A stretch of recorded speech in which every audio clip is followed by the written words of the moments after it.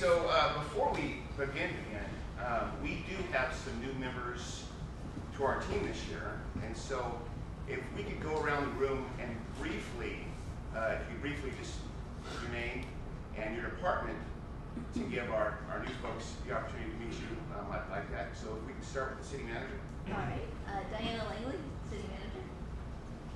Deanna Pope, accounting manager and finance. Scott Chandler, Deputy Director of Public Works Maintenance. Michelle Brazil, Yuba-Sutter Police Department Lieutenant. David Chianco, Public Works, Deputy Director and Engineer. Kathy Willis, Public Works and Fairville Lighting. Sam Ishman, Commander with the Police Department. Brad McIntyre, Community Services Director. Dave Shaw, Council Member, District 1. 1 because we're the best, Mark. Jesse Alexander, Fire Chief. Kim Slade, Police Lieutenant. Annalise Bernier, Human Resources Director. Bill Barler, Deputy Public Works Director and Utilities. Michael Pasquale, Council Member, District 3. Brian Hanson, IT Manager. Shannon Chapman, City Attorney's Office. Ben Moody, Public Works Development Services Director. Steve Gordon, Lieutenant. Doug Libby, Deputy Director of Development Services. Kevin Bradford, Public Works, Deputy Director for Engineering. Rob Condry, Parks and Grounds Superintendent.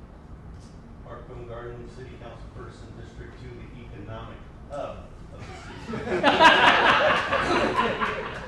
Brian Baker, Police Chief. Sheldon, Construction Manager. Jim Runyon, Police Department Commander. Sean Harris, Vice Mayor. Spencer Morrison, Finance Director. Sarah Wakefield, City Clerk Administrator. Megan Anderson, Animal Services Manager. Josh Hubbard, Division Chief, Fire Department. And I am Wade Kirshner, the District Number 4, serving as the role of Mayor of Yuba-Sutter for this term. I would also like to say thank you to staff. This last month has been extremely challenging due to the weather, and so all departments, it was all hands on deck. Public Works, streets, everybody, fire, police. Thank you. A lot of times you folks don't get to hear the good stuff, but we do. And so if I ever have an opportunity to pass that on, I will, and that's what I'm doing right now. So great job. So my job is to, for those of you that don't attend this every year, which is probably just 1 or 2 of you, is to explain what the purpose of this is. And it's kind of to lay out a blueprint of the city. I'm going to state it by saying where we've been, where we are, and where we're going. Okay. One of the big things that I learned as soon as I came on council was the importance and the need of staffing and retention, and that became very apparent very quickly. And so again, new person on council, just learning. Previous councils, due to budget constraints, had the opportunity and tended to just do one-time payouts. And I believe that our council did an exceptional job in fulfilling a need that is meant more for long term. And I believe it was well received from the comments I got from a lot of people in this room. In addition to that, it's making sure that your respective departments are not only staffed, but you have the tools that you need to be successful. And so that's easy to see with the new fire trucks, the fire department's getting some of the tools the PD's getting in the other departments as well. And so what does that look like right now? Well, I think I just stated that. But where are we going? I would sum that up as saying we're going to plan for the future, but prepare for the worst. More recently, in the last election, the county attempted a revenue measure, Measure A, and it failed. And we could talk all day about why, the reasons for that, but we're not here to do that today. But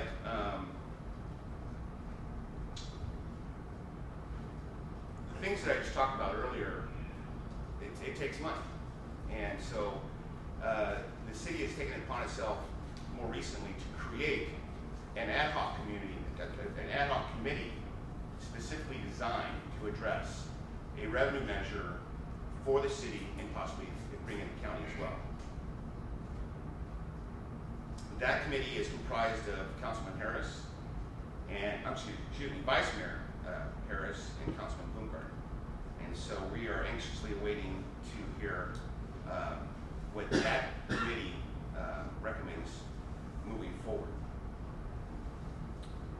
As I mentioned during my initial swearing-in ceremony at the dais, my goals, and they're all kind of interrelated.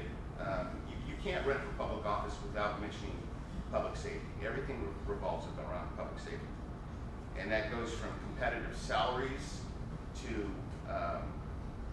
just the tools you need to succeed in your day-to-day operations. That also involves infrastructure, roads, public works, water, wastewater, parks, and that goes within the realm of quality of life as well. And that ties in with fiscal responsibility. I'm a firm believer of watching what we spend our money on and how we spend our money on it, and being responsible for that, and being transparent with that as well. This would also tie in, which was stated at the last city council meeting, with our newest program, and I believe it's You Can with Yuba City. Is our representative here? She's not here. Okay. And it's Ashley, right? I was kind of hoping to recognize her today because I believe all that fits together towards a common goal.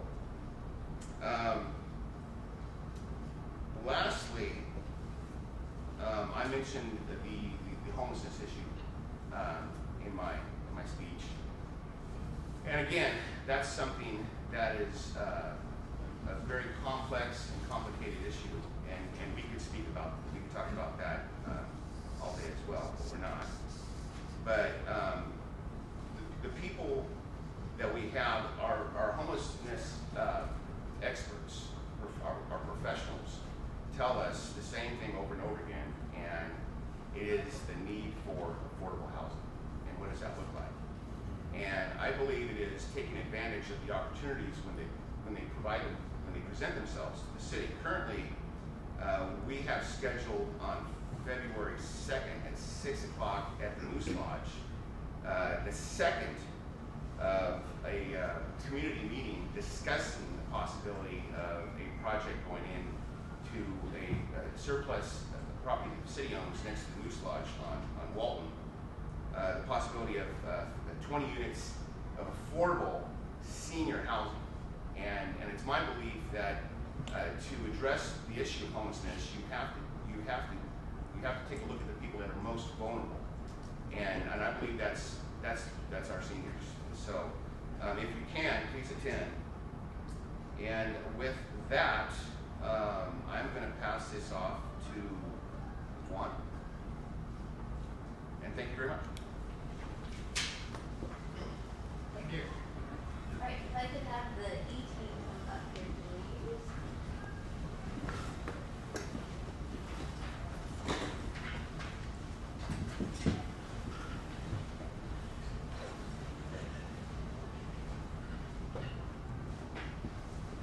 All right, so often we come before council and we tell you this is what we need, and we tell you all of the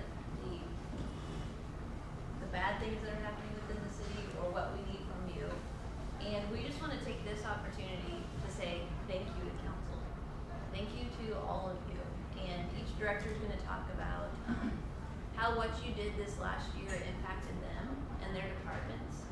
And, as we wanted to set the tone for this, because we will talk about accomplishments, but we also are going to talk about challenges and needs. And they get into some pretty serious discussion topics, and they get, council's priorities for this next year, 2023. But this last year has been so impactful to the organization, and a lot of that is council. It's the mid-managers that are in this room, so thank you all. It's because of your passion for the organization, your presentation that you presented to council in terms of your needs, and council listened, and they acted upon that. And so, thank you. And so with that, I'm gonna turn it over to whoever would like to go first to talk, just to note your thoughts. I'll start. On behalf of Community Services, I want to thank council for a variety of things. One is really in our Parks Division and in our Animal Services Division. The raises were on an average of 19 to 38%, and it has certainly brought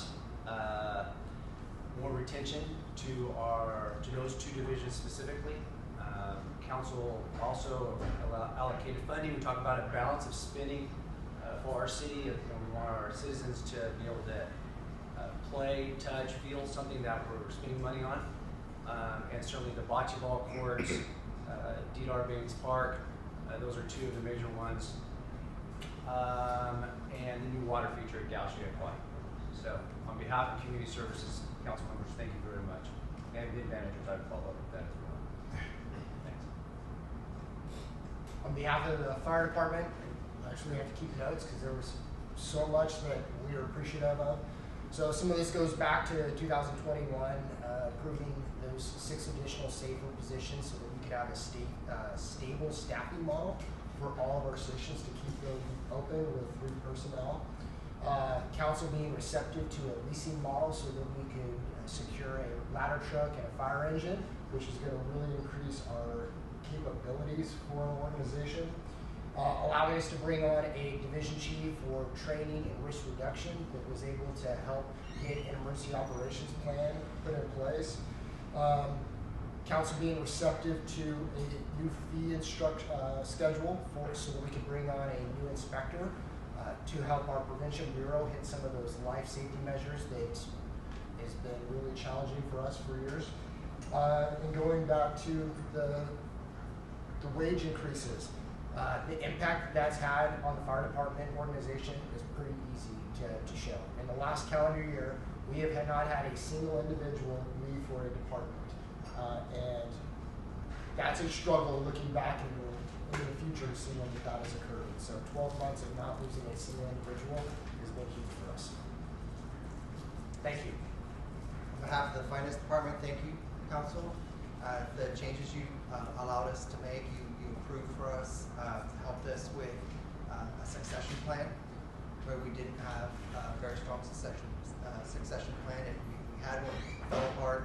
You helped me rebuild one, and that helped me having the staff that you approved, the new staff you approved, has helped keep my more seasoned staff on board.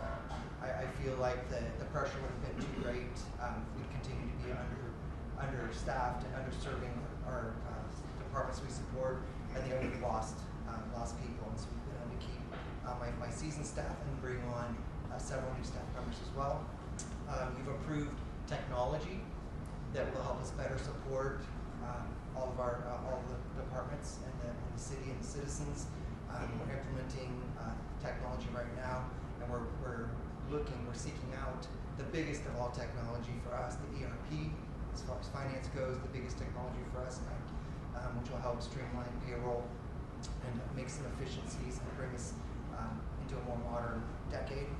And then you've also supported our innovative ideas, staff's innovative ideas for concepts like leasing heavy vehicles and for hopefully becoming more efficient in our purchasing and support of the vehicle replacement plan and the vehicle fleet. So thank you. From the police world, we've been very grateful for the salary adjustments that have been made in the last 2 years in the police department that has allowed us to retain staff as well as attract new staff. Last year, with the addition of the lateral hiring incentives, we hired 4 lateral officers. Patrol-wise, we only have 2 vacancies, which we have not been in that spot in a very long time. Dispatch, council was able to grant us 3 additional dispatch positions. That's still a little bit of a struggle, but we are hiring. We have some potential laterals looking at coming over into dispatch, equipment needs, council's funding additional resources for an armored personnel carrier for regional SWAT team, and any equipment needs that we've been bringing to council in the last year and a half have been met with open arms and continued funding. And so just going forward, we still appreciate all the support that we get from council, and we're thankful for what we've achieved. So on behalf of Public Works and Development Services, it really just ties into it helps us let us do our job. And so the players in the room here, it's changed the conversation, the environment from who's leaving, how do we band-aid this together to allow us to staff and run critical infrastructure for the city. And so really, we're starting to see fully staffed operations. The wastewater plant, the water plant, we're out with improvements that are actually being looked at. And so there's this critical infrastructure, and it's moved the conversation forward so we could actually start making improvements for the city and not just dealing with staffing. So it's key.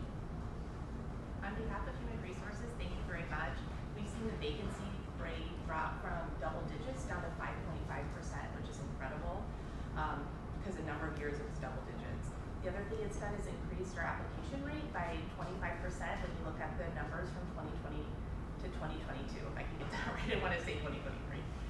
For Human Resources, it's given us additional funds to support the city through training, employee engagement, and onboarding, as well as Human Resources got our first VIN manager, which I'm super excited about, that can support the organization as well. So thank you very much. It's very meaningful and impactful. So I was trying to think of one word that kind of describes this last year, and I just have to say stability. So thank you to council, all of you, because you know, as been noted, the conversation has shifted and the foundation has been stabilized, and it's because of council, it's because of the VIN managers, the entire staff. But we want to say thank you all very much for your support this last year. So.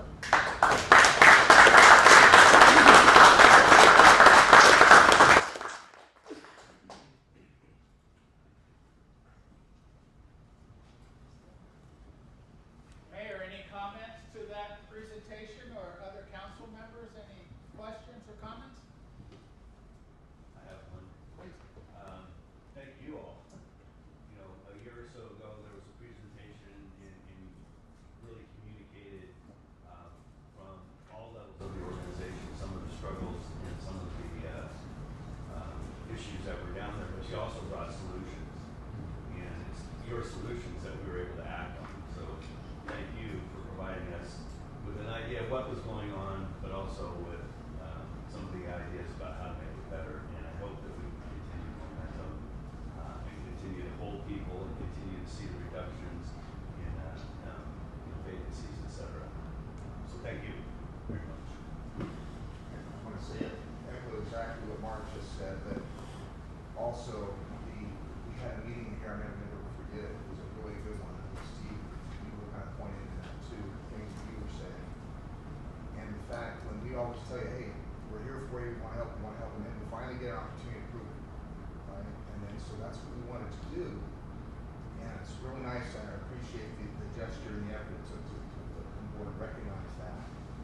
But it does take all of us. We all are here as part of this thing. We all have our own roles, and yeah, we're kind of a decision point, the five of us, but that's fine. We will do whatever we can, whenever we can do it. And it's nice to be able to have shown that. So for you all to step up and acknowledge that, and hopefully we have stability where we're providing that, and continue to build upon that. It's exciting.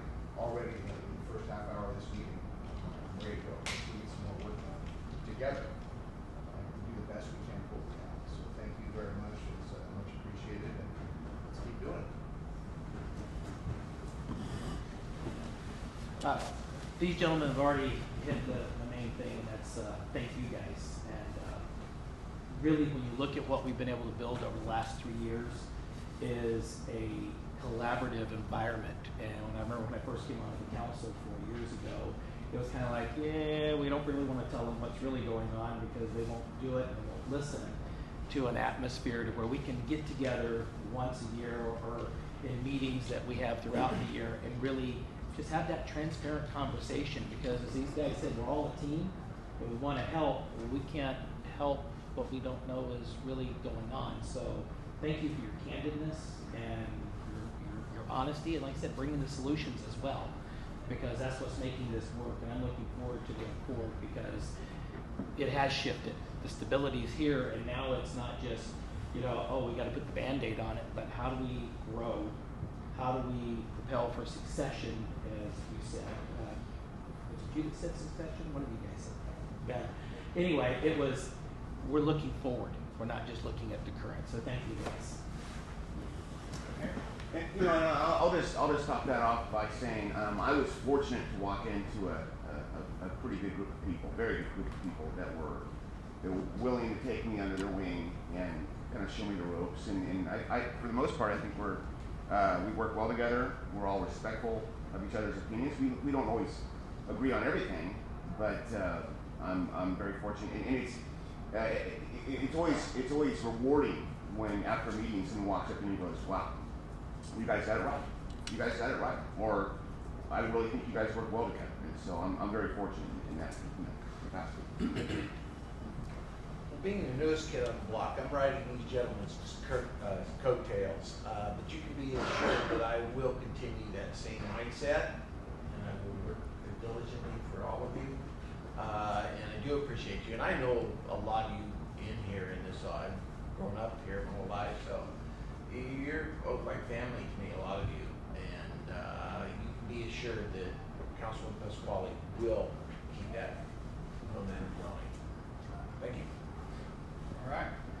Actually, I just want to comment on both the thank you and the council responses and say that I work with a lot of councils around the Bay Area and further down south, and having the opportunity to just see this group build over the last year and a half and to really kind of move to that next stage where we started talking about let's have open conversations.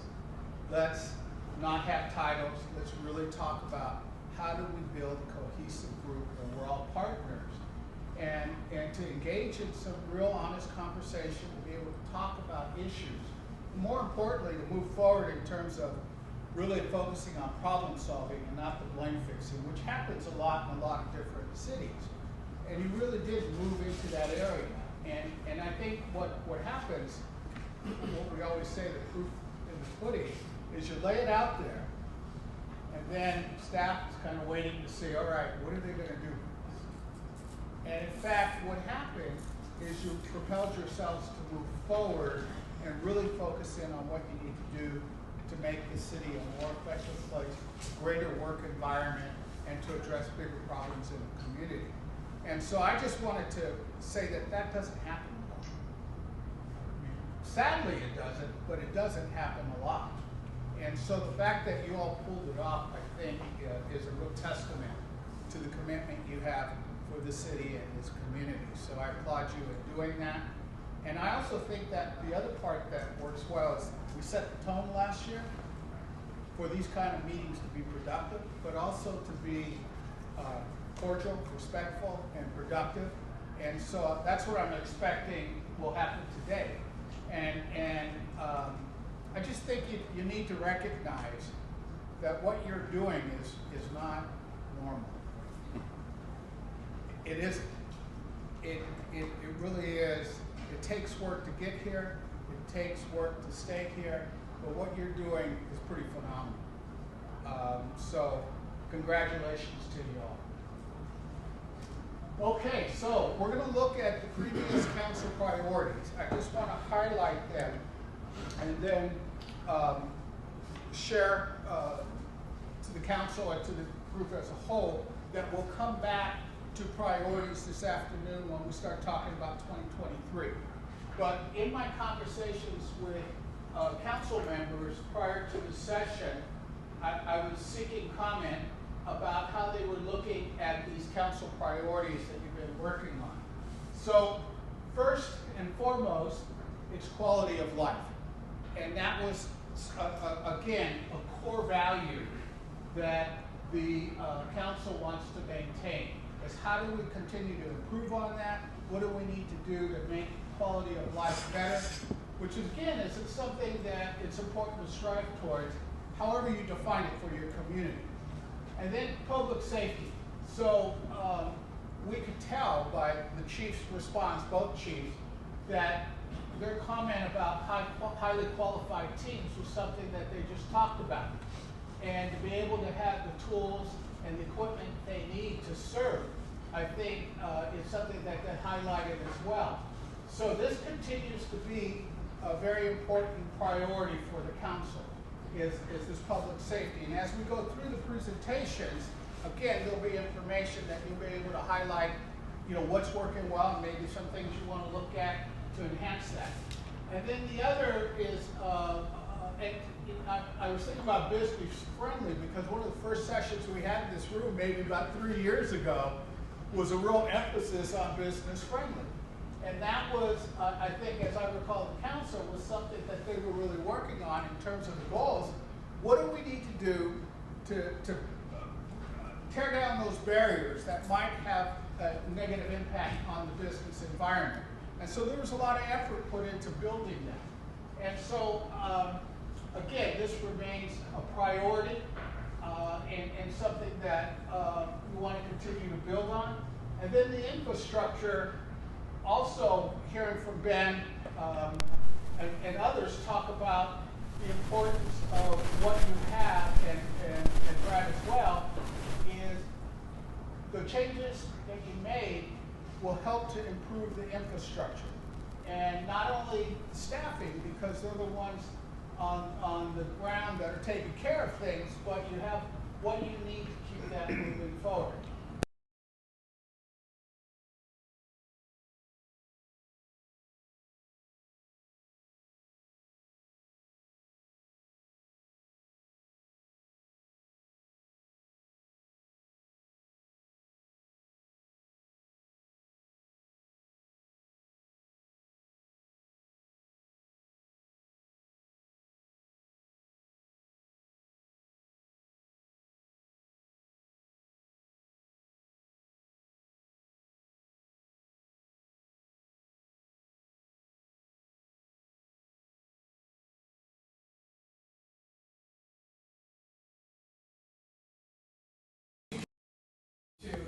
You're looking at fiscal responsibility all the way through. So that's the financial stability. It's beginning.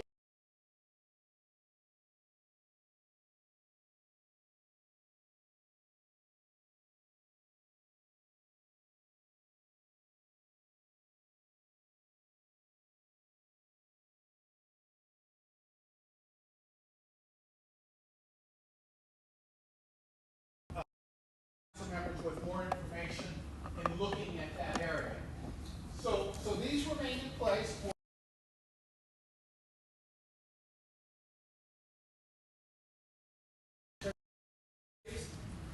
but in terms of this, are there any questions?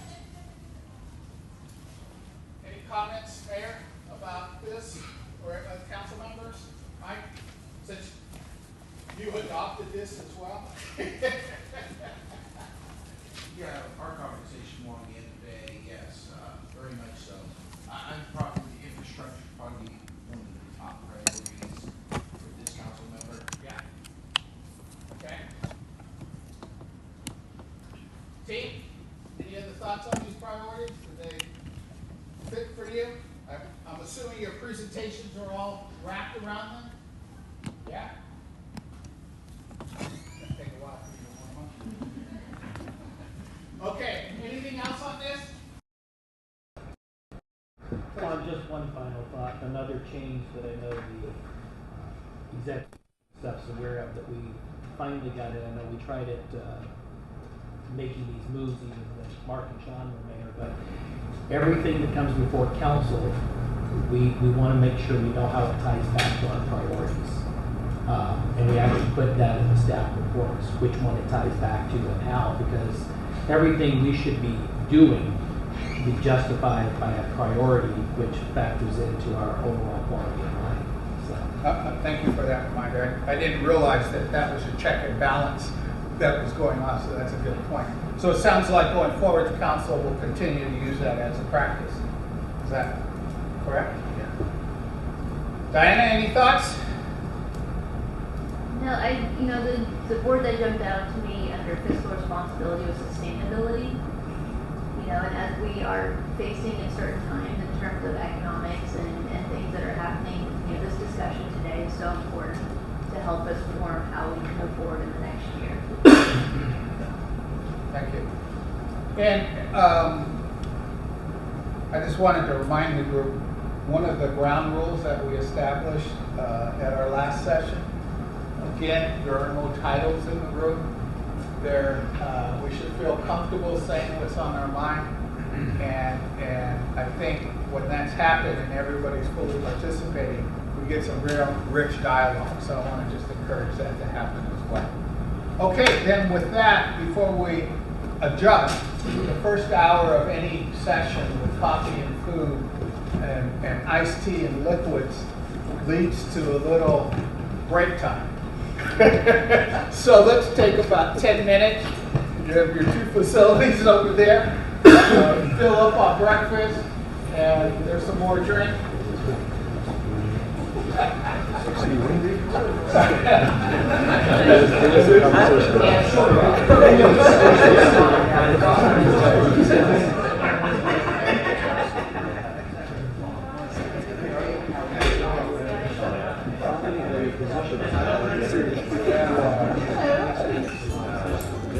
Yuba-Sutter.live's local government live streams are presented by Plumas Lake Self-Storage in Plumas Lake, where lifelong local residents are helping other residents keep things safe, providing indoor storage units, outdoor RV and vehicle parking,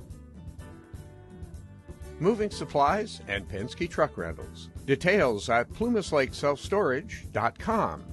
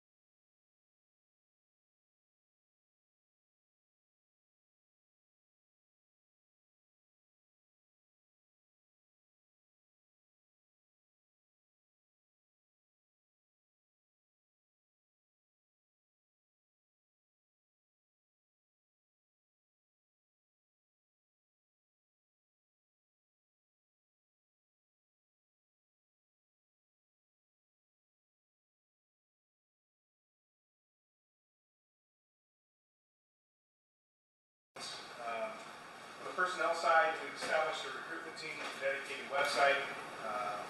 Our cadet program, which due to the pandemic and some other things, kind of our numbers went down to like 3 or 4. We're up to 15 or 16 now.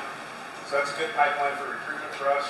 I started as a police cadet here. We have several other officers that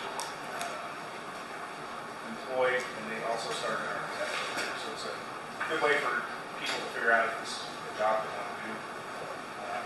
Our formal awards ceremony that we started last year, we just had our second one yesterday, where we got to honor people for doing some really cool things in our community. Through council's help, we added a record supervisor position, a police services analyst, and an additional homeless liaison officer. Internally, we did 55 employee backgrounds.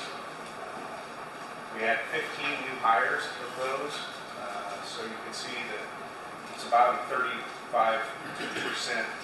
wash rate for trying to get folks into jobs in the PD, and that's for a variety of reasons.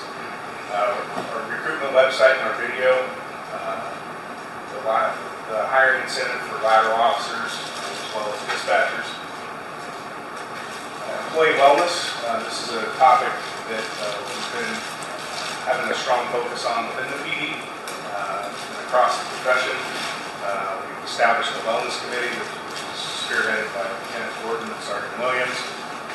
We have some informational meetings coming up to get families involved, with knowing what's going on in the PD and what's going on, resources available to them for the well-being of their significant other that's employed by the city. We did an employee wellness survey. We sought input from family members and to things that will help them. And we also have a local therapist that came to us and wanted to be part and help us in the organization, provide resources as well. Community engagement was a big topic for us this last year. Again, coming out of the pandemic, we kind of suffered for a couple of years. Drew Mitchell's done a great job with identifying some needs and getting back out and really getting into the public and doing things that are beneficial to both the city and the police department. We had 20 locations for National Night Out this past year. That's a record for us. We've never had that many. We had 4 neighborhood watch meetings. Come to the cop, coffee with the cop. The PD tour was back in October. We had 562 kids come through that, which is pretty cool. We also did 1 Citizen Academy with 20 graduates as well. Out of those Citizen Academies, we usually pick up probably 3 to 5 volunteers, and so that's really beneficial as well, because those volunteers really do a lot for the department and the community. So, kind of some general topics to kind of address what keeps me up at night. The main one that always is at the forefront of my mind is how do we sustain the ever-increasing costs that are facing us. Policing has become very expensive, and how as a city, as department heads, as department managers, how can we identify revenue sources and continue to be competitive to maintain quality individuals that provide a service to our community members. Also, what keeps me up is officer wellness. Officer wellness is a very big thing that we have to address, because this job is very taxing on people, not only mental and physical well-being. And we have taken some steps in a very positive direction to promote that to the organization.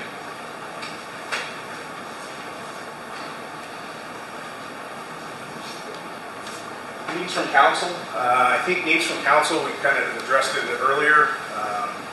Just continued support. Usually when we go to council, we go with a specific need and justification for that need. And so, and those needs have been met the last several years. And so we're very appreciative for that. Organizational goals. I guess another need from council that I'll is the continued endeavor to look forward and try and find new ways to gain revenue and make the city better and not look at the past, always maintaining that forward focus. Organizational goals, we have a team building workshop coming up with all the supervisory and management staff in the PD. It's going to be a 24-hour kind of a goal setting. We're going to look at identifying a new mission statement and try and see where the department, where we want to take it in the next 3, 5, 10 years. That's taking place at the end of February. It's all funded by the state through a program through the California Post. And so that's going to be ran by a retired police chief out of Walnut Creek. So we're really looking forward to that. It's going to be very, it's a good opportunity. Not often do you get a chance to get 16, 17 supervisors and managers together off-site and really sit down and get into the weeds about what we want to be known for as an organization, what are our core values going to be, how can we continue to deliver quality service to the community, but also deliver a quality service to our employees so we can retain and then recruit other employees by being a workplace of choice. So if we have some long-term goals as well, some infrastructure issues that we have, our RMS system, that's our records management system, is kind of an outdated platform.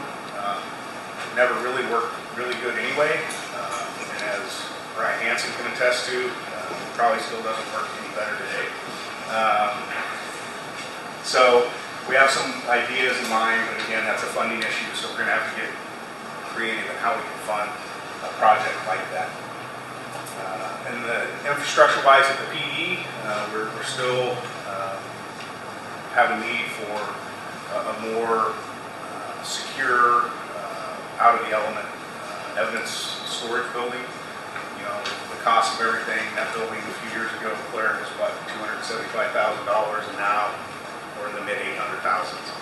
So trying to find a chunk of money to dedicate some resources to that is tough. Sam, Jim, Kim, Michelle, Steve, am I missing anything goal-wise?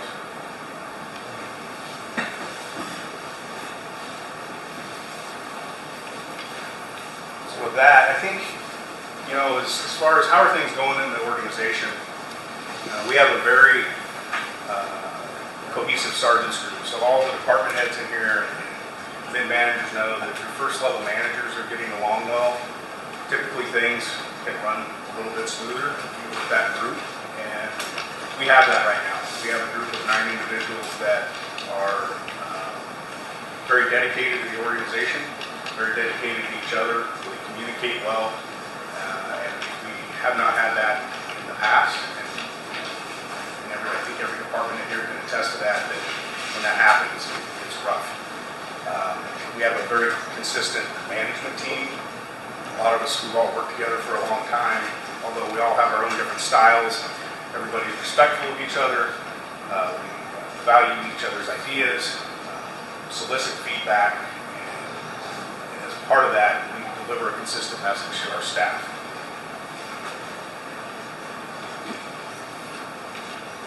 So with that, it kind of sums it up. I'm going to be happy to answer any questions anybody may have. Chief, can you, oh, go ahead. I'd like to probably give you a little feedback based upon walking during the last election.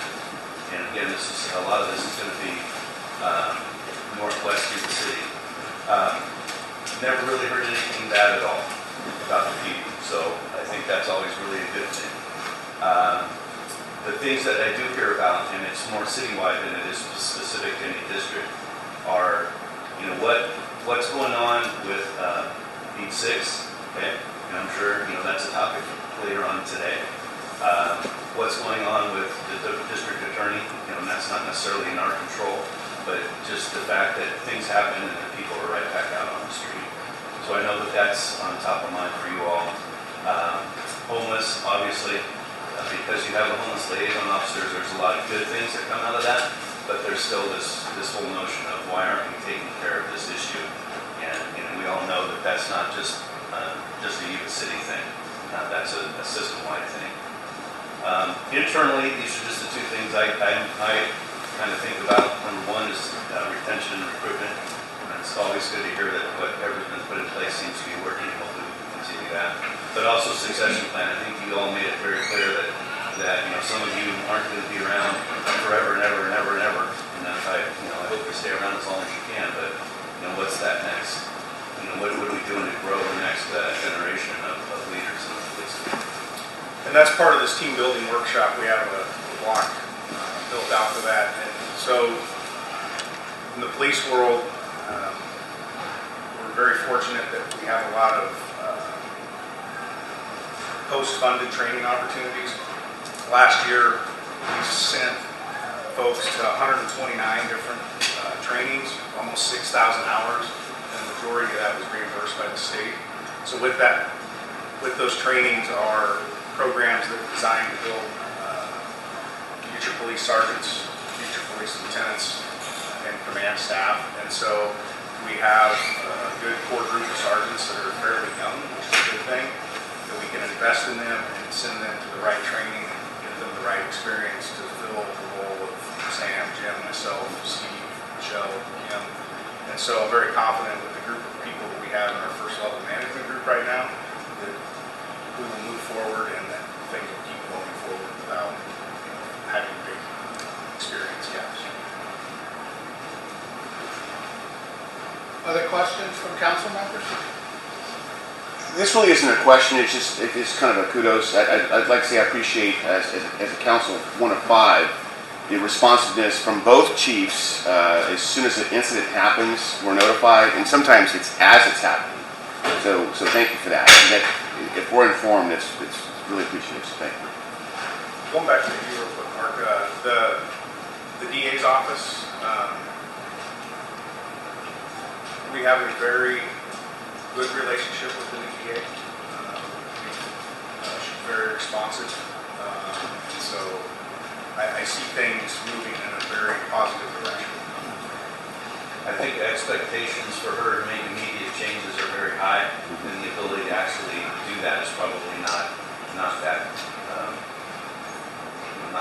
possible, right? I mean, it's going to take a bit. Rome wasn't built in a day, right? And we all work for government, so we know how change is sometimes slow to happen. However, in the city, we're all about change, so that's good.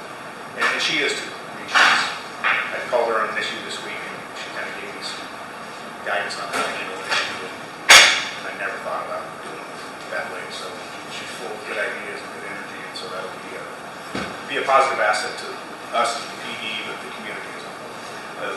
I think it's great for us to continue to support that change that I believe she's going to be bringing. So thank you for that. I know I've had multiple conversations with our new DA on the campaign trail as well as after being elected. And I can echo the sentiment that she is very committed to making the change. She's asked for time because she knows that it can't be built in a day. But I think we've got a really good, committed lady that is going to make some very positive changes in our community. Brian, something that I'd like to see in the future, not today, because I don't want to put you on the spot for this one, but laying Beat 6 aside. I know when I came on the council 4 years ago, we were understaffed, and we've always been looking forward for the past several years.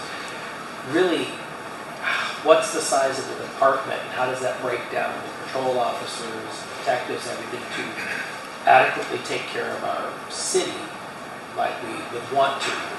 You guys, like Mark said, I heard nothing but positive, across the board, no negatives. We all have the same issues, but we're always striving to be that model city, that model department. What is it going to take? And we've asked this of other departments. We've asked for the Jesse over at Fire, what's it going to take to make our engines and all, spot on productive. But what's it going to take, and what's that magic number for PD? Be curious to see kind of in the future, because that's a deep question. Yeah, no, I can tell you that with the addition of those dispatch positions, we have to fill them. That's a step in the right direction in dispatch. I can tell you, Sam, Jim, and I have been working on some stuff for Beat 6, looking at state, national numbers. the men and women that patrol the streets of Yuba City, they kick ass for the limited resources that they have. And I think that our people do a lot with very limited physical resources, not equipment, but staffing wise. And so I'd be happy to put together something that gives us kind of the magical what we think it would be, but we do a whole lot more than a lot of other communities with a lot less people. And it gets back to what you said in your second point, what keeps you up at night, and that's the wellness of your department and your officers, because there's two departments that we have, that's PD and fire, that literally your lives are on the line every day at a different level from anyone else, because you don't know what you're walking into. And if we have officers that are burnt out just because of what we're asking of them, we're going to get somebody hurt. So I'd like to, it'd be awesome to look what that number really looks like in a perfect world. Right. So we've got something to strive for. Yeah, and that goes back to my thing of policing is crazy. I mean, Jesse and I have talked about this when we started in this business several years ago. Did you ever think that it would cost this much to run a police or fire department? And the answer is no. I mean, it's just crazy.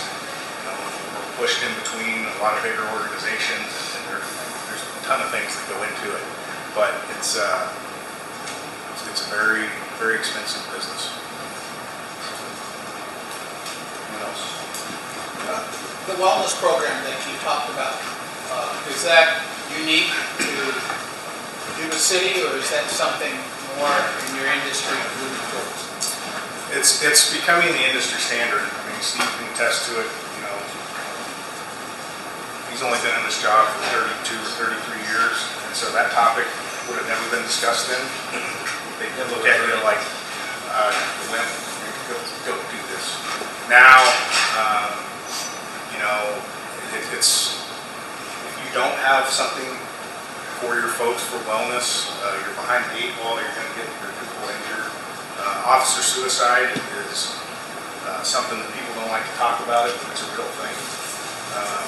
A friend of mine from the Bay Area agency, he killed himself a year ago. And so it's a real thing that we have to address, and they hit on it with burnout, lack of sleep. Jesse and the fire department are doing some very cool things as well with their peer support stuff. So we have to take care of our people, take care of us, and do a really good job of protecting them. And the component you talked about with family, is that also unique? That's becoming, we're one of the fewer places that I think that have done that and kind of talking to people, but that's becoming, people are moving toward that. Because of such a demand that public safety departments have on people, and the impact of obvious risks. Chief, Ted Langdale, Yuba-Sutter.live, and we're live streaming to the community today like we do with your other Yuba City Council meetings and other government meetings.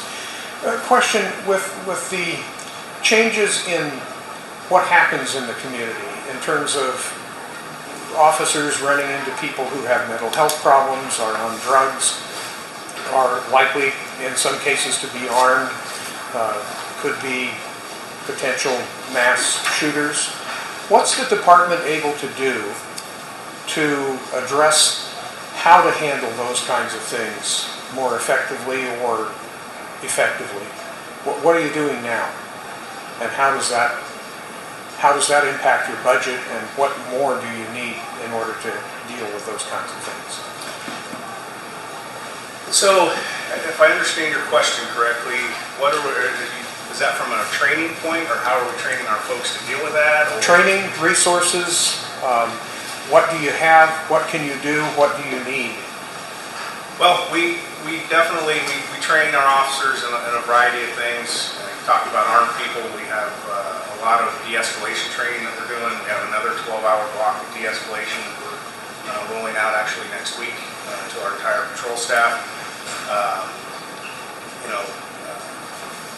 mental health funding for individuals that are experiencing homelessness has to be there somewhere, but unfortunately that's not directly into the city's purview. But we try and make sure that all of our officers have the tools, and if we come up with a need or find something that we think is working somewhere else, we're definitely open to bring that into the PD.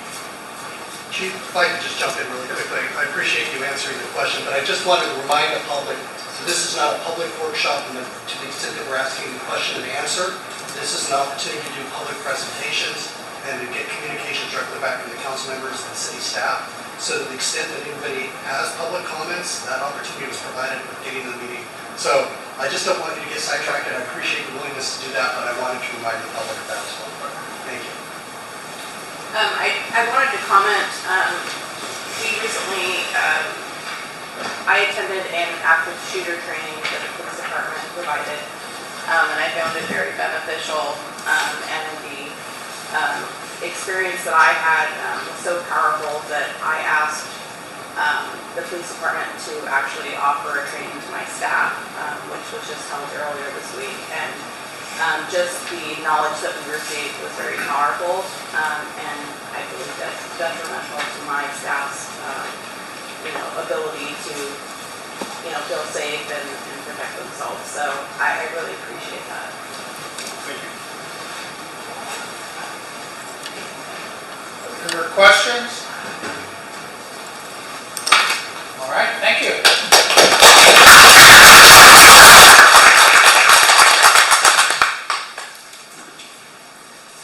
Okay, next.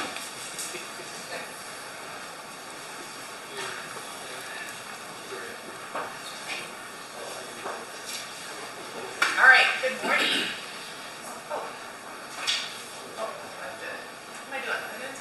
All right, here we go. All right. Okay, good morning again. Got to start that off because otherwise my presentation will get bumpy along the way. Got to keep it with my script, right? Good to see everyone this morning. I'm Natalie Springer. I'm the Human Resources Director. I am here to present the Human Resources accomplishments for last year. So one thing Human Resources has done over the last year is provided a lot of training. It's hit a lot of points within the city. Some of them have been more specific and some of them have been generic. We've responded. Step 2 here is we've responded to needs within the organization and addressed that through policies and work with our departments and managers to make sure they are meeting the needs of the organization and to keep our organization modern. Recruiting 44 full-time employees in 2022. We've used a variety of methods to recruit, from assessment centers to, what else have we done? Police recruit agility and written testing, all sorts of different functions to make sure we're hiring the right people. After they're hired, they go through pre-employment and then also onboarding. Here's some pictures. You can see the variety of things that we've done. We've attended job fairs. We have new hire orientation. This is speed hiring here, which is really popular. It's a good way to look at a lot of candidates. Here's our employee engagement efforts. These are citywide events. We have the Employee Awards Dinner and the Veterans Day Breakfast, which we work with the fire department. Thank you very much, Chief Alexander. That is actually one of our most popular employee engagement events across the organization. Nice jacket. Pretty nice, isn't it? Yeah. So benefits, we support the organization in a variety of ways through benefits.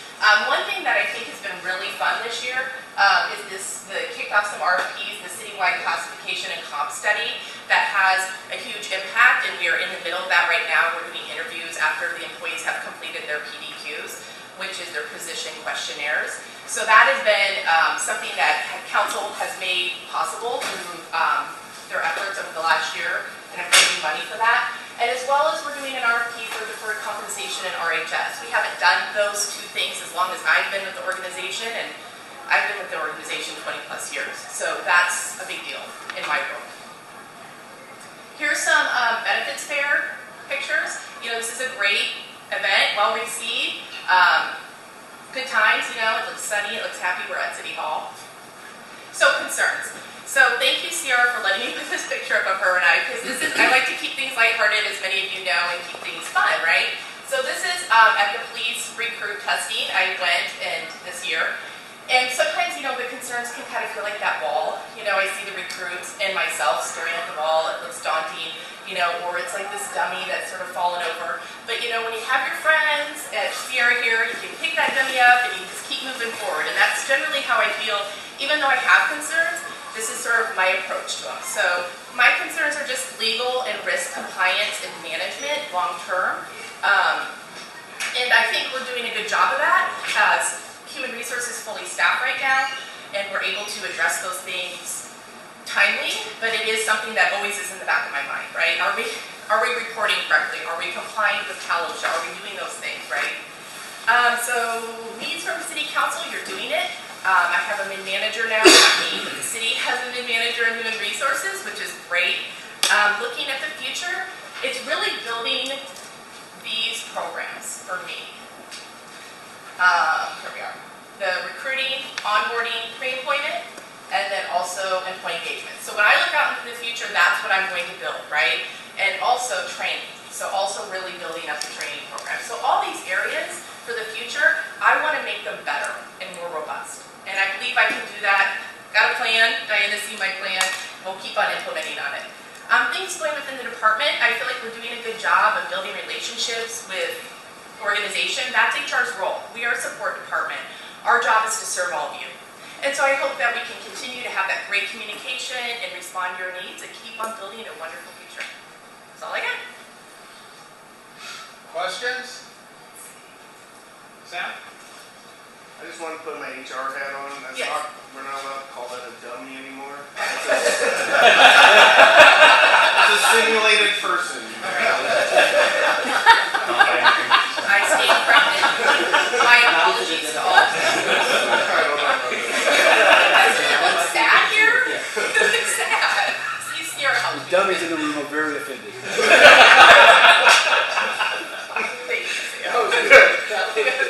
A question. Yes. Natalie? Yes, sir. In terms of the HR and hiring people in cities and counties, it seemed to me that the average vacancy rate was between 20 and 25% and higher in other places. What is it with this city, and what did y'all do that cut into that? So, as I thanked council before, it was in double digits for a long period of time. I mean, I was looking at it just this week, and it was around, you know, anywhere from 15% high to 10%, and now it's down to 5.5%. And a lot of it has to do with the council support in creating police incentives, because police has had a lot of vacancies. The incentives have done an incredible job. Also, the raises in terms of retention that Jesse talked about, and then public works is another area that has had a high vacancy rate, and continuing the stability piece of having the raises increases has increased retention and also has increased our applications from 25% from 2020 to 2022, which is incredible in my mind, because that means you're casting that net a lot wider and able to look at a lot more candidates, and maybe you can see what your applicant pool looks like as well. We're getting a better selection that way as well. Did I answer your question? Yeah, no, and partly because I'm looking at, like Kalamazoo County, I work with them, they were up around 28% vacancy. They tend to be one of the higher paying counties, and they across the board, they couldn't find people. So when you were talking about the 5%, I was looking at it going, strategically, what did you all do?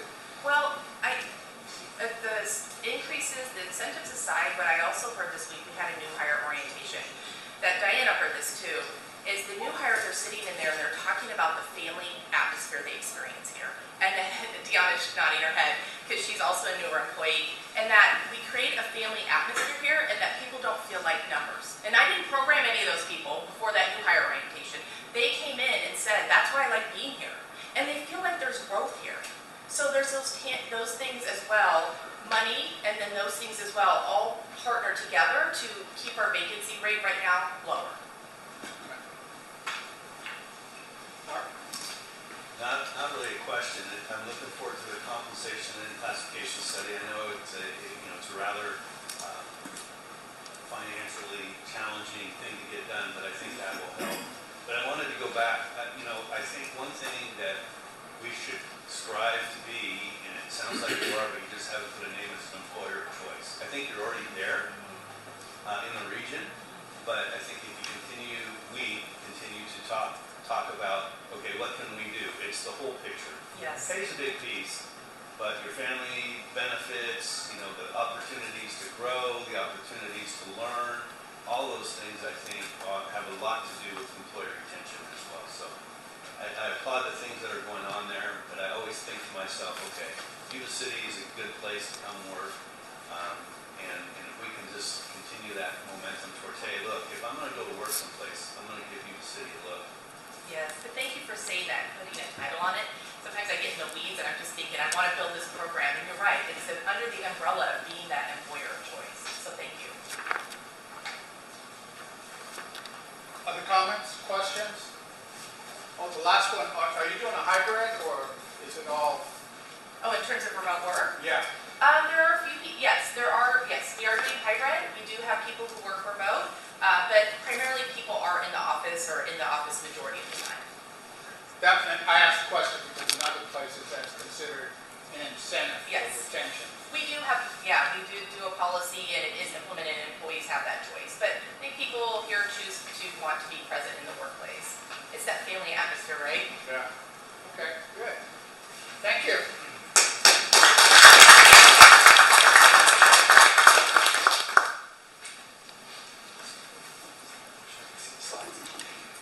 Good morning, everybody. Before we get into the accomplishments for 2022, many of these accomplishments are a direct result or indirect result from the support from council. So going back to thank you from earlier, many of these would not be on this screen as we go forward if we did not have the support on them. So I'll get started, break it into numerous different categories. Starting off with our promotional and hiring, conducted firefighter recruitment, 2 fire recruit academies, 2 fire inspector recruitments, and conducted a fire captain recruitment. So all those took a lot of time and we put a lot of effort into each one of those. Training was a very big one. It ties back to a direct result of the support from council. So we don't just look at training in-house, we're also looking at training globally. So we instructed a state fire marshal company officer course, instructed a engine boss wildland course, fireground decision-making courses, instructed stop the bleed courses, instructed EOC training for command and general staff positions. So those are the ones that we're presenting. We also want to make sure that we're reaching out and pulling individuals, so this is just not us, but we're hitting the regional concept. So we hosted a man versus machine course that brought in over 10 fire agencies throughout the country. Hosted a peer support training that brought in 13 fire agencies from all over the U.S. that attended. Hosted driver operator 1A and 1B courses that brought in other agencies. Established truck operations task group. Last year we averaged 293 hours per employee for training at a total of 14,980 hours. That is a 3,135 hour increase from the year before. 98% of our department exceeded the ISO training requirements, and this goes back to supporting with the division chief for training who can establish those guidelines, those trainings. Department development. We implemented ESO, which is our new records management software. That was a very heavy lift that took over 6 months to produce. Implemented basically a new staffing schedule software, which is another 3-month process that required from us. Implemented Lexical, which is developing all new policies and procedures for the entire department. That took us over a year to complete. Drafted and implemented standard 8 operating guidelines for structure fires. This one is near and dear to my heart because you'll see that when we get back to what keeps me up at night. Making sure that we have outstanding policies put in place for expanding and contracting of incidents is huge. You've all seen our annual report, which we completed in 2021, and purchased handheld radios for that increased safety on the fire grounds for us to meet those requirements. Additional department development, you can see all the grants we went after and the funds associated with that, from everything from wildland gear, nozzles, Asher equipment is the active shooter equipment, so ballistic vests, helmets, hemostatic agents, through the CDBG turnouts, which was huge for our department, huge. getting us to some equipment that allows us to be more flexible, more durable, and have the lowest carcinogens out there for us to buy, because probably some of you saw that there's stuff in fire turnouts that causes cancer. But we were able to get out front as part of our cancer prevention concept to reduce those in our firefighters. Cancer prevention sheds to get our turnouts out of the apparatus bay where they're not being exposed to carcinogens, getting them in sheds where they can be kept a little more protected. Implemented a cancer prevention task force this last year, drafted and implemented a duty chief program, and we completed phase 1 of our research of a firefighter wellness study where we collaborated with HR to work on that, to get the data that we need. So thank you, HR. Citywide accomplishments that came from the fire department. We developed an emergency operations plan. That was a good 8-month process, so a lot went into that component. This ties in, I briefly touched on it, on the thank yous, but I wanted to come back again on this, is the acceptance of the staffing of adequate, safer, basically safer, for $1.2 million to keep 3 firefighters on the truck for the next 3 years. And where council went above and beyond, it really shows us trying to move forward is to not hire those as the traditional safer model, but to hire those as permanent employees, so that we were able to recruit those individuals that we want for that process. Completed a Station 1 kitchen remodel. We're nearing completion of Station 2 of the kitchen remodel. We hosted an emergency preparedness open house.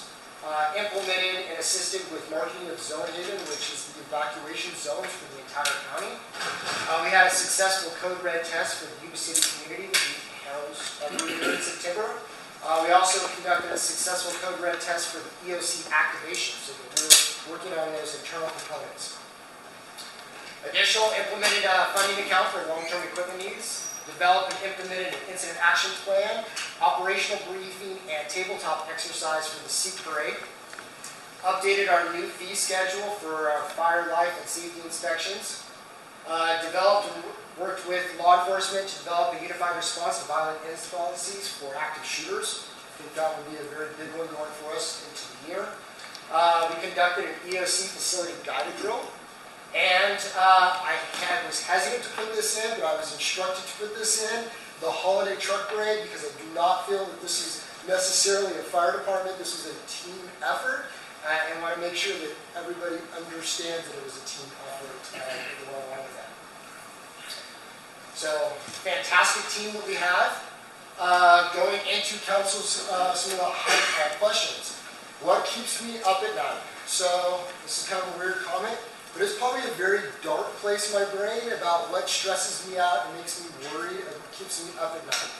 So I will start with the very first one is I worry constantly about that we're going to have a firefighter injury or fatality due to the lack of us not having the control measures in place for them, whether it's the appropriate resources, the equipment, the training, or that command and control presence that we have at those scenes. Because that's not just detrimental to a day. That affects an entire organization, an entire city.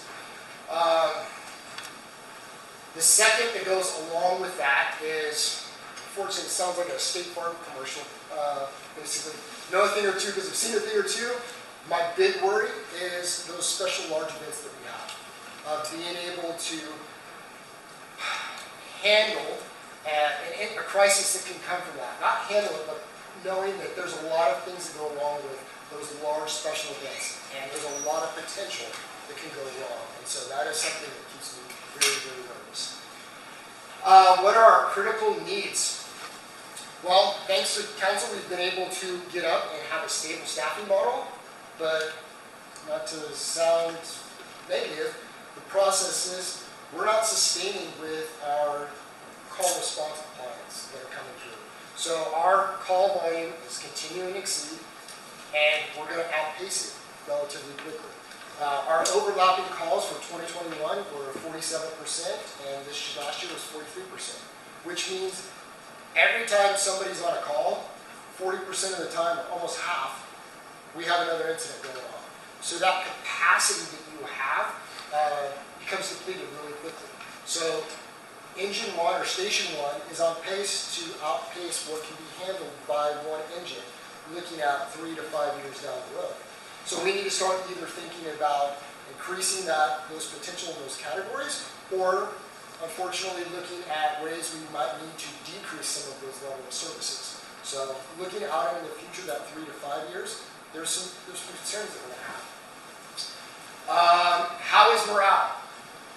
So ask the union board, give me a number from 1 to 10. Go out, poll the department. What do you think? Where are we at? We got a solid 8. They said maybe even an 8.5, with 10 being the best. Things that brought some of that down. You saw in here there was a lot of things we put up this year, and some of that comes with a lot of change.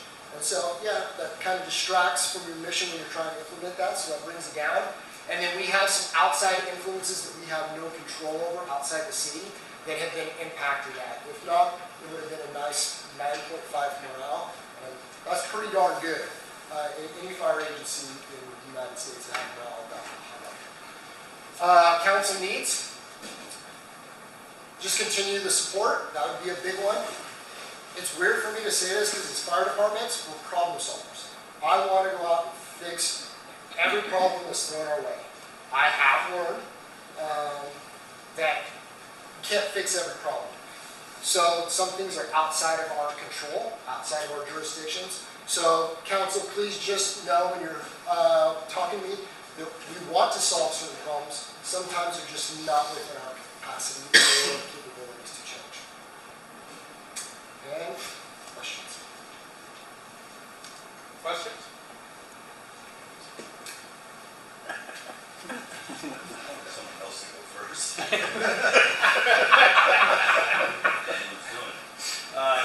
These are, you talk about council needs. So this is what keeps me up at night about Yuba-City Fire, is the fact that I think we're becoming even more or increasingly called upon to help our neighbors.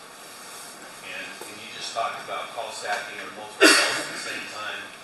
You know, I don't want to be sitting at the dais having to talk to a citizen because our response times were extended because unfortunately our resources may have been committed outside of the city because of a decision that someone outside of the city hasn't made in regards to staffing their fire departments.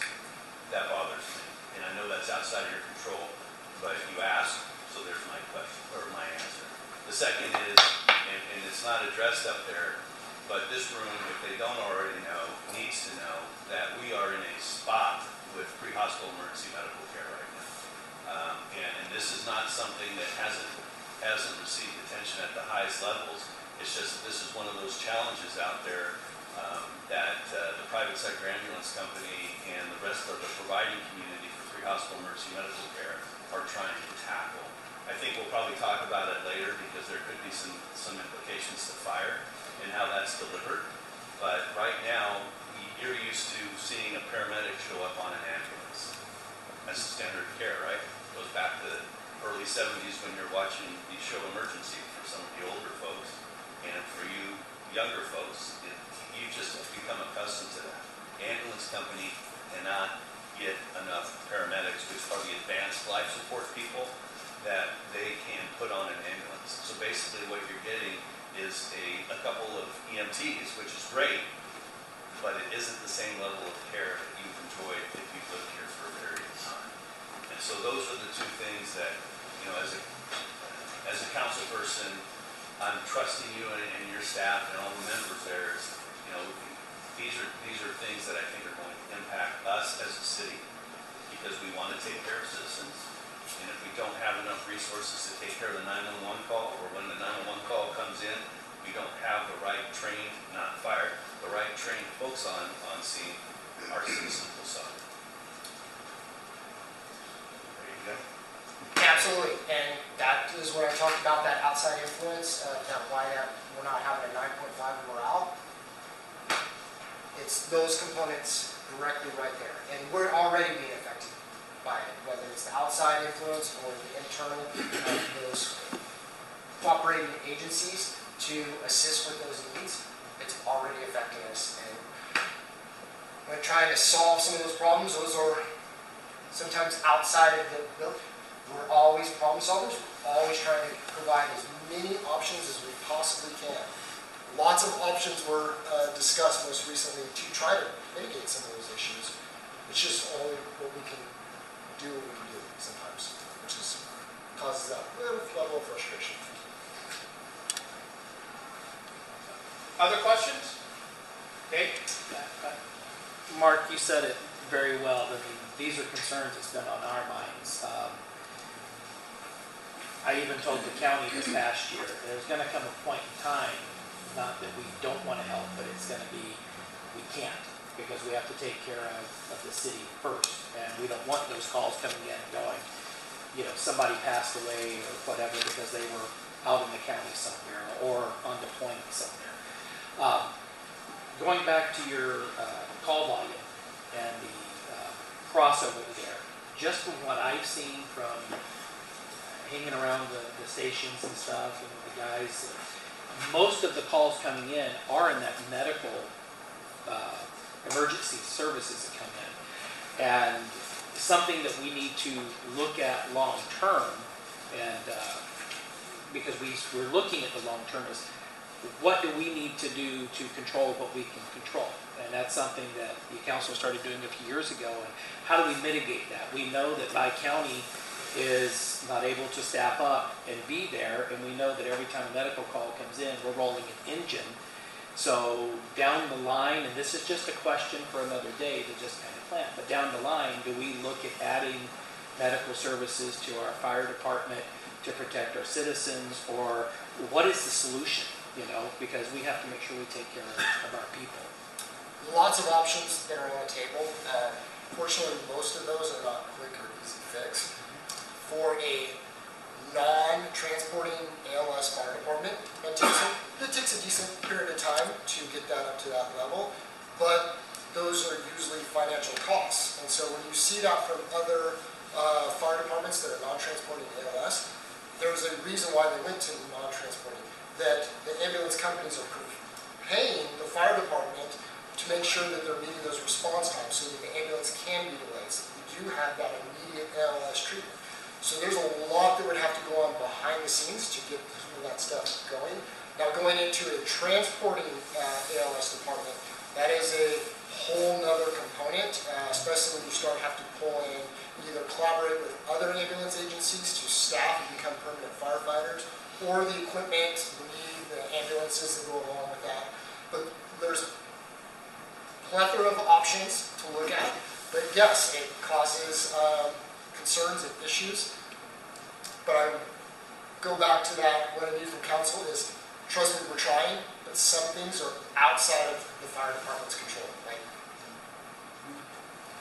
sometimes we are not able to solve those problems, which pains me tremendously. And don't read that as we question what you guys do a fabulous job at FD. No question there at all. It's we're not all going to be here in 10 years. Most of us will probably be off the council, retired. I mean, but how do we ensure our citizens are going to be taken care of? And I don't want us to be caught in that position down the line to where we have put our citizens at risk. That, you know, what's the goal in 10 years? I know that you guys are at the table. I just want to plant that seed. Where are we going in, say, 10 years? And what do we need to get there? Because we need to start making those adjustments now. Understood. Other questions? Jesse, one question I have. You were talking about the increasing numbers. Any analysis as to what is going on in terms of why those numbers are increasing? There's a multitude of reasons why we continue having an increase from all over the spectrum. I will kind of put it back to NFPA, National Fire Protection Agency, defines certain areas as rural, suburban, urban, or dense urban. And we probably wouldn't think of this, but we fall into the category of dense urban, which is the amount of population in a square mile. So when you put a lot of people in a very small area, you're going to have a higher generation of call volume. And as the population grows, and it ties into just regular healthcare system. You know, this is sometimes people are using medical services through 911 as their primary means of medical versus going to see their doctor or going to a hospital directly. So there's a wide range, especially as populations age or just the change in what they're expecting from the services they're providing. So that probably leads to why you said that you see that will continue, the population will continue to grow and get older. In our trends, I mean, it shows, when you look at our call volume every year, boom, boom, boom, it just keeps going up. I don't see that trend change. And then you were able to get a third SAFER grant? We were able to get a third SAFER. Well, we currently now have, there's a bunch of SAFER, it depends how far you go back, but we currently have a SAFER grant that will be implemented in the middle of March. And that is for 3 additional firefighters to go on the ladder truck to meet that industry standard that you have out there with 4 personnel on a ladder truck. And thankfully, council graciously have agreed to hire them as not just SAFER grant employees, but permanent employees so that we can retain them. Because as you can see with recruitment and retention issues, if you're not hiring a permanent employee, they're not going to, your pool of individuals that are applying is very limited. That's pretty unusual to get that many. I'm surprised that I've heard it. We were very fortunate, and yes, it's $1.2 million savings for that period of time with no match to the city. So that was a huge accomplishment this year. Other questions, thoughts? Mayor? Mike? No? All right.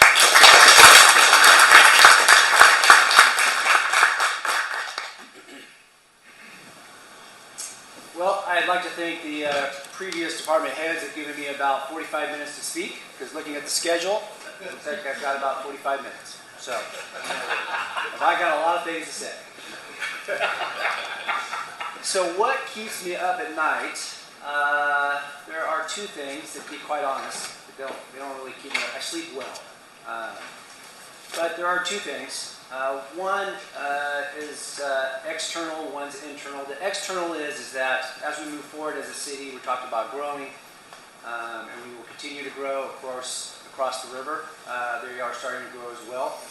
But certainly, our city as a whole is not just servicing our taxpayers, but we are also serving regional in a lot of different ways. Certainly, whether it's our parks, our recreation in our world, and now our animal services starting to do some across the river. So I think that's going to be something that we always have to keep in mind. The part that I'd like to see in the future, it certainly will not happen while I'm here, but I think that it'd be nice to have some type of gathering place for our communities. That could either be a community center or just a gathering place, because I think what we've lost since COVID is the ability for people to get out and connect, and a lot of people are struggling with that. And I think that's an internal thing as well. My external concern is really just based on probably the last 3 or 4 years that I think was the biggest challenge for our organization, not just community services. It has to do with the individual that sits in that seat. Now, Ben will know, but the 5 council members certainly know where this is, and Ben does because he gets in trouble a lot. But the individual that sits in this seat is imperative to our organization, and we talk about culture, we talk about stability. And I think we learned in the last few years that how important that seat is. I encourage, certainly, our council to always, well, bottom line, keep her happy. Because Diana's happiness really will depend a lot on our city's future and our employees' future. I've never seen her desk like that. Yeah, there's a great time to take a picture. I had to wait till she was gone. So I have a question. This is your desk, not Ben's desk? No, that's my desk. Oh, okay, wow. Now, to her defense, I didn't tell her I was going to take it, or she didn't really get to know it was going to happen. So, yeah, that's That was a stage photo. That's right, staged. So as it relates to animal services, in community services, for those that do not know, it's really 3 divisions: animal services, parks, and recreation. This last year, animal services had a great opportunity with Megan and her team to do something that had not been done in the history of animal services, and that was to deal with an animal cruelty seizure of over 140 animals. Her team did an amazing job. And Megan would be the first to say it wasn't just her team, but it was also the city team. We had Public Works, Scott and his team, and our Parks with Rob and his team on all hands deck that made something happen that really construction and management of the process and the animals, it turned out to be a great story. Certainly also then we've talked about and implemented our Feathers to Farms program. Staff did a great job by rehoming 430 chickens within 9 months. Our parks infrastructure, Rob and his team facilitated planting over 514 trees in our community. Council, at the direction of council, adopted the urban forest management plan, and we've done quite a few enhancements at San Brandon Park. Recreation, we are now back to, in 2022, we are back to pretty much pre-COVID numbers. We provided recreation programs to over 60,000 individuals. Staff created a fun run at the Feather River Parkway for the first time, and we will have our 2nd annual coming up. You can see we provided over quite a few lessons and onboarded at a time, onboarded over 51 employees at a time when people were having a hard time finding employees. And to be quite honest, prior to the summer, I was concerned about how many recreation programs we would be able to offer to our community members, just based on a lack of employees. And so staff was proactive and they did a great job. Certainly, recreation continued. I won't read all these to you, but I think some of the highlights are certainly the Waffle Wednesdays are becoming very popular. We've created and implemented also at the Senior Resource Fair that is increasing every year. We established a partnership with the Yuba-Sutter Special Olympics, and I'll talk a little about that here in a second. Council funded the following infrastructure projects. Certainly DDAR S. Baines Park. We have not built a park in over 13 years or so. So we're very much looking forward to that, which will be a park that will connect the future bike path heading west. We are planning for a dog park coming up in the next couple of years. We hope to have bocce ball course completed by the middle of the summer. Another great feature that we'll have at the Gaucher Aquatic Park will be a new zero-depth water feature. I talked about the improvements. And I want to go back up to Collins Corner. That will be coming up here at the beginning of spring over at Maple Park, where it will be a very unique feature for inclusive play feature for our customers. Last but not least, community services in a whole facilitated over 385 volunteer hours. I won't read those to you. But a lot of what people don't know is that through community services, we have an extensive volunteer program. We offer a lot of different opportunities, whether it's at the senior center, through our parks, or our recreation. And it's just a great community opportunity for staff to connect with our citizens and get feedback as well. And so we're very proud of that.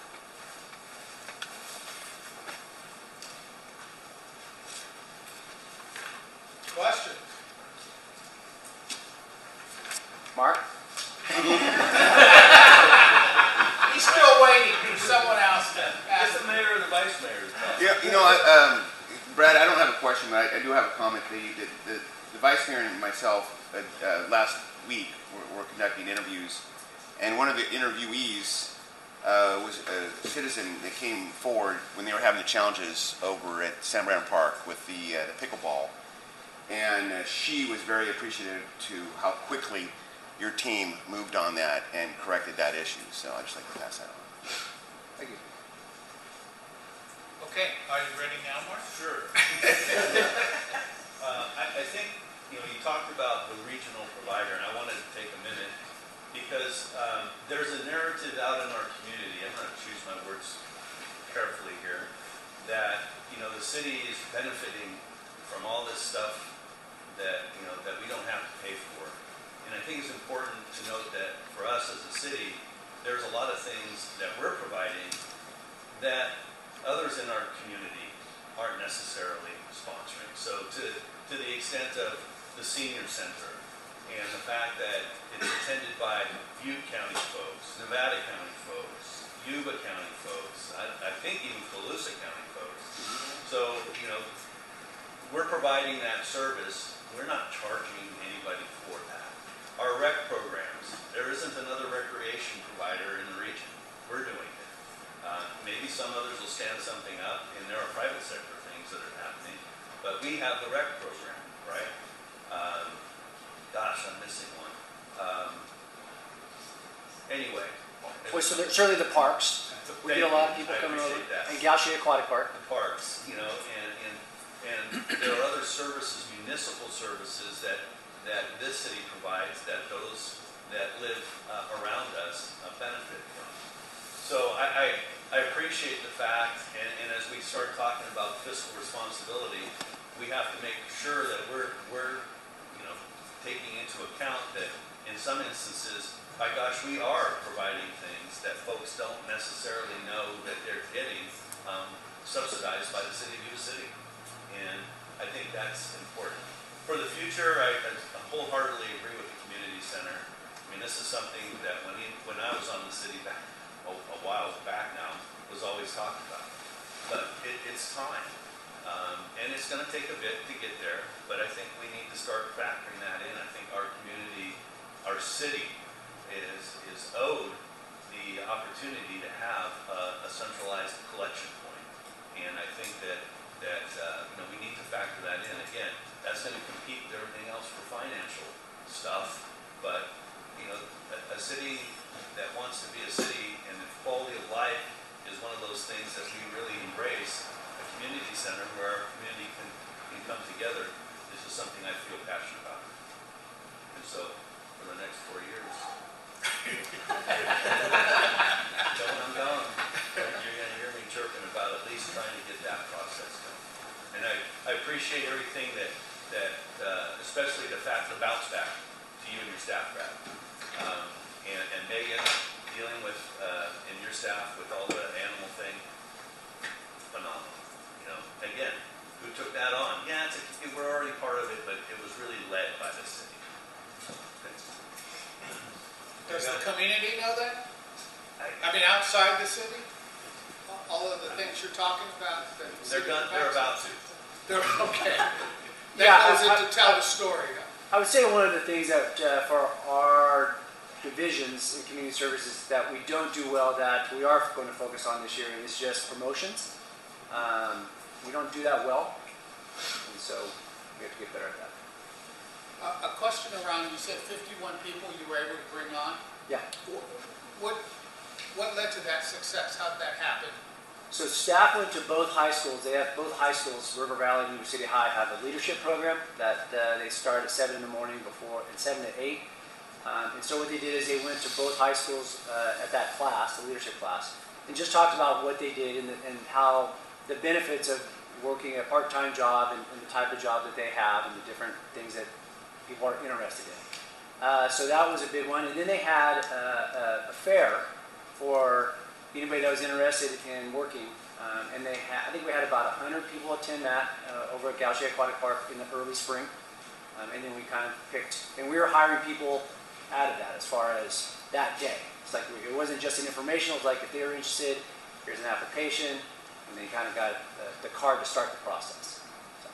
That has been identified as one of those progressive areas where you're competing for talent, going to the high schools and trying to find people early on, create internships and all of that. So was that one of the motivating factors, or did you just know that it was available? We have a good relationship with the school district, and so we kind of tapped into that resource often. Good. Have any more parrots left? Any other questions, thoughts? Well, Please.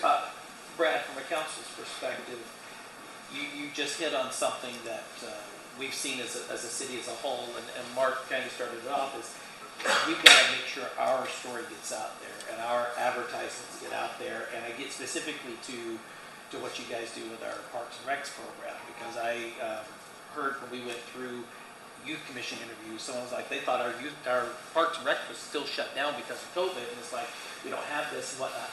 What do you need from us as a council, and is it in the budget? And maybe this is, Diana, maybe this is a citywide thing, but do we need to start budgeting at a much higher level for that? I just call it advertising, marketing, promotion, so that the community knows what we're doing. And it's, I mean, we're doing what we can now, and it's definitely come a long way using Facebook and social media and stuff, but I've traveled over the last month quite a bit, and I shared this with Diana. I'm sitting on the airplane, I'm sitting on the East Coast and the South, and I'm watching cities in California that we never see advertised, come see us.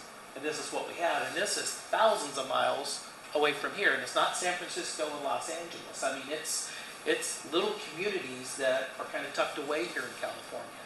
So what is it going to take for us, and what do you need from council is the driving question to get that marketing and that advertising going so that it benefits all the programs for the quality of life? I think what happens is that, and this isn't a complaint, it's a reality, and the mid-managers will certainly understand this, is that, you know, we're pretty lean across the city as far as what we do and how we do it. And so you don't have just managers thinking out, you know, they're not at 10,000 feet. They are getting stuff done. They're very busy. So one of the things that, and certainly in Megan and Rob and the recreation supervisors, we don't take time to think about how we're going to promote because we're too busy doing what, you know, we're in the weeds, if you will. I think that as a city, we need to probably contract it or outside, which we're doing, because I'm a conservative type of individual anyways, and so I have a hard time saying, you know, we need to hire a full-time employee just for that position. But, because I don't think that. Maybe others do, and maybe they're correct, but I think we have to try to take time. It's like, and with my current staff now, it's like on our agendas, it's like promotions. So then it's forcing us to think, and they know the question's coming, because it's not something that just naturally comes. We just want to get our jobs done. So. Has it ever occurred in the city? Promotion of the parks? The parks? No, not really. No, I mean, we talk about it, and you know, when you work in government, you think everybody knows, right? But they don't. So, just you only know what you know. Diana, do you want to add to that, or? You know, I think that we have resources in place, existing resources in place that we could do it. We could advertise more. It's just a matter of having a more comprehensive program to do that. And some of this also reaches into economic development, which is one of the things that I'll address as part of my presentation.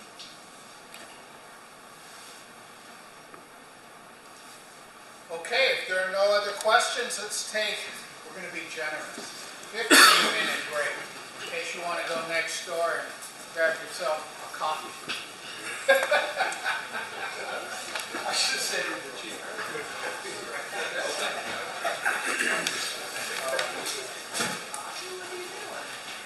Oh, what's the same coffee?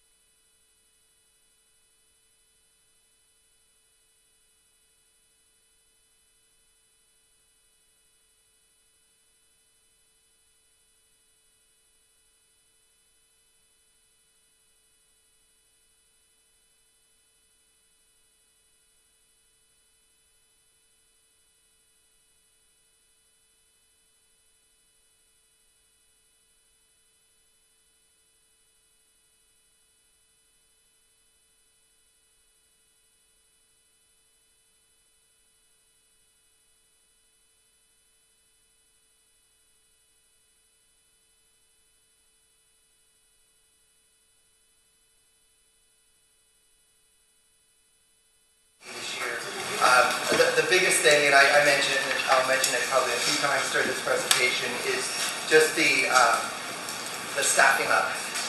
I was talking to somebody in, I don't know, maybe sometime in the fall, and they were asking how things were going, and I said, and I had this little out-of-body experience where I said this. I said, I've hired 12 people in the last 12 months. I only have a department. My whole department is like 21 positions. That's for us, for finance. We just haven't ever experienced that level of turnover or expansion. So part of that was in, and I could have elaborated a little bit more during the thank you part, but part of that was hiring 2 additional positions. So I have a dedicated person to the purchasing contracts role and some other utility functions for finance. And then I also have a person, an analyst that right now we're using to support the human resources, the payroll, the finance portion of payroll, and then technology as well, technology extension. So you see some of those things here. One of our great accomplishments, I feel like, that probably never really, we don't promote enough. Thank you, Brad, for talking about promoting, what we do. It's a good segue. That we don't promote enough is revenue, the way we manage the revenue. And I have a team of customer service representatives and customer service manager and field customer service manager or representatives that they actively are trying to pull in and collect revenue that's due. They're also looking at new ways to pull in revenue, to expand, try to reach out to a bigger segment of our city that may not be aware that there's a business license requirement, or they may be, just not prioritizing that business license requirement and business license tax. So this team, some of them pictured here, are actively going out and trying to make improvements to their processes and bring in more. And so that's that. That's something that I think is an annual accomplishment. But I don't have a mid-manager in that group, but Katrina Woods is the first level in that group, and she's doing remarkably well. Revenue is a big part of what we do. They applied. The city applied for $552,000 of utility bill relief for people that were impacted by the pandemic, or they were just behind. The state came through with lots of funding, and so my team in the front office, the revenue squad, they had to figure out how to get that applied to accounts and get that allocated, and they got that done this year. They successfully implemented a new law, Senate Bill 998, significantly changes how we're able to do collection efforts through shutoffs, discontinuance of service. It's the nice way to say shutoffs. And so 998 changed their whole world around on how they conduct shutoffs and all the different steps of notifications and vetting. Not vetting is kind of a strong word, like accepting and receiving information that somebody has a medical excuse to not pay their utility bill. This law is a really big law, so they were able to implement that. But as far as saying, and I'm not saying that these are not, some of these aren't positive things, but it gets into the communication. When we put a door notice, we call it red tags, we put a door notice on someone's door, that has to be in a minimum of 5 languages now, and then there's a rule about that could bring us up to more languages than that. So they've implemented all these things. It changed the way we administer payment plans.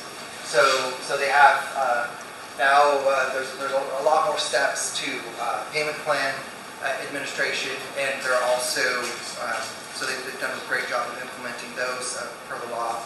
And then they've gone so far, leaving utility billing,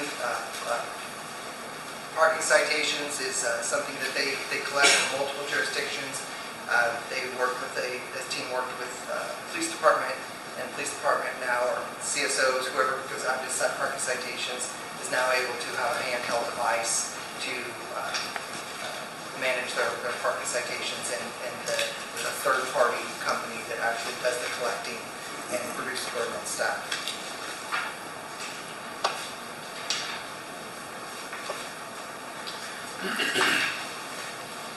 This team, the revenue team, also collected just under $60,000 through the Franchise Tax Board's Intercept program.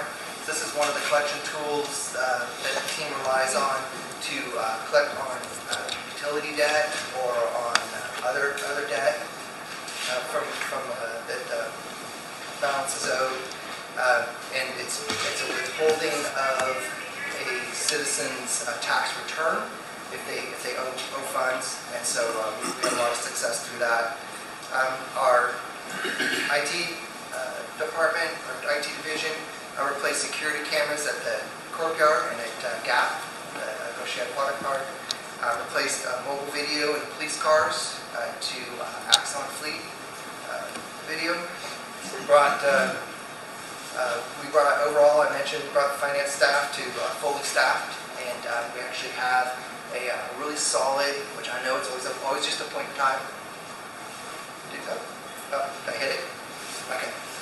Always just a point in time, but we have a really solid succession plan right now. We have a lot of depth in finance, especially. I believe we have a lot of depth in IT as well, and so we have really great staff. Probably some of the most technical staff members I believe our department's ever had. What else do we have? IT has enhanced, greatly enhanced the security of the city's digital infrastructure. So this is a cost the city's had that has now that didn't exist even 10 years ago. The cyber attacks used to be about, they used to be like these ransomware attacks, and people were demanding, the attackers were demanding like hundreds of thousands of dollars or $800,000. Now it's millions of dollars. And so in order to protect ourselves, this is another thank you to the council. Council really got behind and drove the idea of improving our digital safety. And so Brian's crew is out there performing a lot of the necessary tasks and bringing on the necessary tools to provide that safety.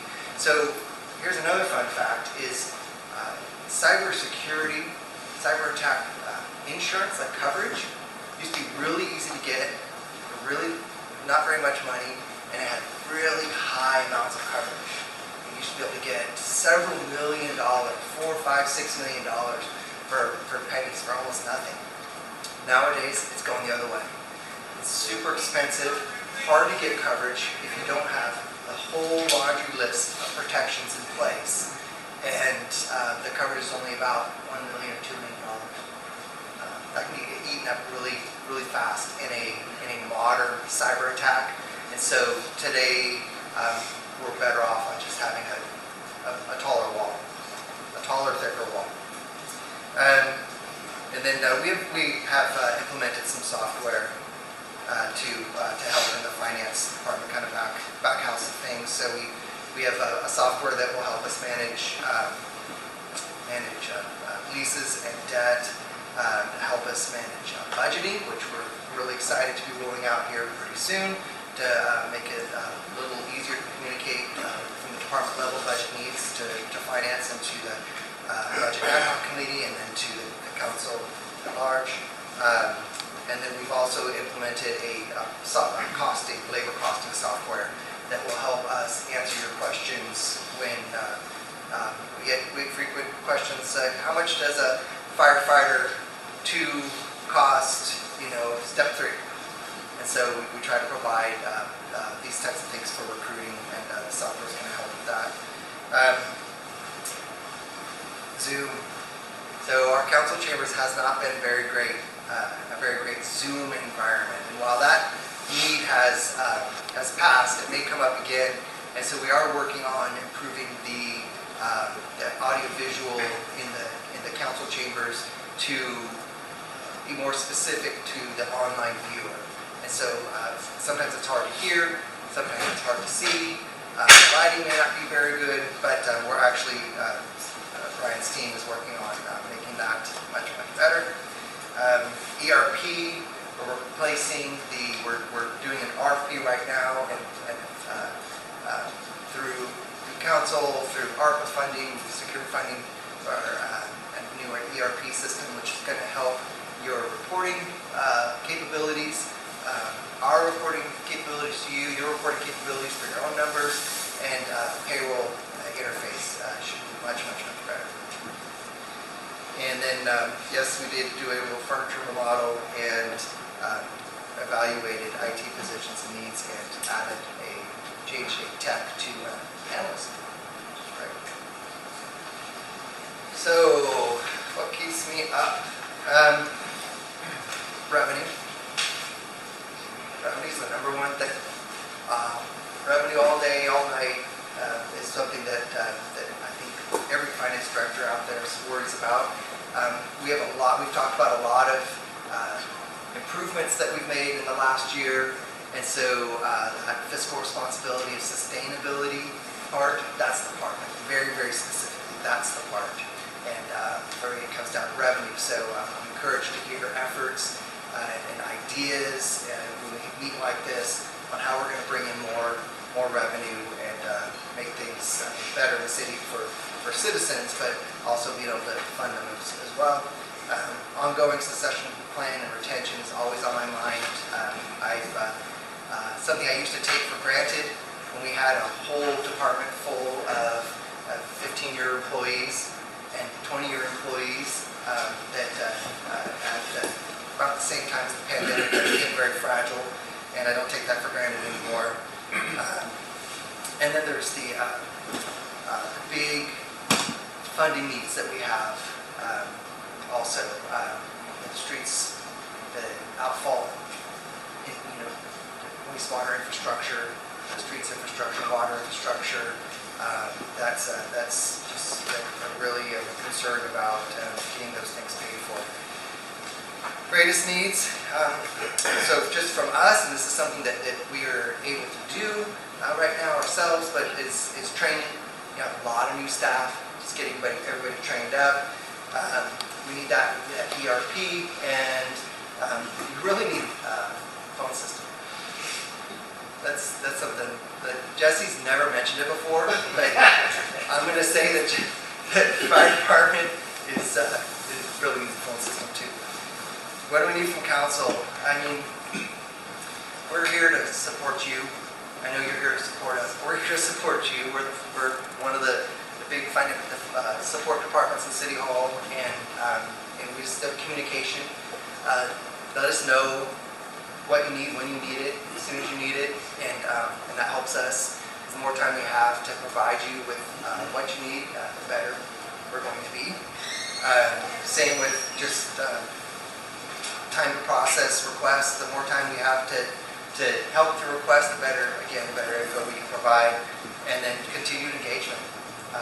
We love it when you ask us questions, because otherwise we're just the team that sits down in the basement, no windows, no clocks, don't know what time it is. We're just cranking out reports and work for you. But when you're interested in what we do and you talk to us about what we do, we love it. I've had the opportunity to address lead Yuba-Sutter recently, and to address the grand jury a couple times already this year, which is fun. And you know, as much as those are extra things that get me away from my desk, they also we always love talking finance with anyone that will listen. So we're happy to help with that. And I do want to point out, this is not everyone has seen the budget yet, but this is your new budget cover. And when we put out a budget, the cover is not an accident. we're always trying to pay homage to what's going on in the community and and things that are kind of timely. And of course, one of the biggest stories of the year has been around the Stampede and around the Rosser family and Cotton Rosser. So put that together. And this is finance in a nutshell. Work hard and play hard. So where's the council on that picture? Any questions? Spencer, are you just trying to tell us that finance and IT is all evil? All evil. Sometimes we are. We all have these alter egos. So yeah.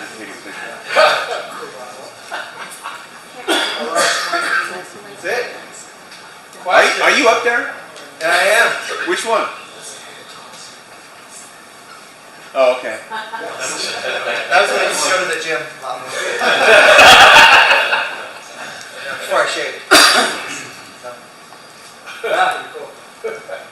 Question? Diana's not up there. No, that's just that's not even everyone. I think we had a couple people missing from that, but still looking crew.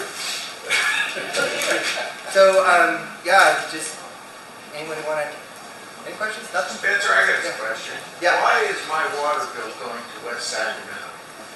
Oh, that's a great question. So way back in the day, when we had maybe 12,000 customers, 10,000, 8,000 customers around there, the water bills all went to City Hall. And what we have to do at City Hall, we have to open every one of those envelopes. So we had to buy a machine and run every envelope through an envelope opener.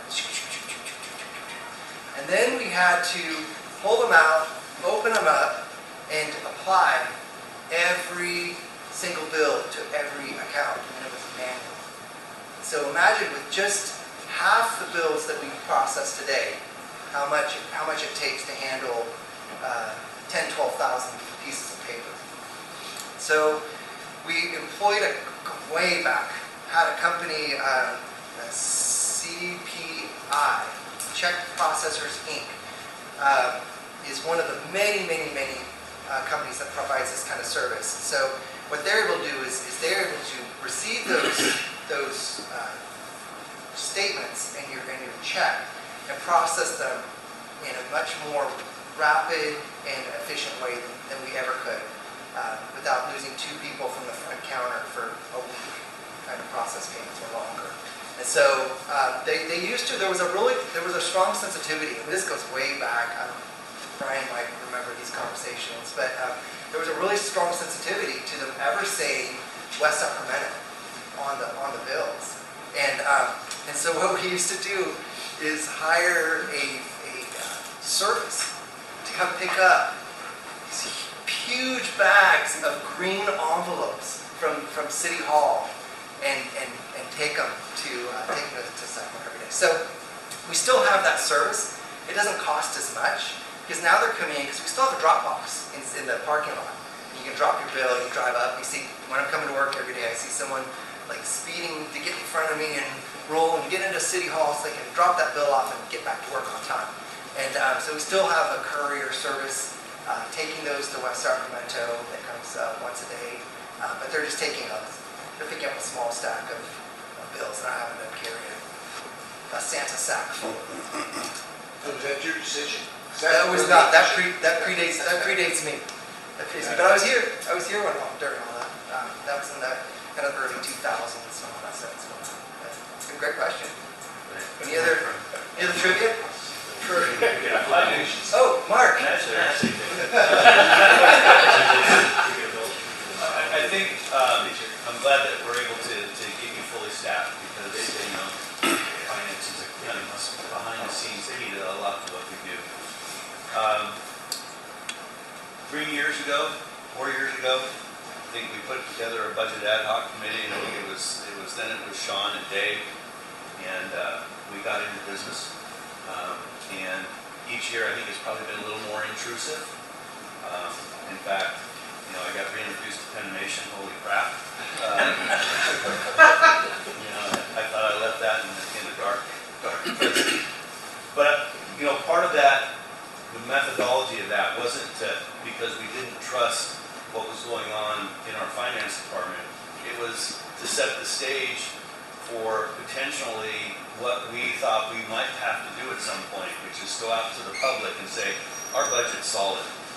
And we worked hand in hand with the finance staff to go through almost literally line by line in the last go around to say, hey, look, if we're going to go up and we're going to consider as one of the options for getting revenue is to go out to the community, we want to be able to say, hey, look, we've been through this thing. You know, this isn't something that just, you know, shows up with a fancy cover on it and we adopt it. We went through it, and each one of the departments, and I give them kudos too, because you had to answer and address some of our concerns.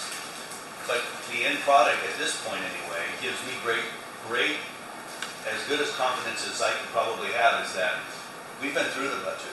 Our departments are running lean.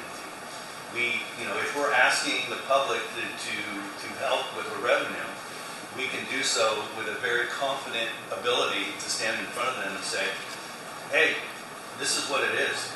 You know, we've done what we need to do to scrutinize that budget. And Sean's been part of that committee, Dave's been part of that committee, the mayor's been part of that committee, and I appreciate your patience with us. Appreciate the department heads spending the time. But it really has set a spot for us that if, in fact, we decide to go out, I feel as one council person, I think the rest of us are this way, and Mike will, you know, we'll spend some time making sure he understands where we've been, and he will, is that this is a budget that takes revenues and takes expenses and balances, and there isn't a lot of fluff in there, if any. And so if someone wants to attack us on any of that, I think we're good. I really do. And again, so it's not much question, it's just, I guess, appreciation for letting five council people nose into your business and not get offended and be very, very cooperative, because again, I think it will absolutely provide benefit going forward. Thank you. Yeah, they really did go through it right. The department heads in here, or anyone that was in here that was part of those meetings, knows that we answered a lot of questions, and I feel like it was an educational opportunity, too, for people that don't do this every single day, to see, you know, all the little corners of the budget, and all the little, you know, so many of these expenditures. You know, a lot of us don't even think about it unless we're in there doing it, that this is a necessary thing. And I think that someone could challenge how we're doing something, I guess. I don't think they can challenge the amount we're spending. We can maybe change how we're spending on it, but we're going to spend the money one way or the other. And so, yeah, I totally agree. So when do we get rid of animation? That's what we're working on. That's what an ERP is. Animation is an ERP. Enterprise resource planning. And so we're working on that. I think we started in 1997 at Penimation. I'm not going to ask everyone how old they were in 1997 because I have a lot of staff that wasn't born yet. But it was designed for schools. It was designed to work in school districts. And then it was adapted to work in cities. And it's a little Pennsylvania company at that time, and they got bought. So it still exists. It's owned by Central Square now, who essentially stopped supporting what we have, and they're trying to push all these other products that they've put together based on all these acquisitions they've made. And so we've hired consultants to do that for us, to put together a really great RFP. We're in the interview process right now. We're interviewing departments. We're interviewing teams on certain processes to make sure that we capture all the needs, the essential needs of the city, and put together a very thorough request for proposal. And it's pains me to say there aren't that many providers, vendors out there selling the software, providing software that's in our niche in our market. And so we have very few, but we're hoping to be surprised and see some out there. But Well, you can create a benchmark product and then you all can sell it. Be entrepreneurial. Other questions? Other questions or thoughts? Mayor, anything you would add? Spencer, back to what Mark said. It's been a learning curve, I think, for you and your team over the past 3.5, 4 years for dealing with the council because it's never been done. But there's been good things that's come out of that. Not only have we basically passed the sniff test, we know actually what's going on in our city finances.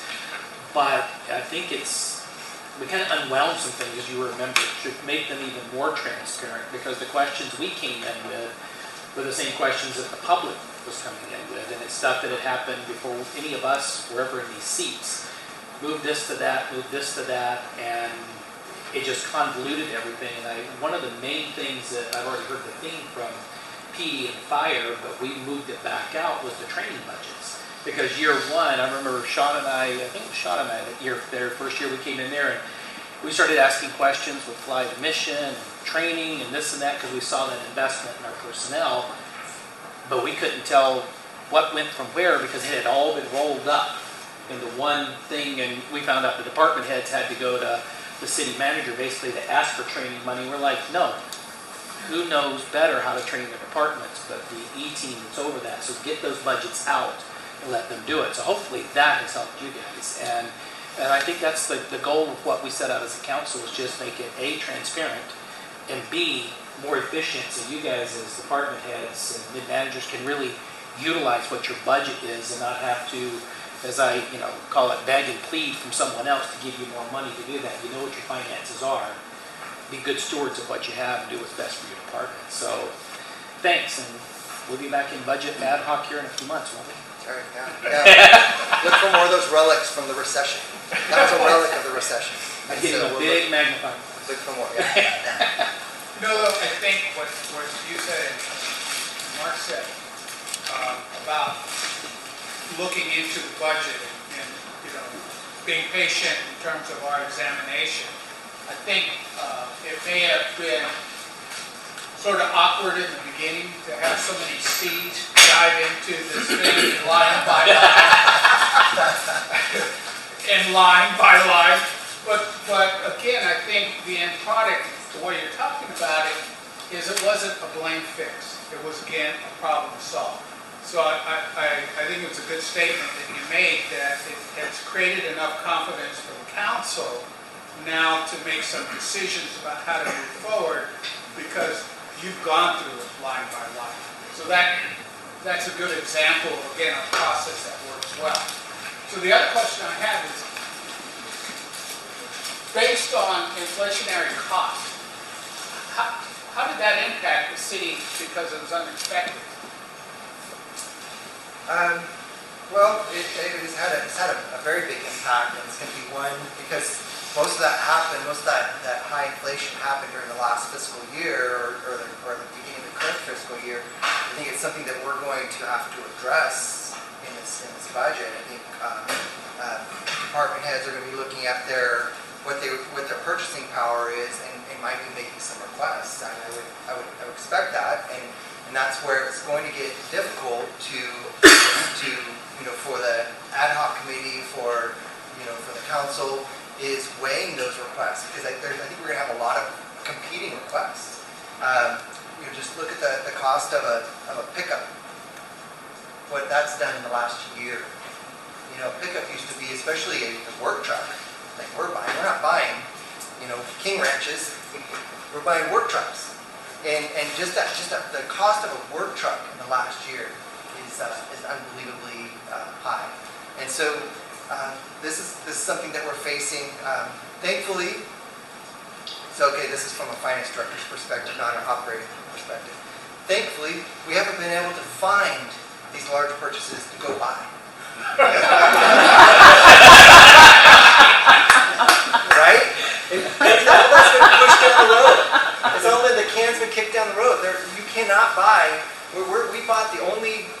Well, I'm bringing a staff report to you all. We bought the only 4 F-250s that Paul Brown could find at Getty.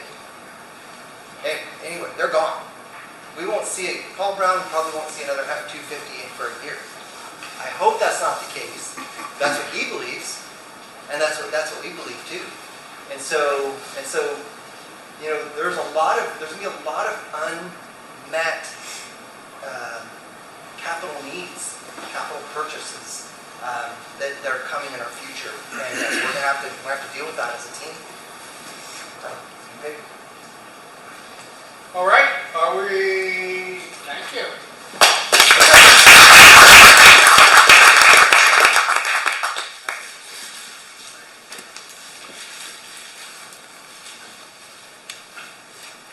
All right, I'm up. Serious switch it, or is it just look good? Okay, so Public Works and Development Services. So when I found out that not everybody gets to meet with Diana once or twice a week, I am still choosing to think that's a good thing. But for whom? For my department, you know, and because it is a good thing. There's a lot of insight and a lot going on. And so, real high level, I really look at our departments as these main branches: engineering, maintenance, utilities, and development services. And so, there's some of the highlights. I'm just gonna. I mean, there's so much going on. You know, I could brag about our teams and the miles of road and the pipes and the treatment processes. And so, you might maybe have heard some of these with the changing of the guard and the mayor. And so, I'll just hit them real quick. So, engineering, some of the big 2022 highlights: $10 million Bridge Street widening project. So that's really kicked off, and we're nearing working through construction and nearing completion here for the summer. That's the game plan. We've obtained $6 million plus from through a DWR grant for aquifer storage recovery well. So definitely a big push with the drought and securing our water resources. We obtained a $2 million Clean California grant for the Plumas corridor. So we'll see some changes in the community on the Plumas Street corridor. They're upcoming. We implemented 14 miles of road pavement. I won't say restoration, but we put some preventative maintenance on it through a slurry sill resurfacing work. And recently, we've completed 100% design of the wastewater treatment facility outfall diffusion project, which is a huge deal for the wastewater treatment plan, our permitting, and for the city on how we maintain compliance. So for the maintenance branch, fleet maintenance over 541 repairs. Ongoing coordination of vehicle replacement and maintenance despite industry difficulties. So what Spencer just hit on, there's a lot of band-aiding going on right now to keep existing vehicles running across the department while trying to also do what we can to bring those new vehicles in. Street maintenance, 300 plus YC 311 request. Also this last year, it was a big deal with water conservation measures. They were key in reaching out to the residents to help them set the irrigation timers and being that resource to help with implementing some of the drought restrictions and requirements from the state. Besides assisting code enforcement with several camping cleanups on both sides of the river. Electrical instrumentation. So this is our electrical guys. They're really keeping street lights, the plants, traffic signals at facilities running. One of the big 2022 highlights where we established through council, they established an electrical supervisor position that we're working through initiating improvement, and we just issued a new maintenance contract for our traffic signals. Water distribution, these guys are on the street, they're fixing multiple fire hydrant knockdowns, a lot of work going on this year with new connections for the new commercial and residential buildings that have been going on, and then just water leaks and maintenance for the many miles of water lines in the city that are in. Wastewater collections, they're taking on the task. We have some of these old backlot sewer mains in different parts of the city, and so the team is actually, instead of contracting that work out all of it, we're looking at opportunities where the team can actually make those conversions. So we're converting them from the back lot to the front lot, and so we've converted 19 service lateral locations on Clark Avenue this year. And then also we purchased and put into use a new backline truck, which is a huge vehicle for the sewer collections. Utility branch. So this is your water treatment plant up north, your wastewater treatment plant down south, and then at the wastewater treatment facility, we also have environmental compliance that coordinates everything with our regulatory branch and with working with industrial users across the city. And then we have the laboratory that supports not only the city's needs for the plants and the permitting, but also it's a regional lab that really supports the community where we're processing a lot of the tests for the region.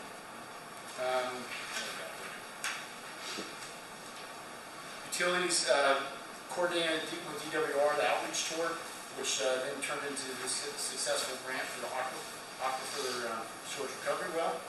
A big deal was we issued the utility rate study. And so this is going to be coming to City Council soon, but it's basically looking at our rates and starting that process to really dive into it, because as we've talked, there's huge numbers with just inflation with our chemical costs, our power costs, our labor costs, and then just doing construction and to maintain our facilities and new permits.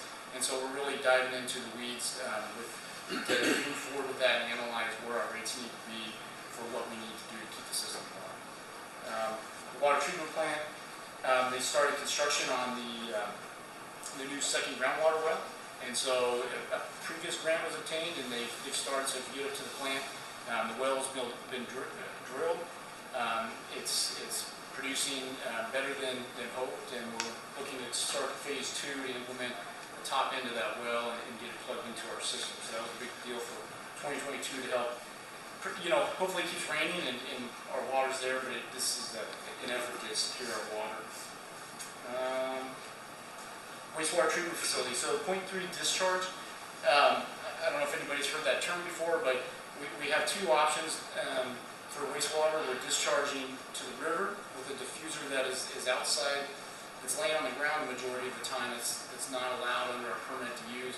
And then we have the ponds that are across the river on the east side of the river that are hitting capacity. If you go to the ponds full time, we run into permit issues and we run into capacity issues just on how we manage those ponds. And so 0.3 was efforts from the team to allow permitting to put a new temporary outfall pipe into the river, and they were working through the permitting. So that was a big accomplishment for 2022 to help us stabilize while we look at funding for the new diffuser that's coming. Environmental compliance. We recently received a positive audit from the Central Valley Regional Board and EPA staff following pre-treatment compliance.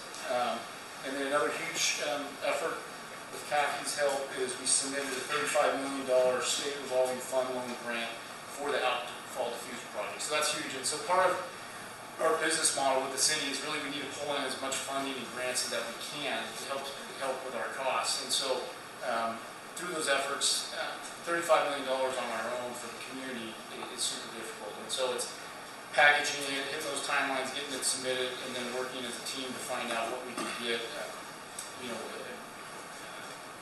we qualify for disadvantage, or what we could get, through that grant, and then also the low interest loan. So that's a big accomplishment.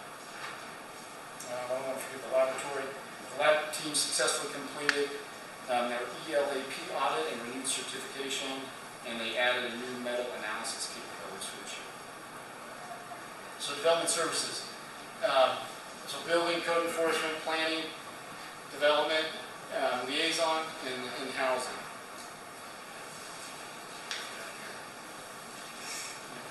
You heard everybody scream. They probably were screaming at this, guys. So there's never a dull day. The coordinated annexation of 1,000 acres into the city. So for 2022, that's huge.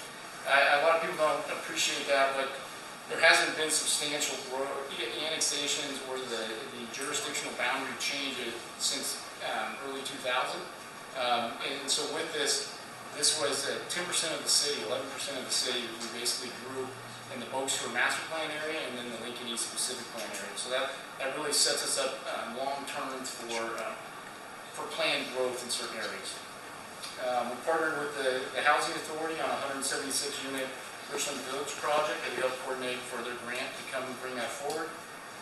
On code enforcement, we retained an administrative hearing officer, so to continue to make our process more efficient. So with code enforcement, we've hired more individuals. We've implemented a new nuisance ordinance code, and then now we're putting in place procedures that we can then run through our processes to bring compliance, help bring compliance. The planning, working on updating the city general plan and incorporating new zoning audit recommendations. So there was a lot of effort made in 2022 with our general plan update, and then there was a zoning audit complete by a consultant that we're going to bring forward to the council. On the building side, 2,600 building permits issued, 3,600 inspections complete. So with our front staff, we have, and through this last fiscal year, City Council authorized an additional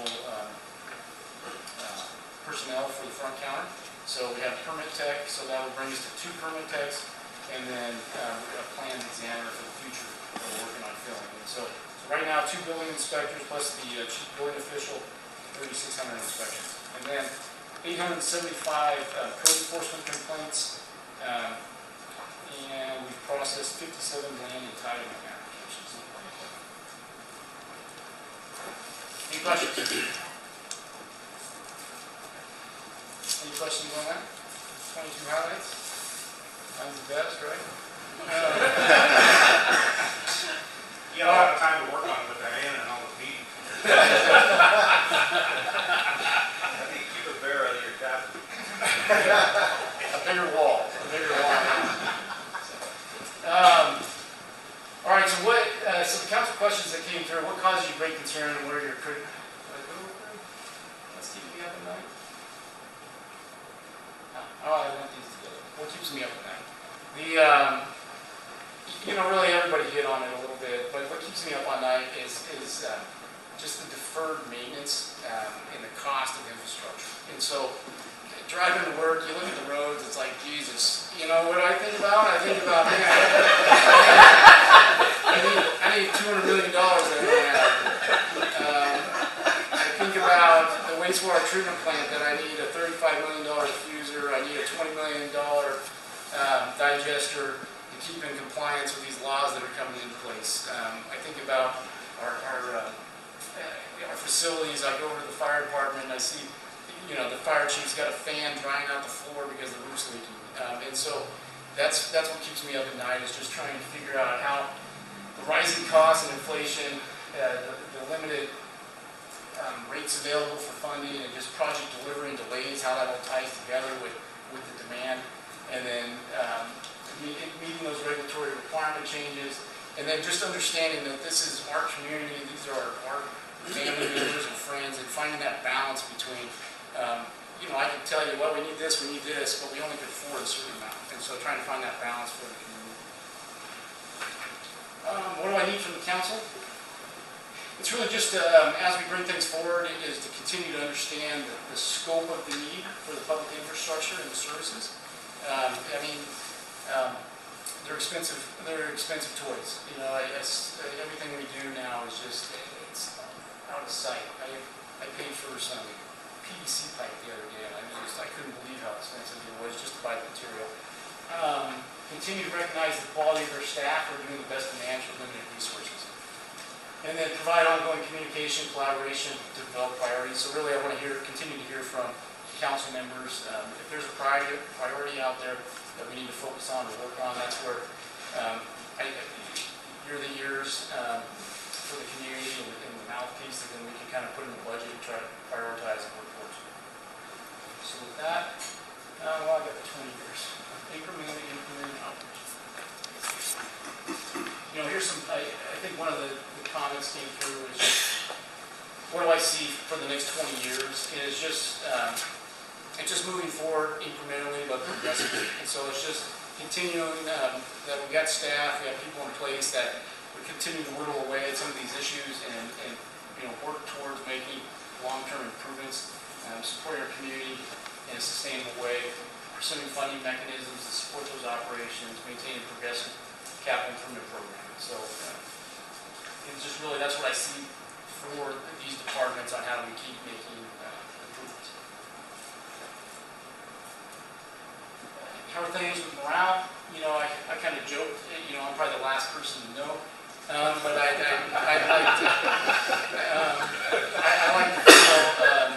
like to feel like I have a sense of what's going on from our managers, the supervisors. I tell myself that. But definitely, we all have individual, in each division, we could go through every division here, and there's something going on that is, you know, that they're working on.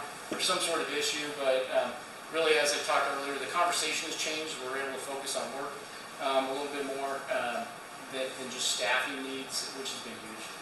I think also it improved our coordination with party groups, you know, for local one and maybe first levels, and just being able to take on different issues and make progress on different value issues for the city and focus on operational and structural improvements. So with that, is there any questions? Dan, I've got things. On page 3, when we asked at the beginning there, the little pie chart, the infrastructure that I made comment about. As these projects were being built, I was riding my little Stingray bike around them as a kid, and to me that is very worrisome, being here my whole life, to see that we haven't kept up with that effort over the years, planning ahead, which has nothing to do with this council now, but it does now. And so that's why I brought that up to be a priority for me, because I can remember all these facilities being built as I was running around as a punk kid in this community, and we haven't made the investments in those. So that's definitely a priority. Ben, I do have a question. You came to council about a year ago with your concerns about SB 9, and I've read recently that really nothing's really become of that. Can you speak to any of that? So SB 9, we're talking about housing with ADUs, and so I mean, so the state, there was a big push for housing. Everybody's heard this. There's not enough housing, and so the state pushed a law through SB 9 that allows properties to subdivide and to be built not necessarily in accordance with our zoning code. I don't know if I think it was a dream, honestly, from the state that, hey, we're going to push this through, and then all of a sudden there's going to be ADUs everywhere for everybody. It wasn't so much I'm worried about that overrunning the city. It was more, hey, keeping up with these changing laws and then we're implementing them correctly. And so we haven't seen, just the way houses are so tight now, the cost to build the road, put the infrastructure in, and get the density that we're requiring. There's not backyards. You know, if you go maybe into those certain areas that were developed in the county, the Hillcrest area, or larger lots southwest, Yuba City, maybe those were, but then they run into septic system issues. And so where we're set up, SB 9 hasn't really been an issue except for just keeping up with all the changing laws. I think, you know, from Shannon and Doug, there's a whole nother gamut of laws that have changed and just trying to bring staff and get our codes up. So you'll see more of that this year. So it didn't impact, the ADUs did not impact Yuba City? No, it really hasn't. I mean, I don't know, what have we processed, maybe 2 of them? You know, and it's just, I'd love for them, and what it has helped with is that staff's actually working with the developers now to have that as an option for density. So we're trying to, instead of just having a duplex be the answer for higher density, we're calling out that as a potential model. So they build that granny quarters into the development and then kind of looking at it. So I would say that was probably the biggest change is now that when tentative maps and developments occur, we're looking at it to allow that ADU to be kind of as a part of the structural development instead of an afterthought. Trying to incorporate multi-generational housing development. Mark, your question. You didn't go first! So I think for the group, just again, like I did with Brian, is there's a lot of feedback when you're in that weird moment when you're standing in front of somebody's door asking for a vote, and they tell you, well, what have you done for the city? And I things people say, don't kill the messenger here, right? All right. Won't be Number the first one, there was a lot of discussion about water rates, and I know that that's a topic that we're going to be tackling in the next year or two. But I mean, it's a big deal because that's how we get funded for the things that you talked about, these huge ticket items. Streets and roads, you know, poor Diana has, you know, seems like last week I probably spent more time in her office than you have. I don't know. We'll see. But streets and roads, big deal, and we'll talk about that, I'm sure, today as well. Infrastructure, you know, a key to economic development is having a place for these places to land, and so I think that, you know, that actually was a question that came up quite a bit. Is okay, how are we going to get business here to be able to afford some of the things that we want to do? And so on a go-forward basis, I think, okay, what role can we as a city play, if we have a role, in making sure that we have land that we annex that is developable that would be attractive to commercial or industrial uses. And so that's something. Personally, and you know, you and I have met on this before, and I hope maybe we can move more towards this. You know, my phone or my email blows up with code enforcement. And the inconsistency at times of, you know, this person, we're complaint driven, so Doug calls because I got a boat in front of my yard, the other guy's got a boat in front of his yard, but we don't do anything with that, but we're doing something with me. Or what are the priorities? You know, we've got a finite amount of code enforcement officers. What do we really want them to be focused on? Is it homelessness stuff? Is it, you know, the $80,000 boat that's stuck in a driveway, which really isn't, I mean, it's a personal opinion, that isn't really causing an issue? What is it we're going to do there?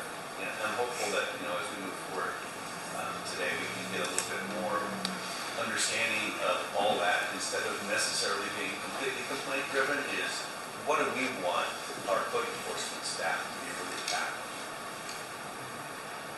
Those are the concerns. Obviously, the rest of the stuff you put up there, I have those issues with as well. I mean, we've got a lot of different stuff, and I know that we're only midway through winter, and our roads, you know, are a disaster.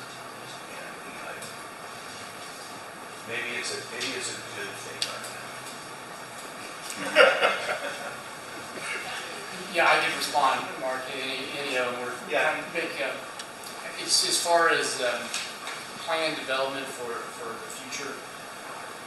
I would say the council made some big progress last year. A crucial progress brought by identifying ARPA money, this emergency COVID money, to a couple sewer line projects that are really linchpins or key projects for the Lower Sewer Master Plan in that southwest area, and then also bringing commercial development towards 99, and then also on Harder Parkway, extending the sewer there. It really opens up the El Margarita area, because without that sewer infrastructure, no small project can come in and afford to bring that forward. And so there's two big things, so keeping an eye at and looking at where development's going to come and what the city can afford to help, you know, long-term benefit both the city and the community, how we prioritize those funds. And so definitely we're open to it, the feedback, and as we keep working through stuff. I know we just talked last week about El Margarita, the signal, you know, at staff level. We know that signal is expensive, and we know it's a project killer for small projects. So how do you get over the hump and really, it's starting to strategize, put it on our team's priority list, so then we can update our traffic model, we can start coordinating with Caltrans. And so that's really, and to Brad's point, hey, some of the high level stuff, I'm definitely open for the reminder if we think there's something coming in that we need to refocus and do, because we're trying to keep things rolling. But if we're looking for, we know a development, and we're trying to set ourselves up long term, we definitely want to be, I don't want to let those opportunities slip away. So we're open to hear about them. Those are a couple of the things that we're looking at. You know, and then also with the zoning code, trying to be more flexible, what's allowed. And so those are some of the multifaceted ways we're trying to be ready for that. Gosh, code enforcement, we could talk. We're going to talk later about boats and RVs and trying to get the system, and Doug can hit on a few of them, but I'm trying to incrementally make improvements. And so right now it's the hearing officer. It's setting up our forms correctly. It's starting to put in place a notice of non-compliance for certain structures that we haven't had in place. So I'm incrementally working at some of that. But please tell me what's going on, and that helps us with the priority. But the priorities right now are really the homelessness issues, and then working through the complaints. And sometimes there's power complaints and when it matters or when it doesn't, but we can definitely focus. And right now, the structures is coming up too. What else? I was just going to say, I think one of the positive things you didn't hit on, but I think is ongoing with helping the city grow is the development impact fee. For sure. Yeah, I appreciate your staff's efforts on that. Basically, what we've done is try to find a sweet spot between what we charge new development to come into the city and the ability for the developer to actually do a project. And it always seems to be a moving target. And we can get beat up a lot about, well, your fees are too high. I don't think they are.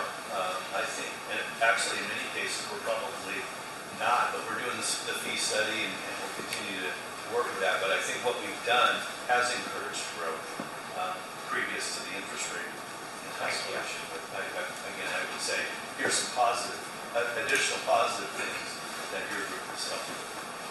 Yeah, a lot coming forward on 2023 with how we tie in parks and then how we tie in the traffic fee to that. Roads, I do have a slide in there if we need to do that later, but definitely more to come on roads. It's a hot topic. I think you're going to see stuff come from the grand jury about the roads. I think, there is a huge deferred maintenance. You just drive around the city and you see that, and then it's trying to find that funding to start working. Thanks for listening. Any other questions? Okay, thank you.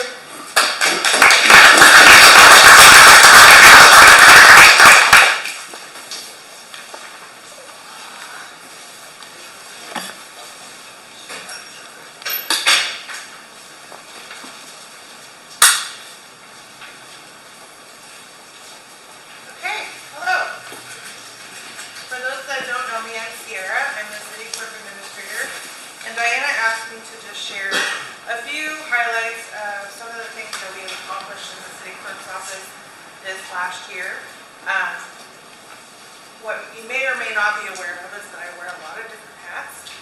And so what I'm talking about today are just kind of like the very tippy top of what I do.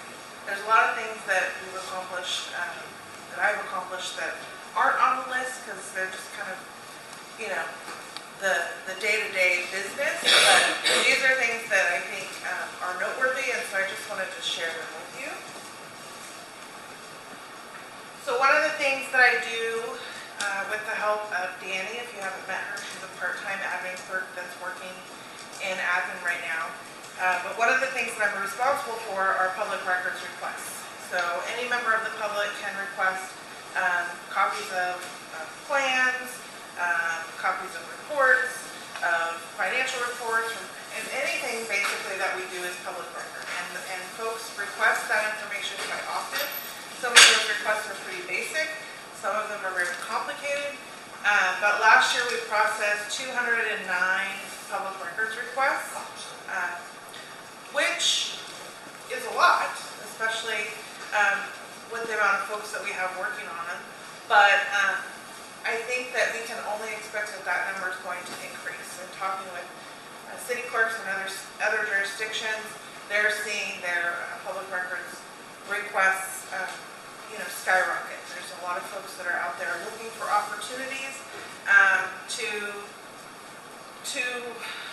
basically make some money and to find places where the city may have misstepped, and so they're digging for information. So that's going to definitely increase as time goes on. We also are required to respond to public records requests within 10 days.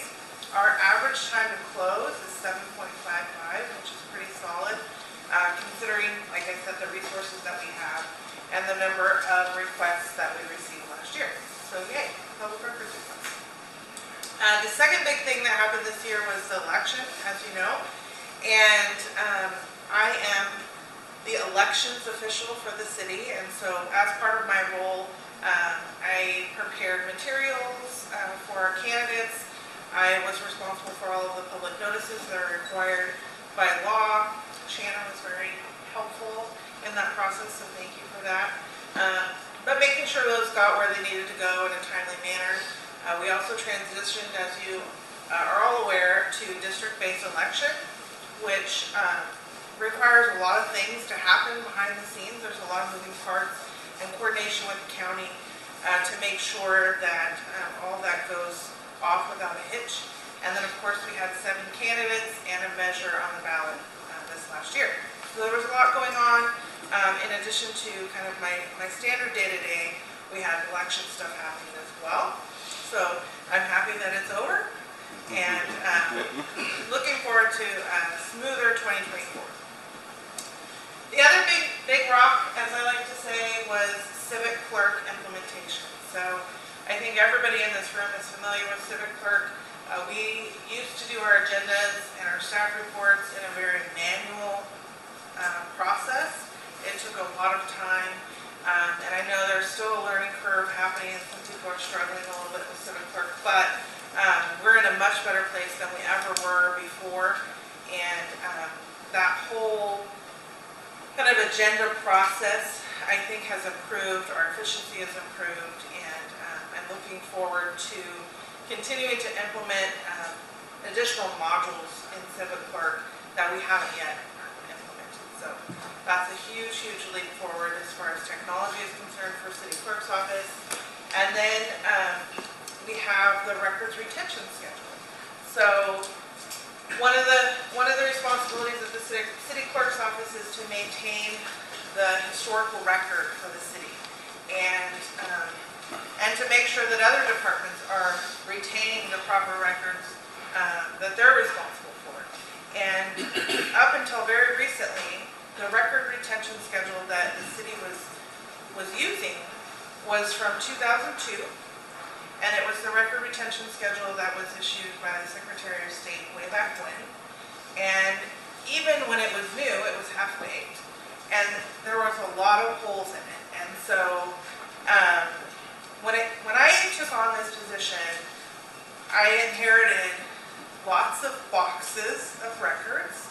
And it became very clear very quickly that I need some guardrails. What do we have to keep? What can be digital? What can be printed? Can we keep it on site? Do we have to, what are the rules, right? And when I started digging into the records retention policy and schedule, I realized there was work to do. So I was able to work with a consultant and with all of the departments to compile a new records retention schedule, which was adopted by council recently.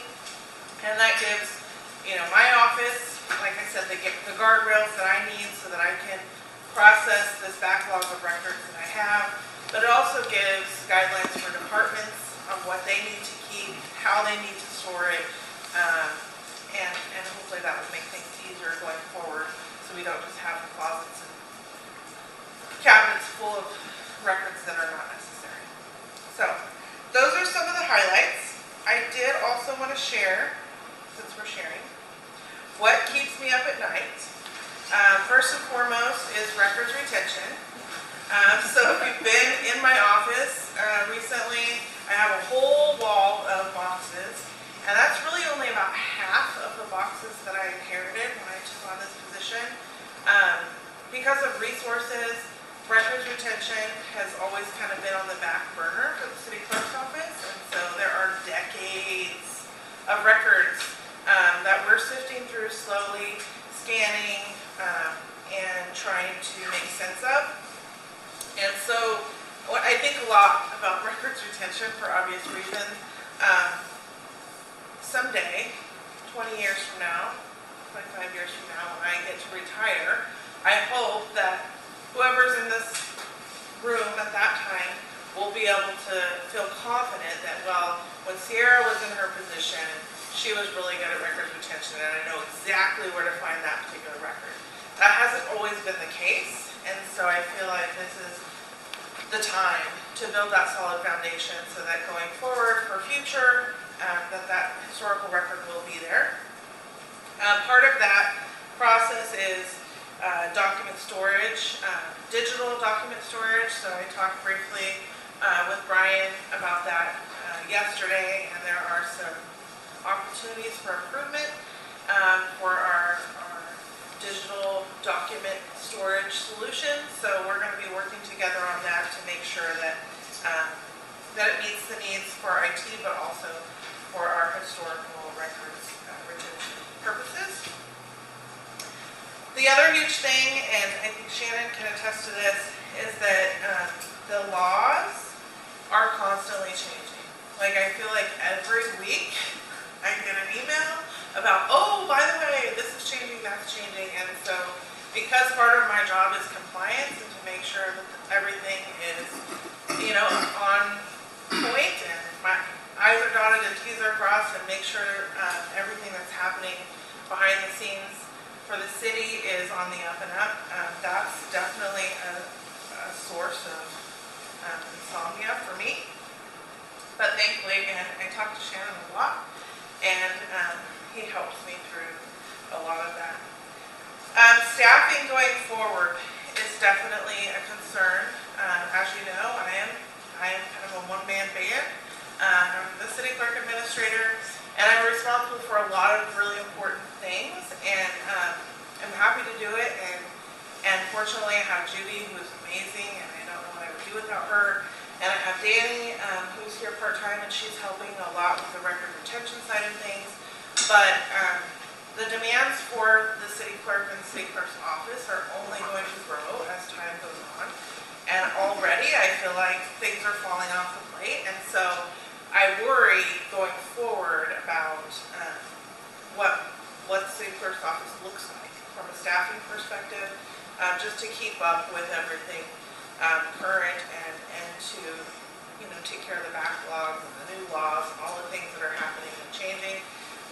So that's something I think about. And what do I need from council? I ask for patience and support.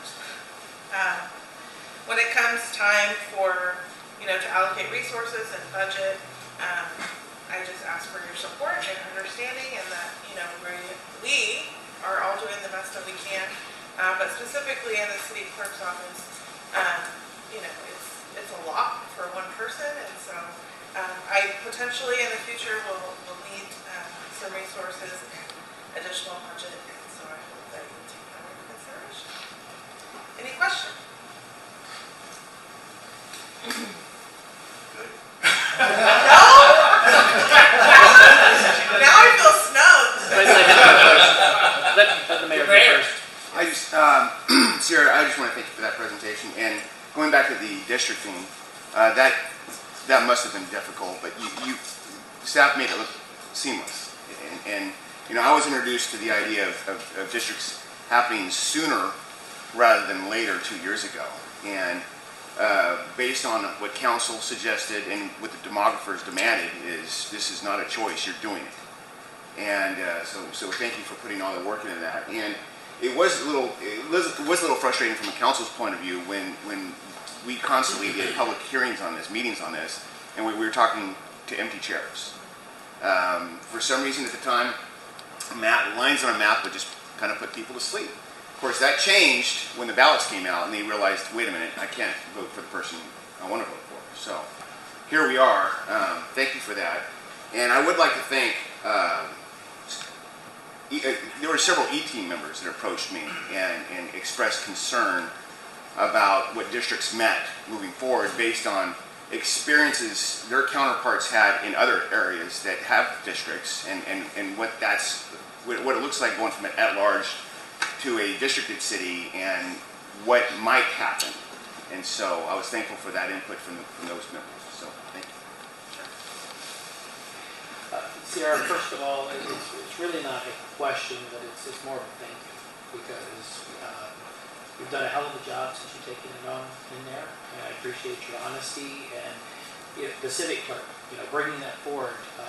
I don't think as council members we really understood that it basically took you the whole 2 weeks just to get the agenda and the staff reports out, because we were back in the Stone Age and you're bringing us up to modern day. So I just want to say thank you for what you've done thus far. If you'd have taken a picture of your office, it probably would look worse than the city manager's office earlier, because as you know, you go in there, you've got all those boxes because of what you were handed off. I just encourage you to just, as the needs arise, continue just, shoot straight with us, tell us exactly what you need, because your position is one of those positions, if we don't comply with, we get sued. And we want to make sure that we're ahead of that, we're fully transparent, and we're doing the right thing. And I just want to say thanks, and continue to just tell us what you need and tell us why. Thank you. All right.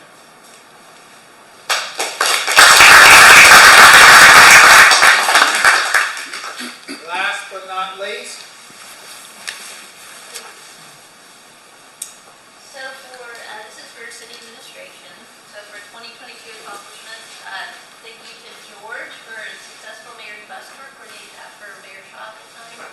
That was something that Vice Mayor Harrison started, and Mayor Shaw continued. And it was a great way to engage with the public and show what's happening within the city. This is not a process I enjoy, but the surplus properties process. We've now, at least put out to the various developers the majority of the city's surplus properties. It's a very time-consuming process, but it's on its way. And then just all of the community engagement activities. George is alive with YC311 and the Hometown Heroes banner program, and also with the social media posts. And then Judy, I can't say enough about Judy. Judy does such a fantastic job of coordinating for council, coordinating for me, helping Sierra.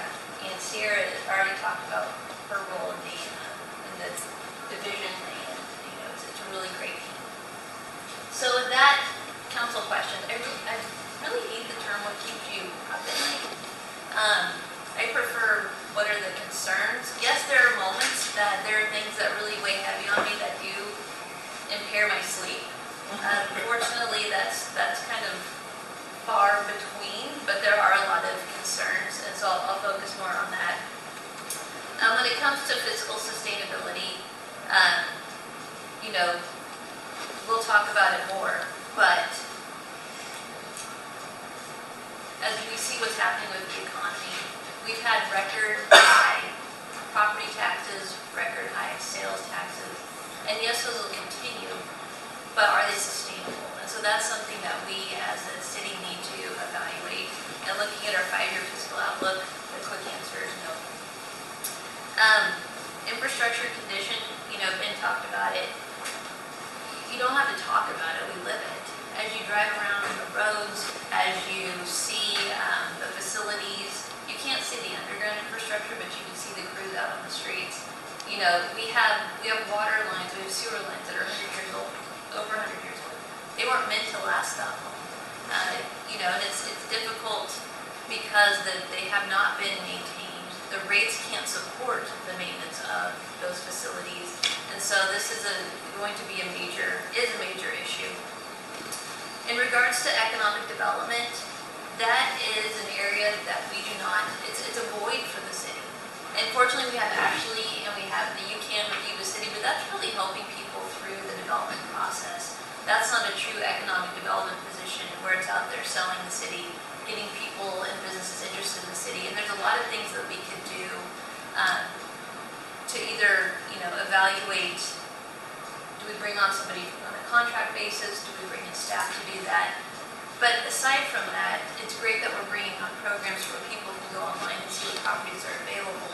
But I see that there's a lot of other efforts that we can do. We just don't have people in place to do that. And also in regards to infrastructure, we apply for a lot of grants to the detriment of other things that staff needs to do.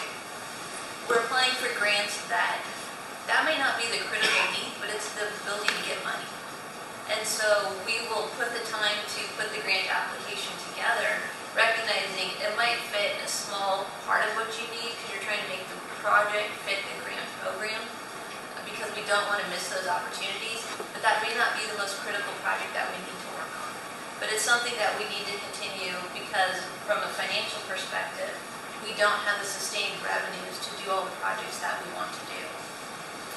And then from a public safety perspective, the nature, intensity, and volume of calls. So we know the volume's going up, but the nature is changing. The intensity of the situation is changing.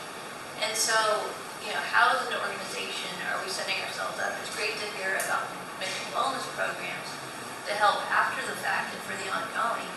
But, you know, as I can't even think of how many times, just even within the last few days, that I thought to myself, people are losing their minds. When you watch the news and see what's happening, people are literally losing their minds, even in Yuba City. And so how do we help our first responders to give them the tools and support that they need so that they can not only physically but mentally deal with those situations, not only while they're in the moment, but then after the moment. Another great concern for me is just not being in touch with the community's needs. Council is elected, but how many people reach out to a council member? You have circles of people, but there's a great portion of our community that we are not engaged with, we are not in touch with to know, like, what is it that they need from their city.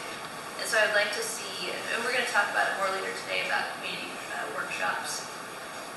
The impacts of the current economy, not only on our workforce, our community, our budget, our costs. You know, we're seeing that when you go to the grocery store, when you go to the gas pump. And I continually think, thank goodness for what council did with increasing the pay, because otherwise we would have had people that couldn't have afforded to continue to live. And then some other opportunities that I see is that how can we create, through economic development, opportunities for higher paying jobs to create a workforce that wants to work in a variety of jobs. And that's an arena that we really haven't been engaged in. And it's something that, you know, for the long-term sustainability of the city, it's something that, and even though we might say that's not a city function, we're invested in it, and it should be part of a city function. For council needs, you know, continue to focus on priorities, direction, and then find your stride as council. And so what I mean by that, we have a new council member, Councilmember Pasquale. It's always difficult when a new council member comes into the group because it's a shifting of the personalities, it's a shifting of priorities, and I'm hoping that we can set aside some time to really talk. It'll have to be a notice meeting because of the 5 of you would be together, but to really have an opportunity for the 5 of you to talk amongst each other and, you know, have a better relationship than the 2 Tuesdays a month that you're able to sit at the same table and talk about, you know, priorities that are addressing the city. Continue to support the building of the culture of the organization. Thank you for funding the leadership academies. Thank you for funding training. We need to continue to do that. And even though if the budget, you know, the budget gets tight, that's one of the first things that people look to cut. But look how successful our academies have been. When you look at the people in this room, many people have been through academies and worked their way up through the organization. And then this is going to be kind of obscure. With the roads and having such a small amount of money to put towards road maintenance, we're really missing an area of traffic calm, and that's where you go. With speeding, the speeding issues, enforcement is not the only response. You need to evaluate traffic calming opportunities from new development to existing development where you go back and retrofit. But, you know, I know that council consistently gets hit up with speeding complaints. If you want to effectively address speeding long term, you have to change the built environment. In order to do that, you need money. And so long term, that would be a thing. And then, you know, this is going to be, every year's challenging. They're just different challenges. And this is the group that, you know, fortunately, I have a lot of faith in this this organization, and we rise up to the sales and morale, the different departments have talked about it.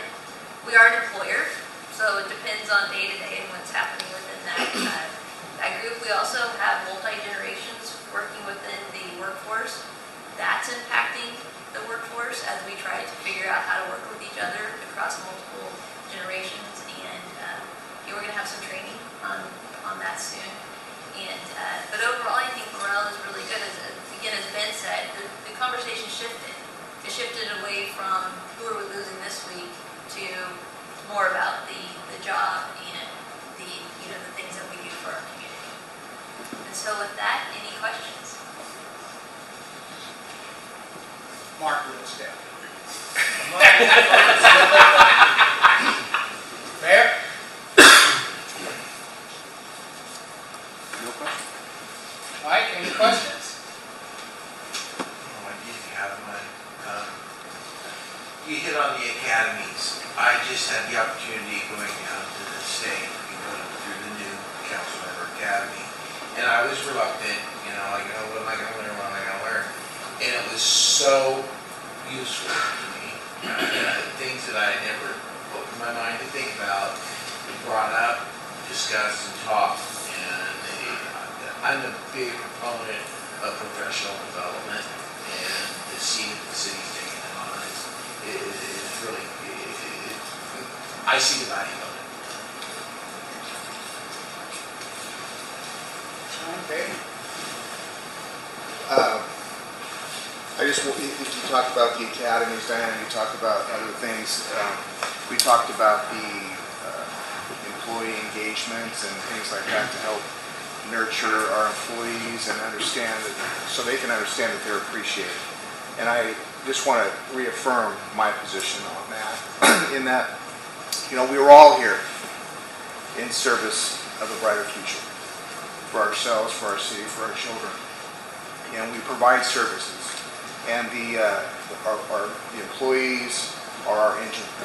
And we have to nurture that and provide support for that and put money and invest time and effort deliberately into that and make it quality. So I just appreciate the feedback on, the raises are one thing, but everything else that we're doing too is all part of that bigger picture. So I just want to reaffirm my support and agreement with that. That's good. Dan, I'll say what everybody in the room here probably thinks. You're amazing.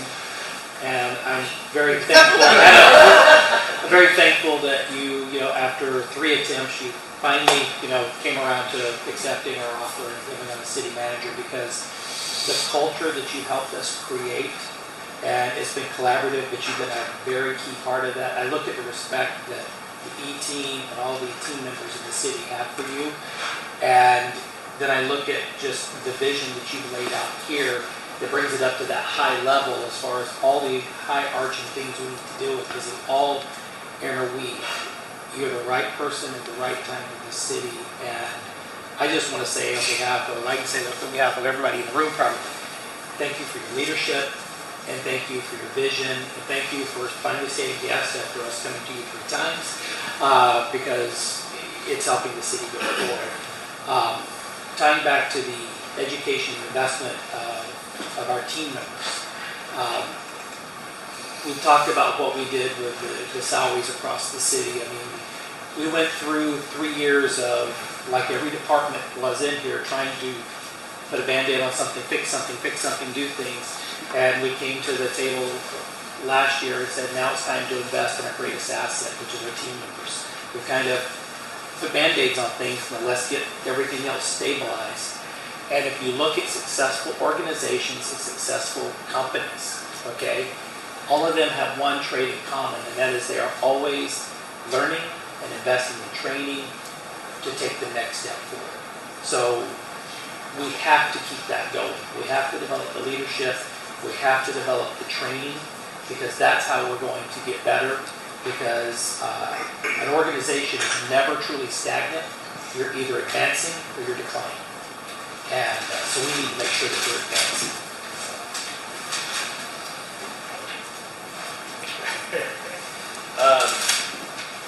I think culture is a vitally important thing in an organization.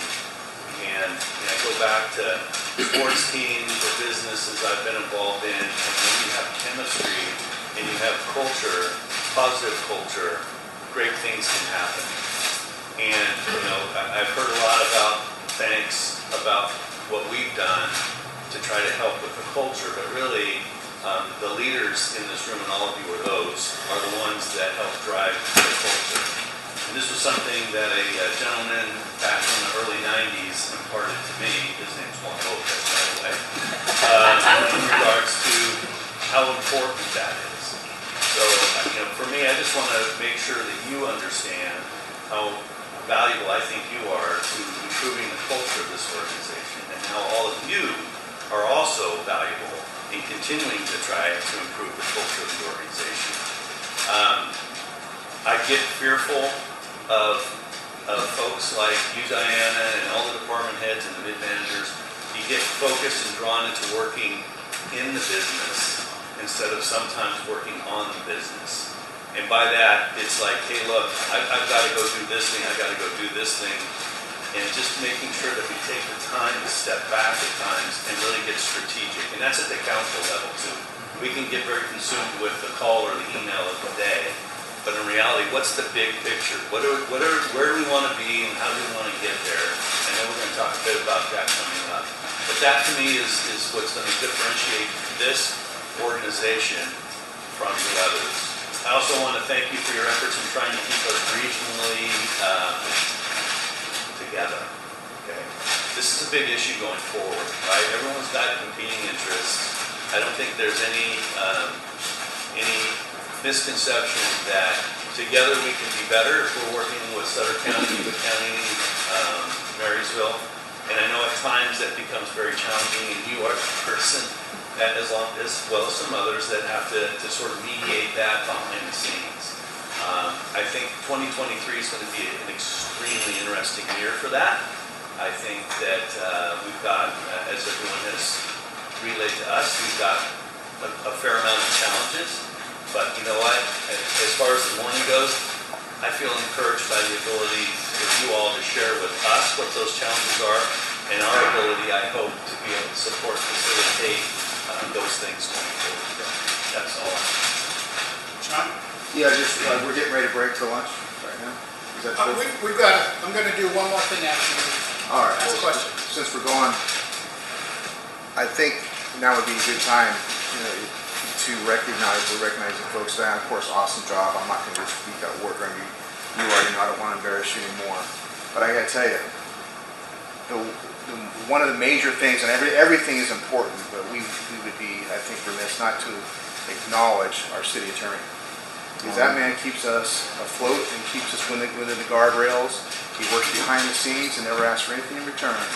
But every time you call, he answers, and he keeps us out of trouble. And if we kind of step off into the gray a little bit, he gives us the options, and we say, okay, thank you very much, but we're going to go over here a little bit more. He says, all right. But he, Shannon, I'm sure we all feel the same way. But thank you so much for all that you do for our city. We really appreciate it. Thank you. And if I could just briefly say thank you to everyone for not treating me like a mushroom, and that is keeping me in the dark and feeding me manure. I appreciate that you have the confidence in me to pick up the phone and ask me the hard questions, because nobody ever wants to talk to an attorney, right? Usually you don't call up an attorney when something's going right. You call up an attorney when something's going wrong. And I'm glad that I can be there for you, and I appreciate your confidence in me and being able to pick up the phone and do that. So thank you very much. So right before we go to lunch, this is an opportunity for all of you to ask council any questions you may have of them. Anybody have questions of any of the council members? They're ready. They're ready. No? Who said chicken? And did they pay you to ask that question before lunch? That's a good comment. I hadn't thought about that. No, but again, we spent the morning, they had a lot of questions of you. And in previous sessions, we've always tried to open it up so that there was a give of take. So any burning questions? They don't even have to be burning, but any thoughts or questions you have of them? Thinking of your stomachs, huh? Okay, it's not closed, so at any point going on, if you have questions, they're happy and willing to respond. So with that, we'll have about 30 minutes. All the bag lunches are the same? No, they have the names for running in them. So we have the turkey cheddar, pastrami. Oh, okay. The cheddar, so it says what's in there, what's on the sandwiches. All right, thank you. So let's take 30 minutes for lunch. Should have.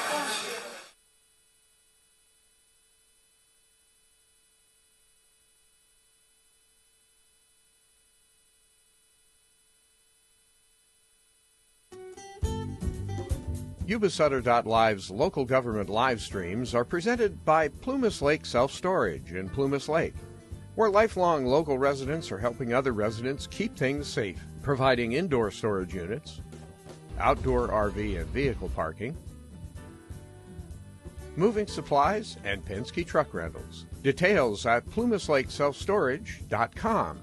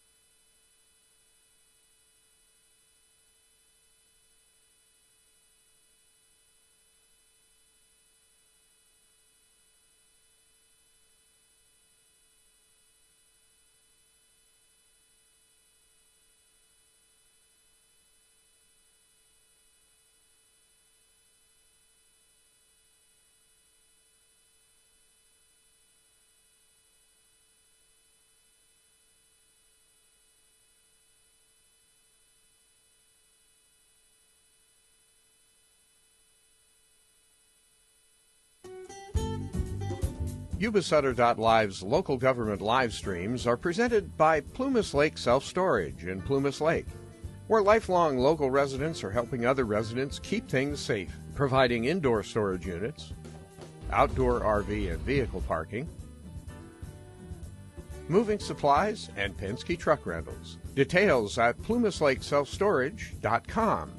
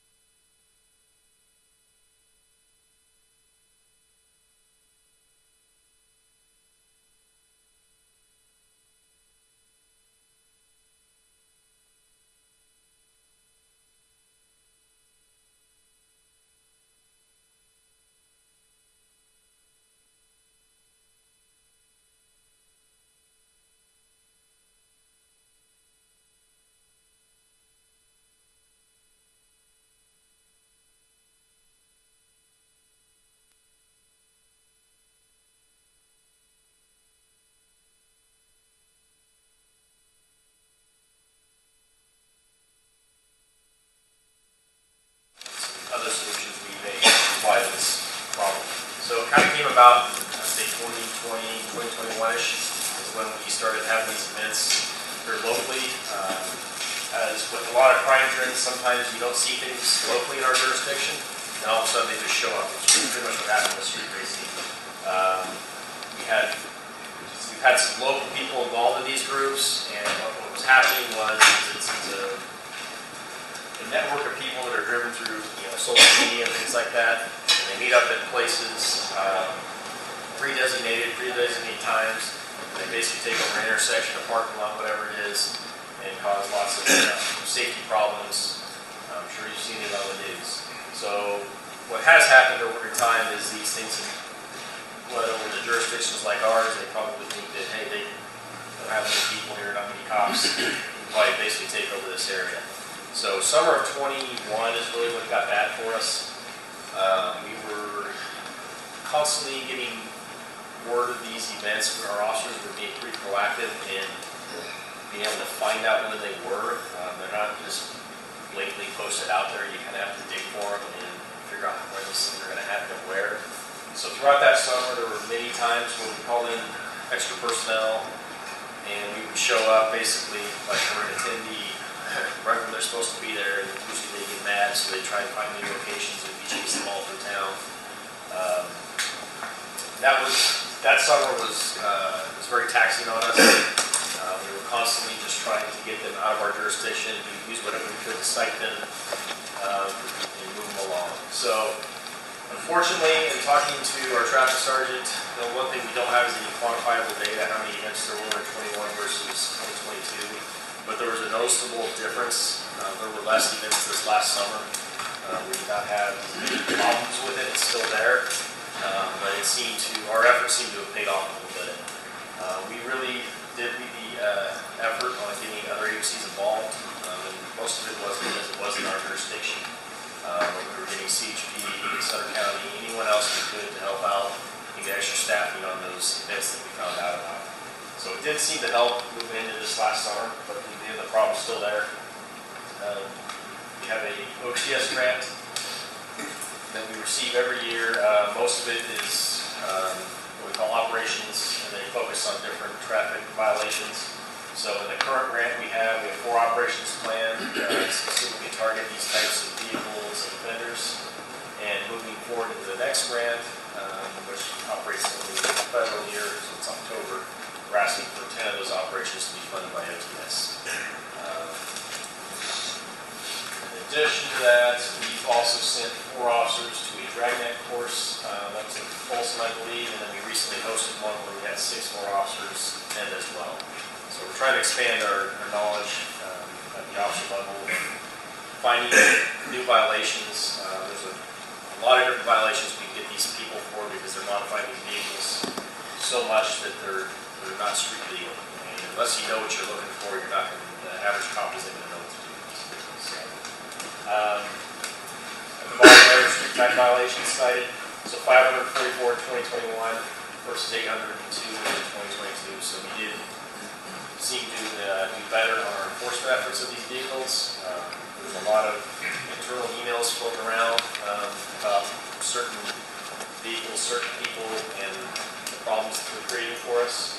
So that intel is spreading amongst the patrol staff.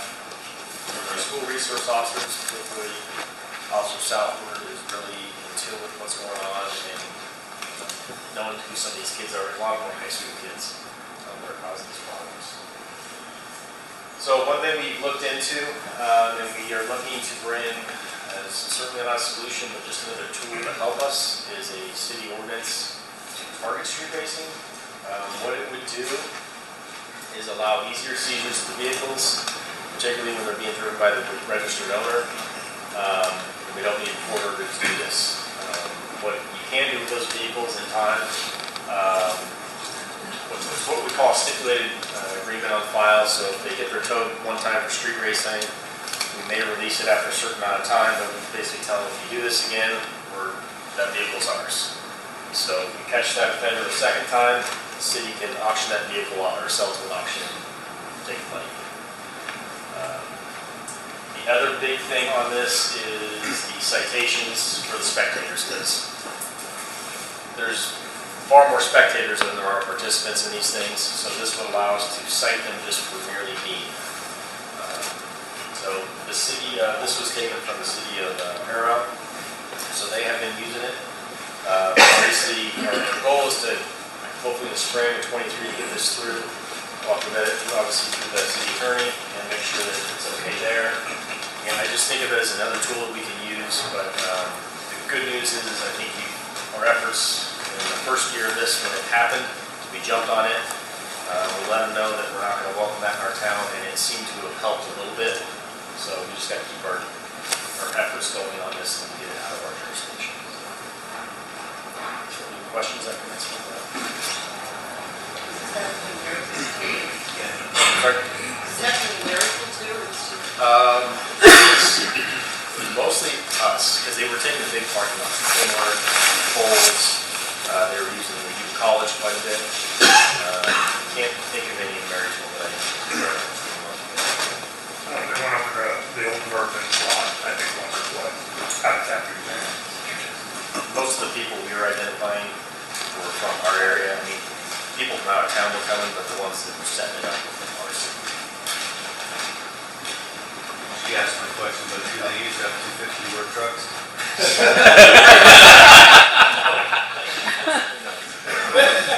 They have no value to us. Any other questions? Sir.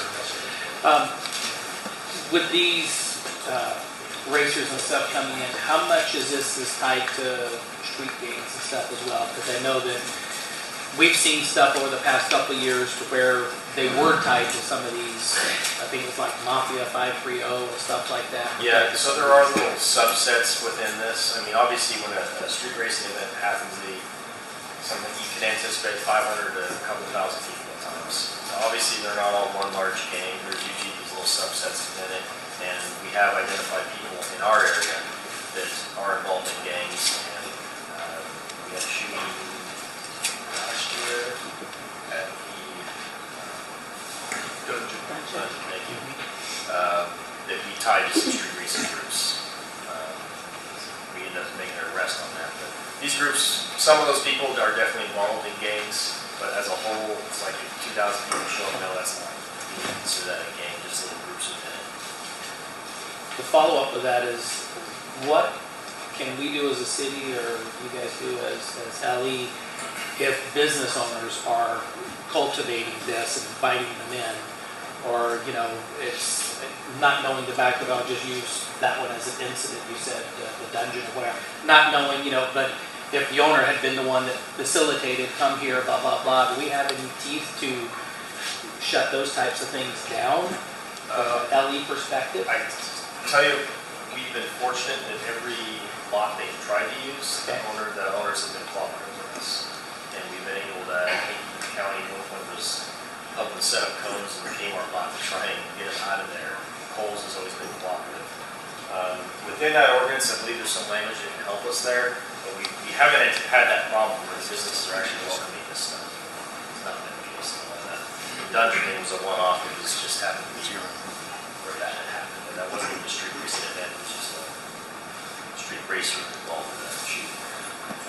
And if I may, we also have enforcement options under our development string, as it were. You can revoke their conditional use permit or the ability to operate their business because of development. Racing on the property, chances are it's not an accepted use under the city's code. And so you can go to business where it hurts, and that's a pocketbook and their ability to operate. So that sometimes it gets on very quick compliance once they realize they can lose their business if they keep that up. Yeah, the reason I asked is I know of one incident we've had in the last few years to where the business here in town was inviting them to come and meet at their business, and then they were, I guess, trying to do whatever over San Brandon Park a few blocks away. And, you know, we just don't want that in our community. And, you know, we don't need gangs coming to our community. We don't need street racing coming to our community. So just curious what we need to do as a council, if there's any more teeth other than what you're bringing forward. We need to pass this ordinance to give you guys the tools to do your job. Right. I think this will be a very good one for us, and it's becoming such a statewide problem that you are starting to see some bills that are trying to push through the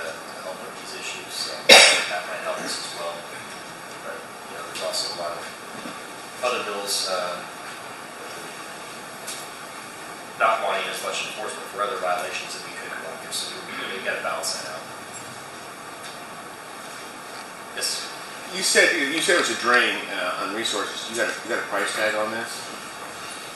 Well, I mean, I could tell you, like on a graveyard shift, for example, if we're fully staffed, we've got 6 to 8 officers plus a sergeant.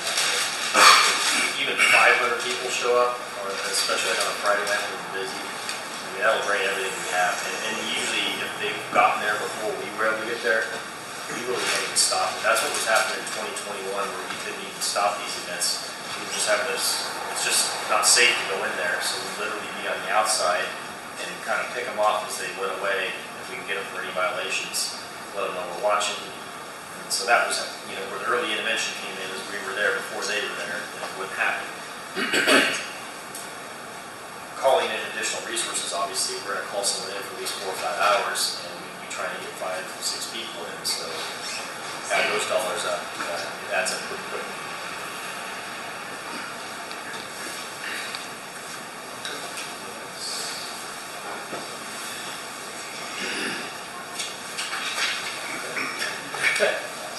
All right.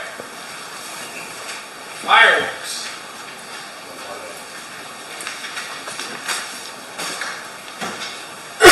Well, good afternoon, and thank you for having me.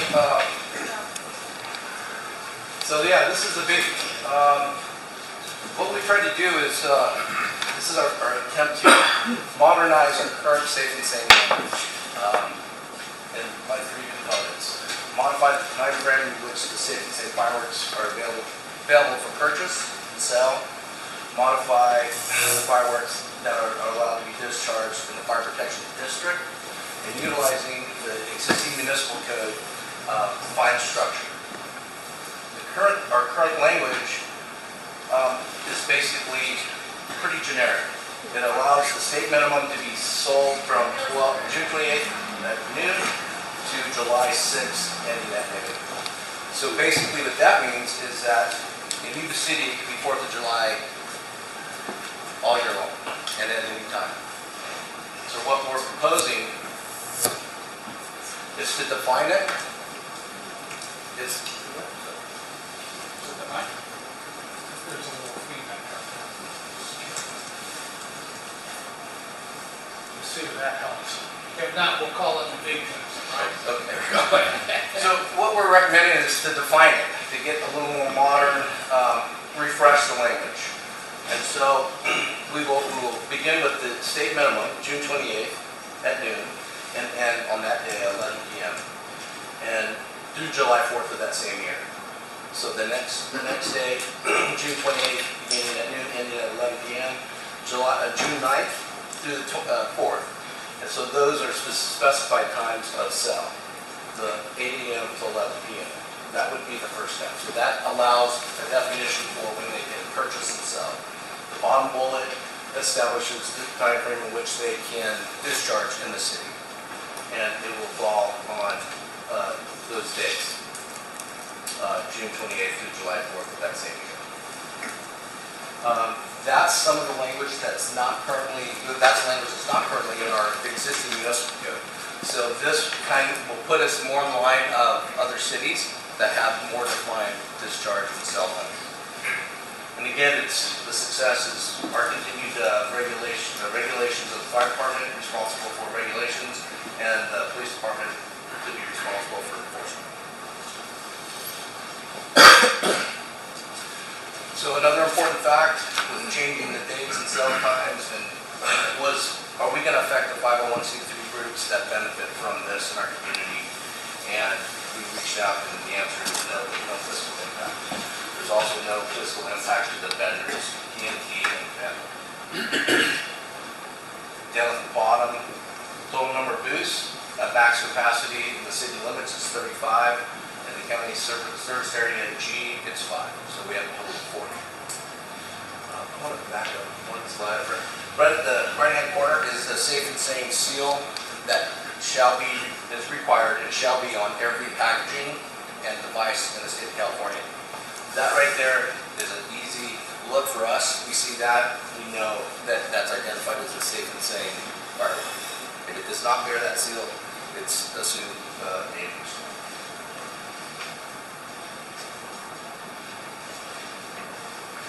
So we did some comparable cities and their time frames. Chico's prohibited. Woodland, they fall in line with the state minimum, June 28th through the 6th. Merced, a little more defined. Again, June 28th through the 6th. Marysville, same. Goldstone is the same. Tracy.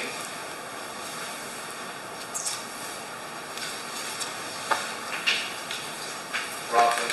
Lodi, they go with the 28th to the 4th, but only allowed to discharge on July 4th. Davis prohibited. So the fine structure. We have language in our municipal code that has this defined in it as a baseline citation or fee structure.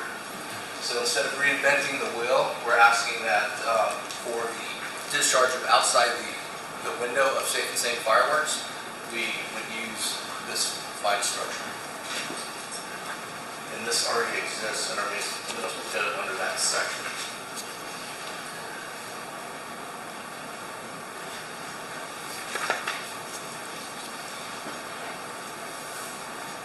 Questions? Mayor? Chief, real quick, the recommendation would be within 1 hour of where Marysville's at right now, as far as the discharge. Am I reading that right?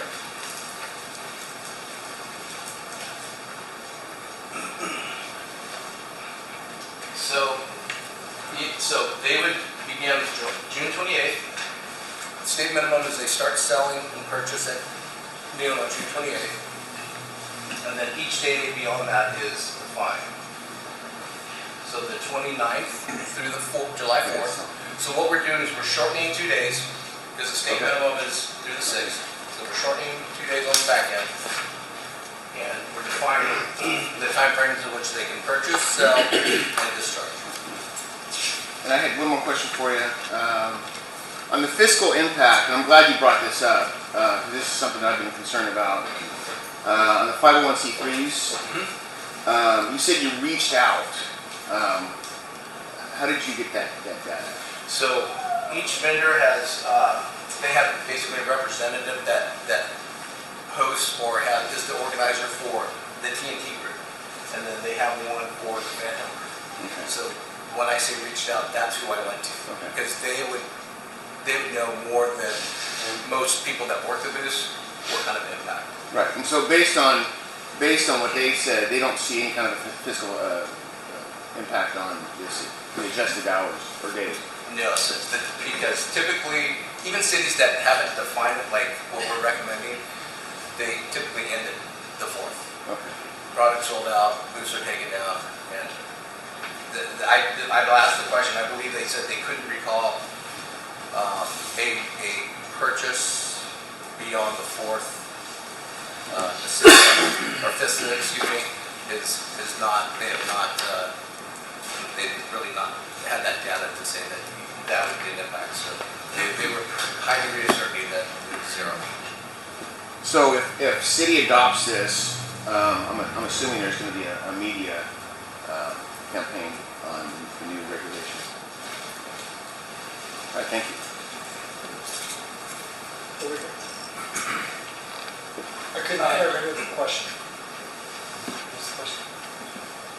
The question I asked was if we do adopt these new rules, whether or not there's going to be a media campaign on what this 4th of July is going to look like. Yeah, absolutely. We'll do it very similar, but we'll incorporate, like we've been doing, the media outreach for both radio, paper, social media, and hit those components and fold into the regulations associated with it if that ordinance is approved. I wonder if we were to approve this ordinance, I wonder what there's any legal ramifications of actually advertising that on the firework booths, if we could do that when they're actually purchasing it. Isn't there well, I'm not sure, I don't know about that. Okay. So, excuse me, Mr. Go ahead and read. So if the new purchase and the use restrictions are passed, whether or not they can be posted on the firework booths as the patrons are purchasing, saying new this year. You know. Once it's been formally adopted, it's in place. Now it's city law. We absolutely could post that on the booths. Okay. Yeah, it's no different than, I guess it was the first year we did the social host was Safe and Sane or Feel the Pain. Does anybody remember that? Those posters were at every booth. Okay. Mike? Yeah. How do we handle celebration fireworks throughout the year? That's a good question. So with this refreshed language, it does address it. So you would only be able to discharge during the 20th and 4th at those specified time frames. Currently, it's 4th of July year-round, as long as you bought it within the allowable window. And currently, it's the 28th of the 6th. That's state minimum. Thank you. So, New Year's Eve, you know, that's a special event. Fire recognition, that's permitted, so that's completely different. This is Safe and Sane. This is not dangerous fireworks. Dave? Thank you for your research too. Dave? Oh, sorry. Go ahead. Jesse, question for you on the ordinance. We have a current noise ordinance right now in the city anyway. What's those hours? Isn't that like 7 to 10? 10 o'clock, I believe. Because there's a code enforcement guy here. I believe it is 10 o'clock. and I think it starts at 7 in the morning, correct? Because you can't go on your neighbor's job site and start pounding hammers at 5 a.m., I think, correct? Yes. Okay. So my question is, it's not a big deal the 4th of July when it's on a Saturday. But some of the feedback we get is from, it's on a Tuesday and people have to go to work Wednesday morning and fireworks are going off. It seems like it would almost mirror and it would be simpler if it mirrors our noise ordinances to where you can't set them off before 7 in the morning and you can't set them off after 10 at night instead of having this variance out there. So, absolutely, and that's up to the policymakers. So we kind of looked at it like, if we allow till midnight, they're going to go to 1. If we minimize it to 10, it's going to be 11 to 12. So that was kind of an in-between shot, 11 o'clock. Most people in my area will be up that long in this, discharging their fireworks. But absolutely, we can look at that and make it a little simpler. That's really up to you guys. Anything else? Jesse, you want to explain that there's 2 ordinances that we'll be looking at? One is this portion and then the next portion? So the fireworks frustration is very well heard with the public safety divisions of the city. So this was an attempt to basically modernize our existing safe and sane language. The second leg of it is now we're talking about dangerous fireworks and the social host that we have. So that's a little more complex. Again, I got to give credit to our city attorney because his colleagues had done some research. So as we were first version putting this together, the recommendation was, hey, we'll just double the fine. Make the individual feel the pain a little bit, change behavior, don't do that. Well, what we found, many things, but then I'll let Shannon kind of go into depth with that, but is that we can't just double the fee without some justification. At least the cities that we surveyed, and actually, some questions, just in case that question came up. Oops, that's the wrong way, sorry. So you took those out. Okay, sorry. Yeah. Well, I was prepared for that. So we did some comparable cities, and we could not find one that would start off at 2,000. However, they compound. They start at 1,000, second offense 2, third offense 3, 4, whatever. There is a city, Fortuna, I believe, that started off at 5,000, but there's a question. Again, I'm not a lawyer, so I don't want to speak on legal matters, but what we have is good. but in order to increase the fines, we may have to do it in offenses, first, second, third, maybe. But again, I'll let Shannon explain that piece. Hopefully that answers the question. Did you want me to jump in on that? I'd be happy to. I had the slide, but We just wanted to make sure that we understand that this is a safety same ordinance, and it will also be coming back to clean up a little bit of the social host ordinance. Nothing significant, but to take it from a resolution into an ordinance. Yeah. So you will see two separate ones that are distinct, but it's minor cleanup on the social host. So it was done back in April, May of 2017, and it was done by resolution. So as you search for it in Chapter 5 of the Fire Prevention Code, that has basically all fire law stuff. It's not in that. You have to find it by the resolution number. So we can clean it up, put it in Chapter 5 under the dangerous fireworks section, as well as amend this one, the safe and sane, to clean that up as well. And it's all where it should be. So, last year I remember a lot of discussion about this, and I think one of the council members raised the question that those who are practicing buying from the vendors was safe. The concern was people who were bringing bootleg fireworks in that were more dangerous. Is that what you're talking about around the social piece? Yes, the social host is the dangerous fireworks component. So that every city, pretty much border to border, has and they've experienced this exact thing. Last year, the year before, I sat on the League of Cities, and this was one of the biggest complaints. And out of all of that, there was no, solution. It was just we tried to do these certain effects to minimize the danger for the public, minimize dangerous fireworks use. And so drones were an issue, and there was problems with taking, exact footage when the flash goes off because it wasn't clear. The social host program was beneficial to public safety because in order to cite for a misdemeanor, it has to be witnessed by a peace officer. This ordinance allows for you to witness the location and issue a city citation for that property or that occupant. That is really the piece that made it a little simpler just to go city violation, then take it through the health and safety code and section violation and the court proceedings. All right. Any other questions?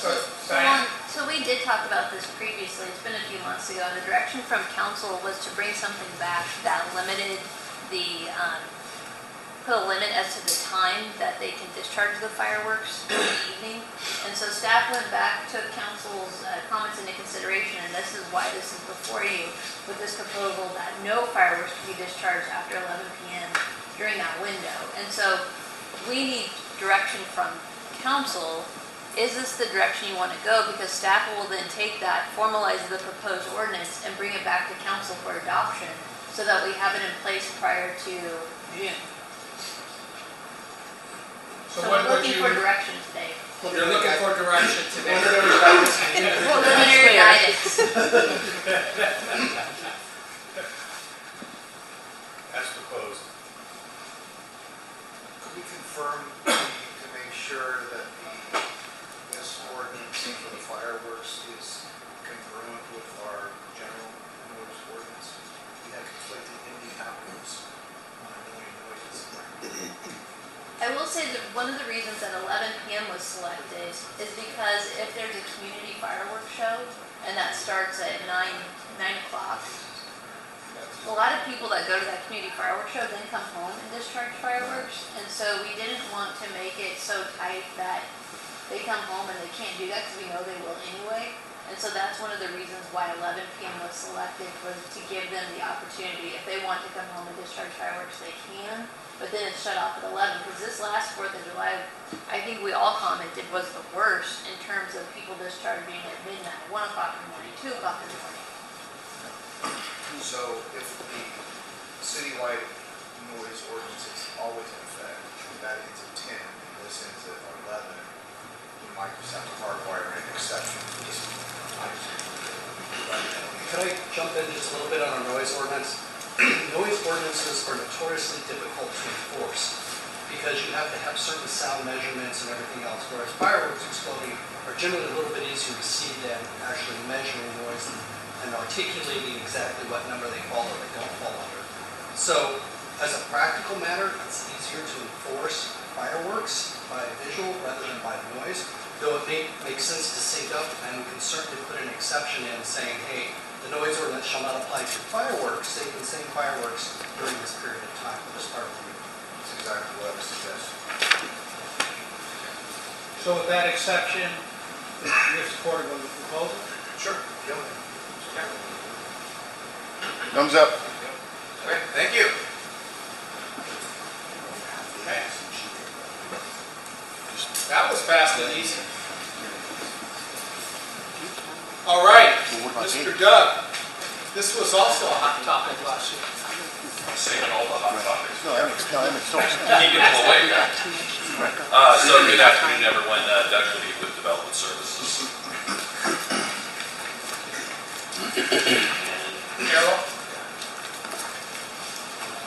So it says boat RV storage. I also would put utility trailers in there also. This is actually a continued discussion from August where we touched on this at a workshop. And it was our initial feedback from council that you wanted to consider some potential changes. So we're going to go through those. We're going to go through briefly what the existing code says. But to try to make it easier on council members as we go through this, we have the proposed revisions we'll put up on the screen. But in your binders at this item, there's a handout that's in there and it lists out the definition and the standards where you can look at that as a whole, instead of just a few seconds up on the screen. So the existing municipal code, the requirements for keeping of RVs and utility, typically we're looking at the standards would apply to private property. So that's where the standards would kick in when you're within the right-of-way, the streets and highway code typically applies. So the current rules in the code tell us if you park an RV on your private property, that it needs to be back behind the front wall of the home and needs to be screened to a height of 6 feet. And typically that's back behind a front fence. That's what we normally see. So if we have some pictures of what code enforcement typically sees out there in the wild. There's some of the, see utility trailer, a couple RVs.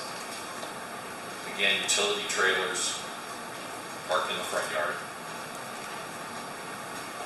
Looks like you have a nice barbecue there with a not so good blue tarp.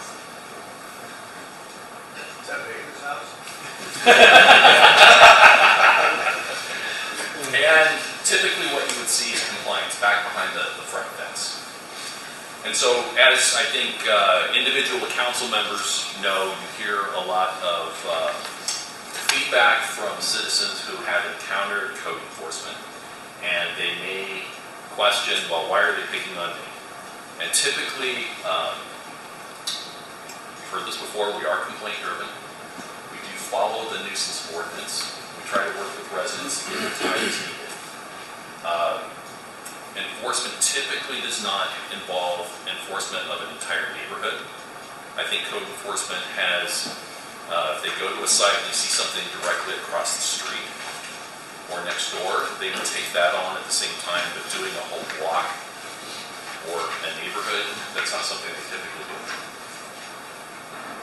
So potential revisions, and these revisions would establish some guardrails to be able to allow a person to park at either an RV, and so we have a definition up there, as well as potentially, depending upon the feedback we hear, a utility trailer. The definition for utility trailer we actually took from, instead of coming up with a definition of our own, we just pulled one from the DMV. So that's what we did. So parking areas, in order to be able to park your RV in your front yard, is Has to be surfaced with concrete, asphalt, or have an all-weather surface. That's kind of the question for the group is, are we okay with gravel, or do we want it to be asphalt or concrete? And very important, doesn't result in stormwater runoff onto neighboring properties. New driveway connections, if you have to put one in, you need to get an encroachment permit from the city prior to construction. Parking shall not occur in front of an existing home's living area. So that means parking, concreting over your front yard right in front of your living room and parking your vehicle there. That shall occur in front of an existing garage or front side yard area. Parking shall be approximately perpendicular to the existing street and shall not be angled. So what we mean by that is you kind of back straight in, you don't angle across your driveway in order to park your RV or utility trailer. Setbacks, a minimum of 12 inches from the back of the sidewalk or edge of right-of-way shall not be artificially raised or angled in order to meet that requirement. Establish a height of no more than 12 feet. Utility connections shall be temporary for servicing only, up to 7 days. Covers shall be fitted and in good order and untorn and no tarps. Trailer, boats, RVs, and utility trailers kept free of excessive accumulation of leaves, cobwebs, miscellaneous debris. Don't create a sight hazard, sight distance hazard, so backing out of your driveway for your neighbor, blocking their view. Do not create a public nuisance as defined by our municipal code. And if you can't meet those requirements, then you would have to either park the RV back behind the front fence, the way that the code is written now, or you would have to go pay to store your vehicle at an approved location. And so really, for this discussion, we're looking for some feedback, one way or the other, maybe some new ideas. So we could take this, and if the council is still in support of that, we could package that up and bring it forward for consideration. That would have to go to the planning commission first, and then to the full city council. So with that, happy to answer your questions. I do have one question. So as far as parking in the backyard, is there a limit of the number of trailers, whatever? Is there a limit of how many you could stack in your backyard? Good question. The first thing I would ask is, are they registered to the owner, the person who's living? First thing I would check. Make sure they're not creating their own kind of RV storage facility. But no, there's currently not anything in the code that would limit the number. So for example, if you have a larger property, you could, in theory today, park a boat back behind your fence, and then if you have a camp trailer, you could also park one of those. But keep in mind that the amount of properties that could accommodate that a large number of vehicles is fairly small. I mean, unless you are taking up your whole backyard. Thank you. Yeah, I would just say we've ran into that here and there. You know, you guys think of the Walton Avenue property the other day, and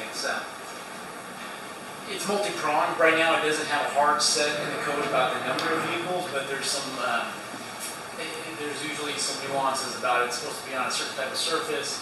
The registration of the vehicle, are they RVs? You know, is it, you know, the uncle's RV that's out there dilapidated, or is it associated with a business? So usually there's nuances in the code that we can get to that issue, but right now there isn't a specific number. Other questions? Yes, sir. Doug, I just got some questions going back to the type of trailers and such. I want to make sure I read that right. You kind of, carved all that out, but it said it's personal property, not commerce, or designed for use, transportation of livestock, and doesn't exceed a gross weight of 10,000 pounds. I don't park my horse trailers in my driveway at home, but if I'm reading this, I have one horse trailer that really none of this will apply to. Is that correct? Because it's less than 40 feet long, it's less than 10,000, and it's designed for transportation of livestock. So technically, I could just back that sucker in as long as I'm out of the right of way, I'm good to go. And that's what we want to have this dialogue and back and forth to see what the council's feelings are. I'm trying. Am I reading that correctly? The way that's written, is that the interpretation, or does it encompass those types of trailers somehow? I mean, of course, livestock of 10,000 pound might be pushing it, depending on the size. But if I flip back to the pictures, if you would, Doug, the non-compliance. So the current, I mean, the visual, I think, is worth what we're talking about here. So so to back up on what Doug is trying to be consistent. The reason we're here is we're trying to be consistent on why we're picking on one person versus the other, and then the priority for the code enforcement. And we've had this disparity on somebody who's got the $80,000 boat tucked in against the, it looks nice versus some of the junk. And so we're trying to find that balance. So maybe go back even farther. And so what the code is, just so we're all clear, what the code that we're showing you, the potential revisions is, some of this would be legal. So so that boat in the middle, it wouldn't, because I think we're calling for what, a foot setback? What was it? Yeah, 12 inches back. 12 inches back, and it'd have to be on a weathered surface. But if it's 12 inches back and they put some concrete strips down or widen there, that would be legal. Yeah. No, I'm with you there, Ben. It's just for clarification back to that, because there's a lot of people that have livestock and horse trailers, and I see them up and down Gray Avenue, up in different neighborhoods. People have their livestock trailers. They are parked at the house, or they bring them home, and it's not covered by this. Is the point I'm trying to make. Did I read that correctly? That they're not covered by that. It's exactly the opposite, I think. Okay. If you have the lighter livestock trailers, this is covered, and it would provide greater access. In other words, they'd be able to park them in the front versus now they can't.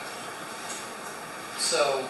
Okay, that's what I'm trying to get my confusion, because I read that utility trailer and it says not used for transportation of livestock. It's like, are they exempt? I'm trying to get clarification from you on that point. Yeah, it looks like that. We're calling out livestock, so we might have to cut that out. Yeah. The horse trailer. We can certainly do that. Okay, that was one of the concerns there, because we see it. You know, I'm not going to bring my huge trailer in town because it won't fit, first of all. You know, but we do need to make sure that's addressed, because we are surrounded by ag. And I could see people potentially bringing those home, and they're just like an RV or a utility trailer. Yeah. No, we can, this will be our definition, at least for this discussion, this utility trailer definition comes from actually the DMV. Okay.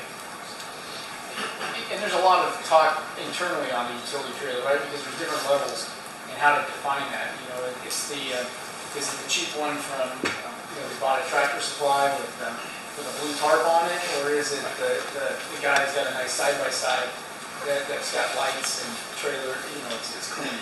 And so trying to find that balance, because we don't want, I'm struggling, maybe flip back to those pictures, is that, we could cut the utility trailers totally out of it, but that's what a lot of is going on. It won't be allowed. No, I think we need to address it, because that's not right either. That creates problems. We need to be very consistent.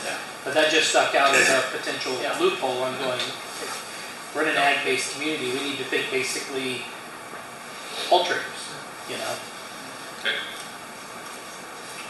Mike, I think Councilman Pasquale might be in violation here. I'm a general contractor, and I have a utility trailer that I pull into my 40-foot driveway up in front of my garage. I leave it there, I'm not using it all the time for weeks at a time. But I think from what Ben just said, the definition, it qualifies because it's in a designated area, in a prescribed driveway, access, on cement. Okay, that's just commerce. It's used for commerce, however. Yeah, that's what we're trying to allow, I guess, with staff, is trying to have that, because everybody's out of compliance. We know they're out of compliance, and so where do you start and stop when somebody calls to complain about their neighbor? And so that's what we're trying to hone in. I don't know if I'm struggling a little bit if there's a way to tighten it up for how much rust or blight it looks like, but you're going to get both with the change. You're going to get those those clean trailers that are enclosed, that look sharp, versus some of those? So is the theory here that if Claire and I open up a flooring deal, that's for commerce, and that trailer would not be allowed in a residential area? No, let's go to the definition. I think it is allowed. Livestock is the only one that opted out. Not in commerce. Not in commerce, yeah. So not a business. So, we probably need to fine tune this one. We just pull it from the DMV. Yeah, I understand, but I guess you probably want to know, we want commercial trailers parked in front of a residential house. Correct. Exactly. That's the kind of feedback we need. Yeah. Right. The landscape trailer, the contractor trailer, services. I guess fundamentally, I want to go back to the beginning of this thing, which is the inconsistency. And I think this is headed in the right direction. But what I get blown up about is person A on the west side of the road just got a complaint. Person B on the east side of the road has the same thing, and your guys get stuck in the middle of how come you're not dealing with that. And so, I'm looking for some resolution to that, because that's what seems inconsistent to me, and I agree with the person that says it. Why are you making me change when the guy 3 or 4 doors down isn't going to have to change? I don't want to have to complain on my neighborhood. That's what we're forcing people to do. Is this a step in the right direction by permitting more of that? Yes. Is there always going to be gray area? Came from a world where there was code enforcement. There's always going to be some gray. It'll never be totally black and white. But somehow or another, we have to introduce some consistency, because it's not fair to the code enforcement officer who's probably getting an earful. And frankly, I'm tired of getting an earful on the inconsistency.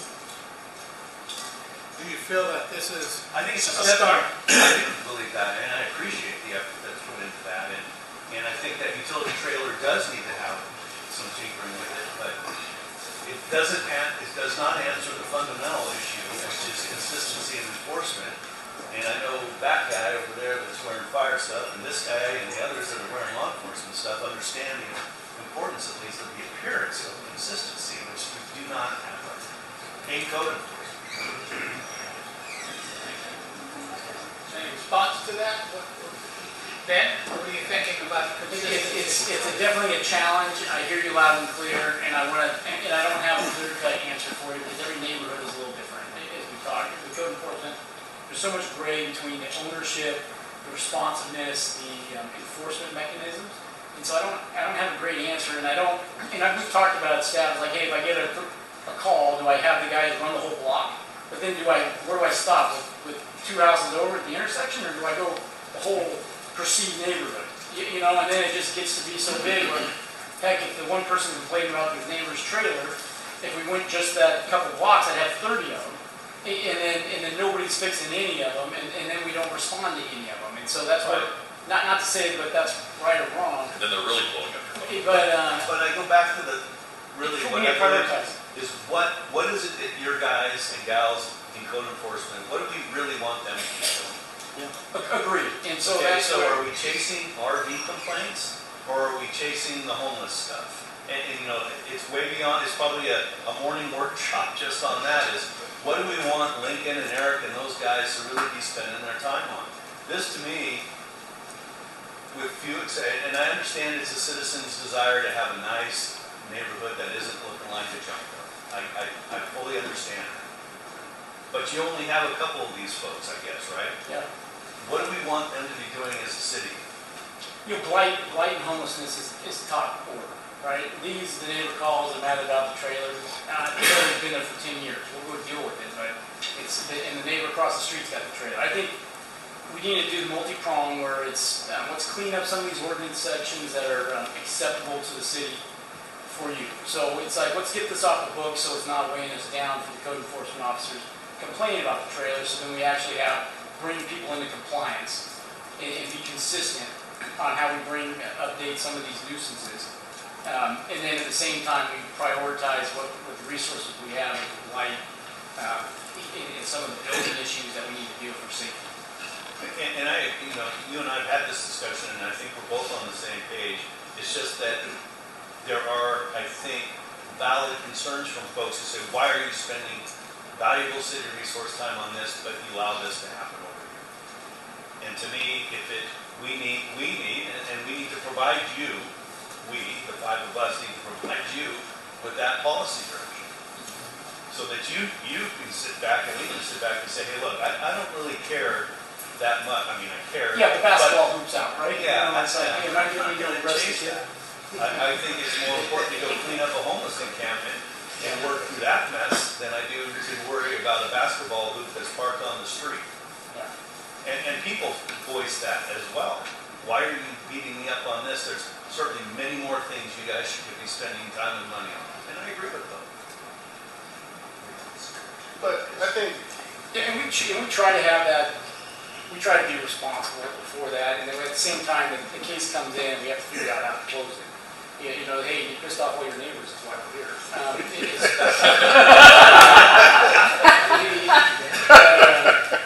agree. That would definitely help me. If we go through, we can bring some of those, you know, the majority of the calls, you know, YC 311 usually reflects it, but, you know, it's safety, it's the homelessness, it's the blight, and how we tackle. And code enforcement, like you said, is gray, and there's a lot of complications. I think personally I would feel much better addressing a citizen complaint than saying, hey, look, we only have a few code enforcement officers, and right now our priority is for them to go assist whomever's helping the homeless get to a different spot and clean this up. And then say, hey, look, your RV is an important thing to us. We'll get to it when we can, but it isn't our top priority. And again, that goes back to us. And I appreciate that, because I mean, that's what it helps give me a little time. Absolutely. And how to maneuver resources, you know, because that's where a lot of people will complain, hey, I just sent that in a long time ago and you haven't taken action. But yeah, I appreciate that, and we can definitely bring that forward to the group. But everybody says that, but at the same time, hey, guess what? I'm going to hear screaming about their, you know, my mother-in-law's got this trailer parked down in front of their house, and it's the size of the moon, and it's been there for 2 weeks that we got to go deal with. And so we'll have to figure out that balance. But I appreciate definitely from the group if we whittle down, you know, priorities. A lot of those priorities is we don't want to ignore code enforcement. Yeah. But so budgeting your time, if it's 30% probably 30% roughly of the time to be spent on that versus the other stuff. Now we have all these people. Same thing with the traffic violation. When you go up there for a tail light or a seatbelt or whatever, well, this is really what you're spending your time doing. When you have DUI and everything else out there. Well, yeah, thank you for bringing attention to it. And then the analogy I used to give, well, why me? Everyone out there is speeding. Well, you're out there pheasant hunting, and 10 pheasants come up. Which one do you shoot?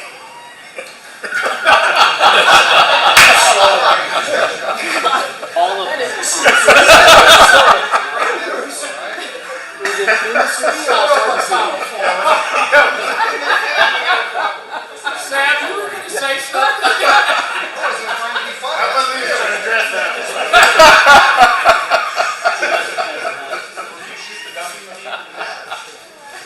This is a captain in a highway patrol. He probably doesn't shoot very well as it is.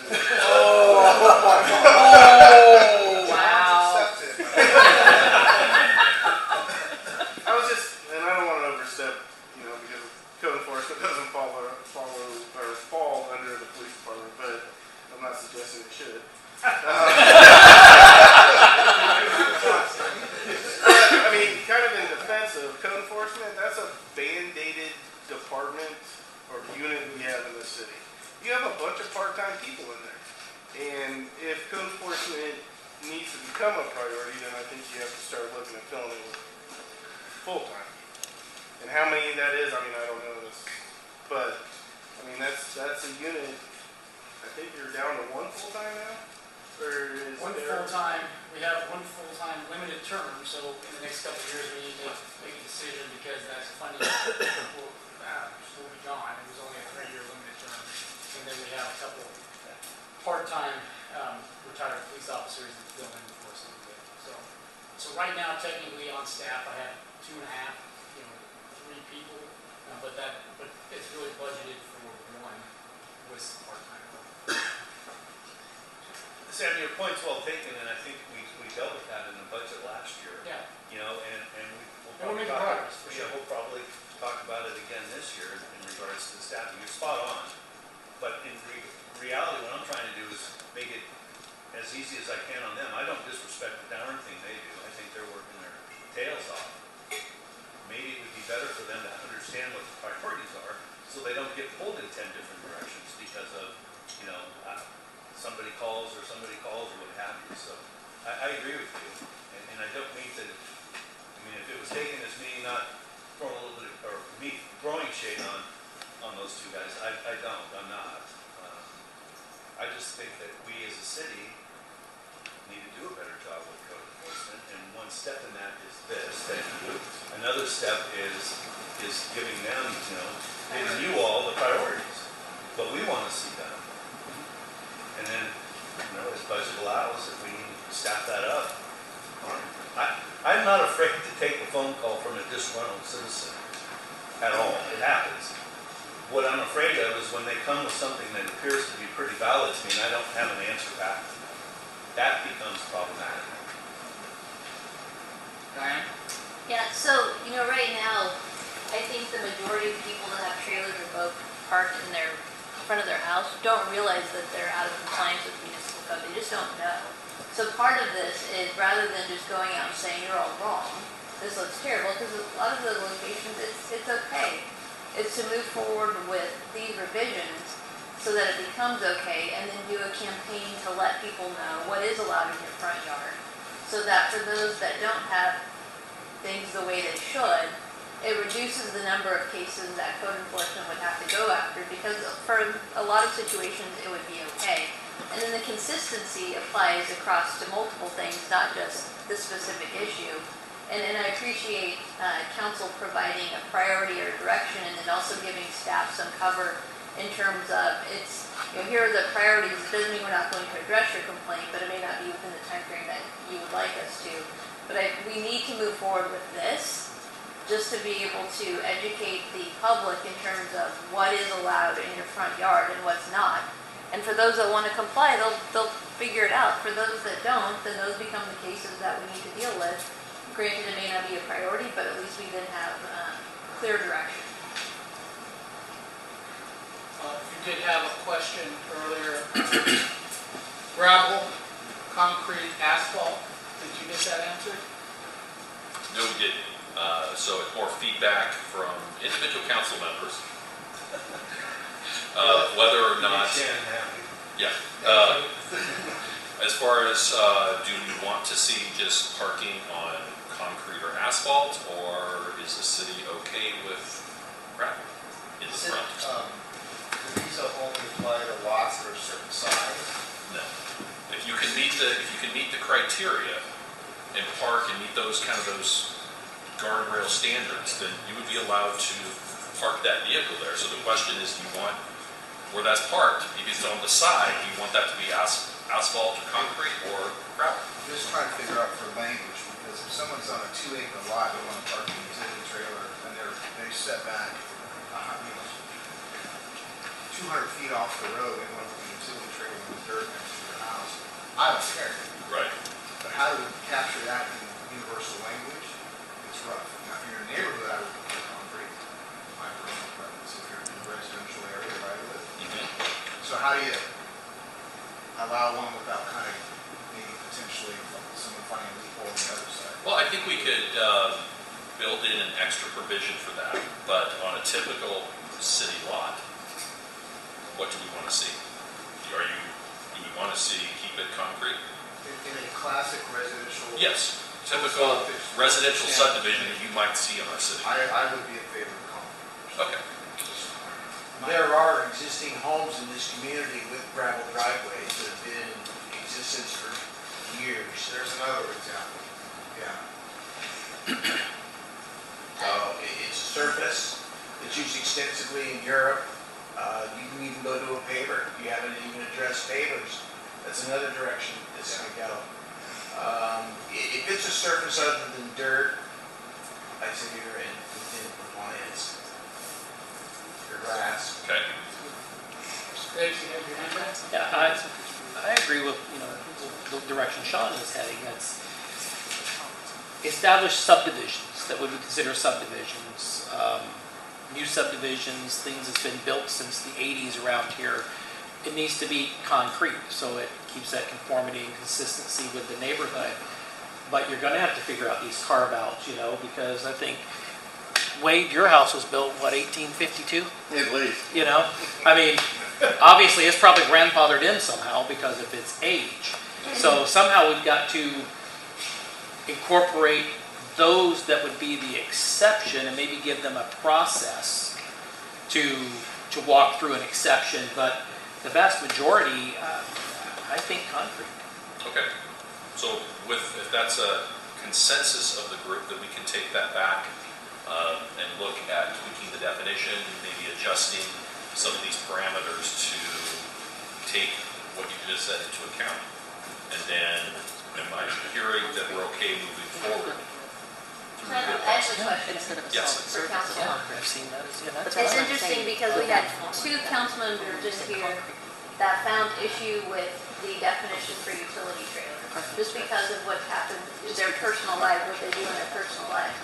And I'm wondering if council would like to take this topic as a discussion item at a regular council meeting or a special workshop and invite the public to come participate in this process. Because if we say concrete, we're not going to end at concrete. You're going to get so much feedback from property owners as to how expensive it is to go concrete their side yard so that they can park. And they're like, I have base rock, it's compacted, I'm not tracking onto the road, why can't I park on the base rock? I've been parking my vehicle here for 20 years. What's the problem? So I think that this is one of those issues that has so much gray area. There would be benefit in getting feedback from the public because this is one that's going to generate a lot of complaints no matter which direction you go if we truly address this. And like I said, there's a lot of people that want to comply. The harder we make it for them to comply, the more difficult it is. And there's a lot of situations where it's fine. So just putting that out there, looking for feedback from council as to what you would like to do.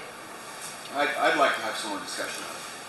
I would, to your point, because it could get really expensive, and folks that are meaning you're putting them at a disadvantage. So I would like to have more discussion.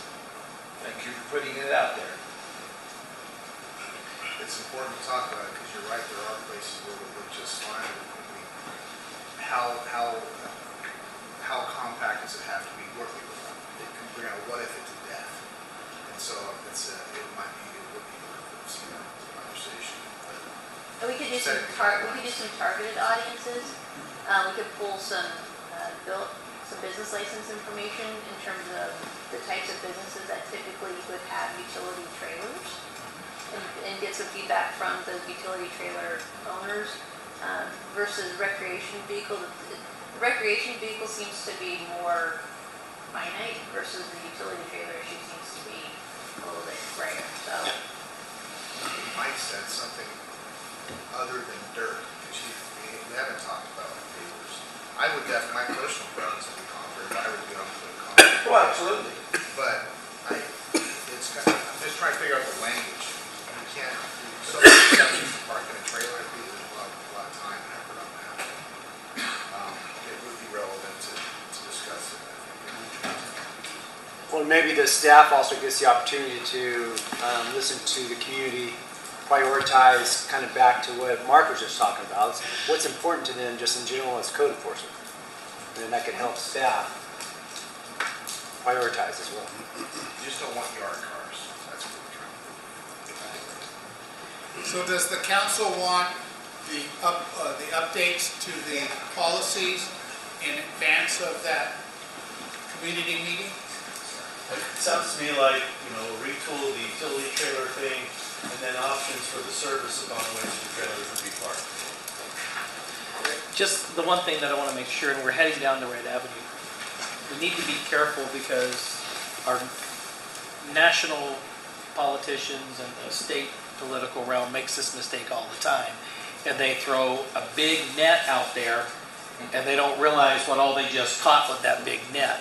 So moving slower on this to get all that feedback, then that was a great idea, because I want concrete as well, but then how deep's the concrete? We were just talking, concrete strips over here, so you just need the tube, but then how does that, is it going to have erosion? You're going to have issues with, the 3 foot of grass with a trailer sitting on top of it. I mean, there's tons of questions, so I think it needs to be well thought through with the hierarchy of not overburdening code enforcement and making it actually as simple as possible. Because a lot of times, Sean, would you say we overthink it? And if we overthink it, we can get down way to the weeds to where there's an exception for everything and you're arguing with everybody. It needs to be as simple as possible. And we're not after the person that's parked on gravel that's been there for 20 years. We're after the pictures you showed that, the Chiefs barbecue with a broken blue tarp on it. That's what we're after. I want to put a basketball hoop in my trailer. Covered by a broken blue tarp. All right, Ben, Doug, you have enough to go forward? We do, and I did probably want to clarify that the goal is going through this effort is the standards, whatever we land on, is ultimately going to eliminate a lot of what are violations today, and that would actually free up code enforcement to do higher priority items.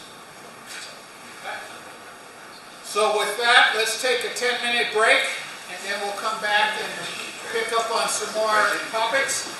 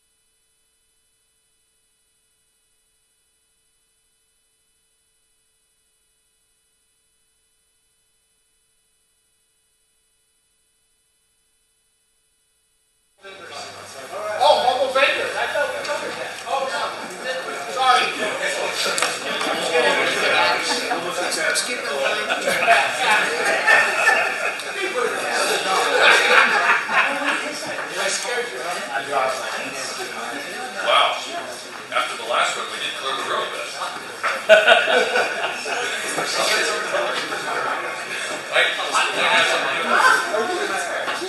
so since we had so much fun with RVs, boats, and trailers, we will now move on to mobile vendors.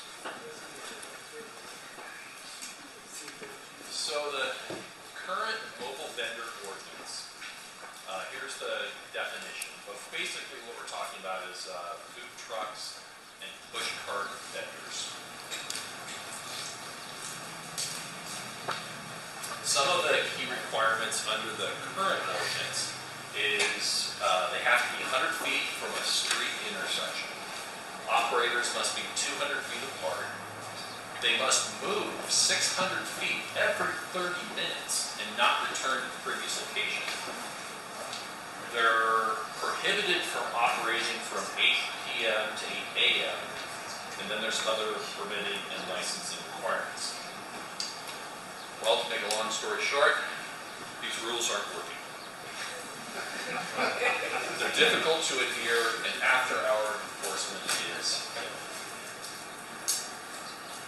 So today, they have to obtain a zoning clearance, a business license. They need environmental health permit for being a mobile food facility, insurance, commissary. We try to ensure a safe distance and location. The 100-foot enforcement is variable based on location. Based on complaints, staff works to limit time at each location to twice a week, not enforcing the 30-minute restriction or time of day. We then have a different type of vendor, which is the open air vendors, and these are typically the people that aren't moving. We put down flowers, strawberries, phone vendors, etc.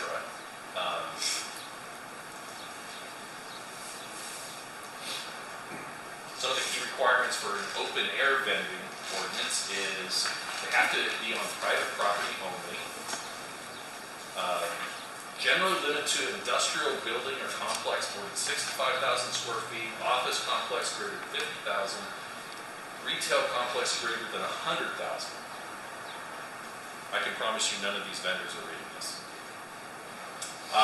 If proposed within 400 feet of a business selling a similar good, the vendor must receive written approval from the potentially affected business. Not happening. The city has not processed a permit for these due to the cost and the time involved if they were to pursue a use permit.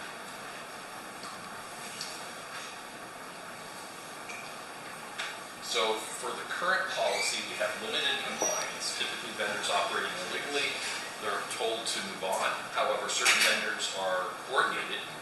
Everyone has a cell phone. And so they're talking to one another, and it becomes hide and seek, cat and mouse game, trying to achieve enforcement.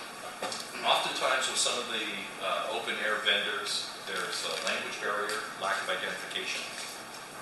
Complaints typically result in vendors being told the operation isn't allowed at a specific location and to work through the permitting process.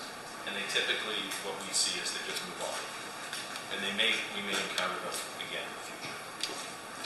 But requirements are difficult to adhere, and after hours enforcement is limited.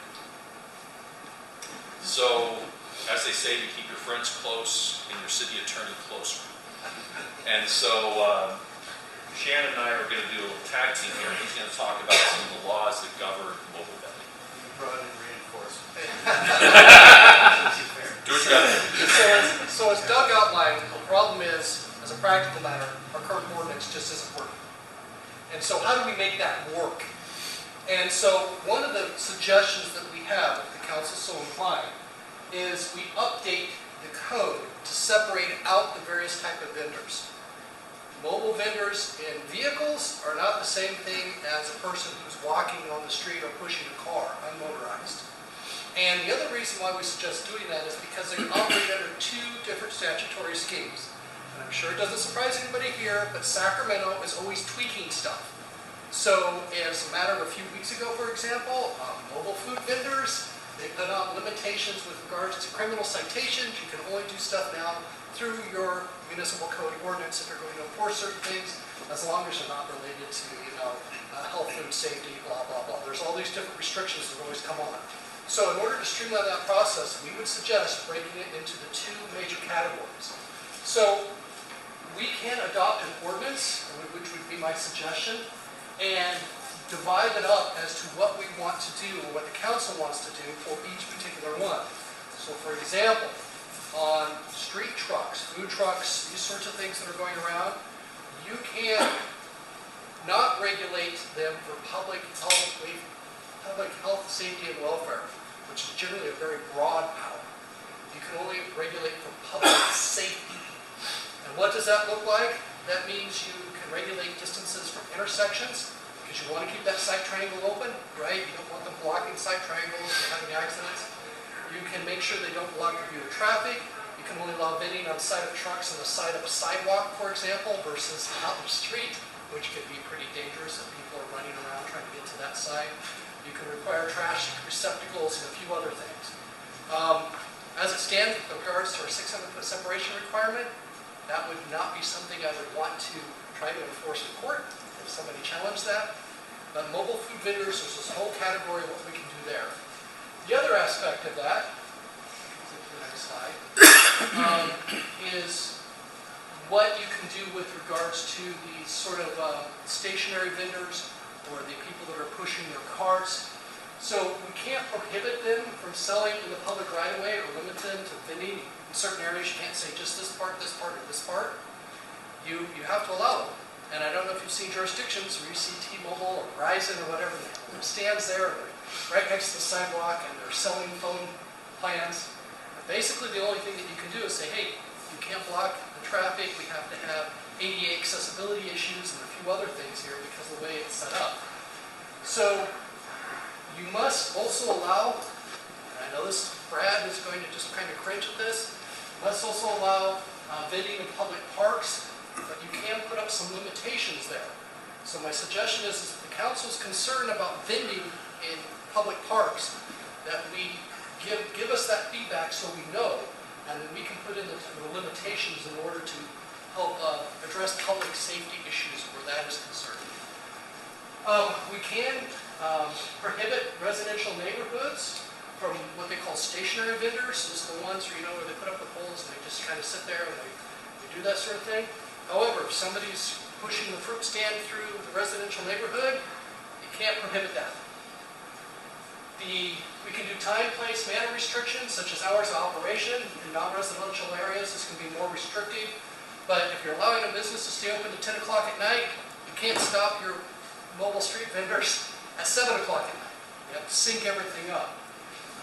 There can be sanitary requirements, ADA compliance. We can require certain permits and licensing, and submit certain information regarding the business. And we can also prohibit them from going to flea markets or these other events where they think there may be a lot of crowds that have been set up with a temporary use permit or something else, and they basically come in order to try to make business, side business from that. So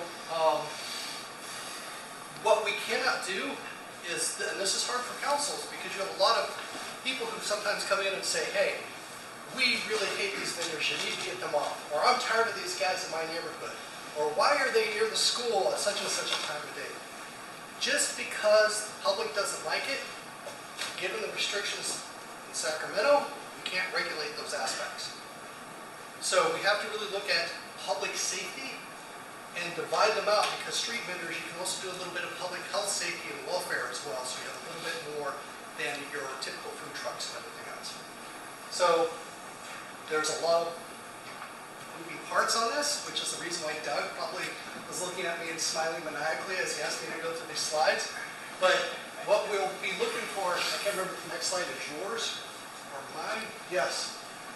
What we'll be looking for is finding that balance and getting the feedback from the city council. So what would you like to see? Would you like to see mobile vendors and street vendors split out? Do you want fairly strict restrictions on them? Do you want flexibility on them? What are your primary concerns? How would you like to approach this, if at all? Because the current system, as a practical matter, is just not working. You have anything else to add, Doug? No, I would say that, you know, having to move every 30 minutes was never a requirement that a food truck operator could adhere to. Whether the length of time, you know, providing, we already know how they're operating. Just go around noontime over to Yuba City High. You'll see the food trucks lined up there. They stay for a little while and they move on. But right now, technically, all of that's illegal. So, the other thing we hear from the food truck operators, and Shannon, you touched on it, is the being cut off at 8 p.m. We hear from them that during the summertime, people are out doing activities. They may want to go visit a food truck after between 8 and 10 p.m. And so I know they would like that opportunity to be able to stay open.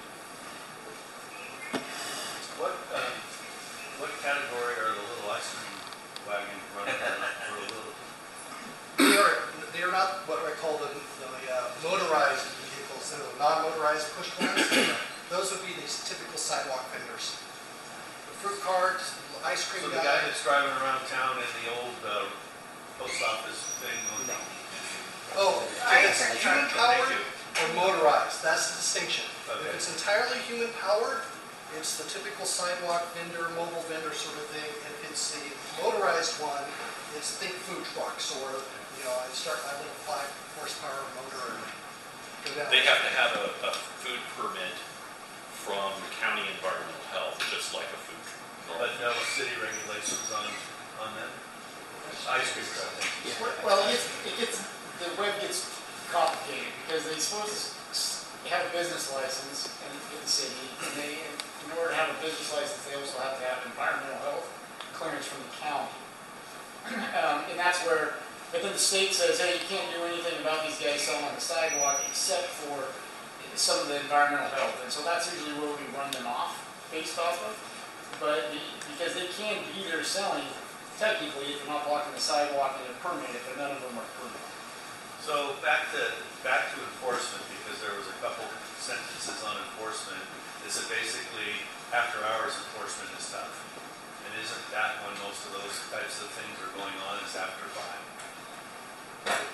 So I mean, in practicality, how's that handled right now? Does he go to Brian's shop? Does he? I mean, you guys aren't working after 5 typically. So what we've started to do is have some of the guys, with part-time guys, flex their schedule. So we have a guy coming in, starting a little bit later so he can work Friday nights late and come in on the Saturdays. Is it 100% of the time? No. But we're trying to do it more regularly, so at least a couple times a month we're picking up some. And we don't want to just have them on all day Saturday, because usually what happens is they spend a couple hours and they take phone calls. And hide and seek. It's hide and seek. And so, but code enforcement side of it, we're trying to flex to find some of them. But the struggle is code enforcement tells them to go away and they just come back the next day. And so Brian's shop is when I need that immediate response and I don't have anybody available. We definitely work with PD when available, and he has the resources to say, hey, this is an important one, it's getting too big, getting out of hand, can you have somebody go by? But they turn up a week later somewhere else.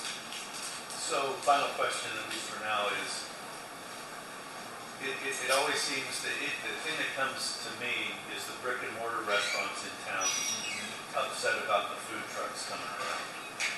And you know, I guess at the top of this discussion is, is it reasonable to allow food trucks to come in?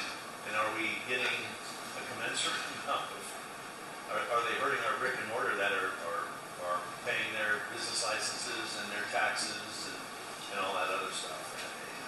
I don't know, I think it's probably more of a policy question than it is to you, but I mean, that's the stuff I get, is a restaurant owner saying, hey, so-and-so's down at the town square, and you know, why are you guys allowing that?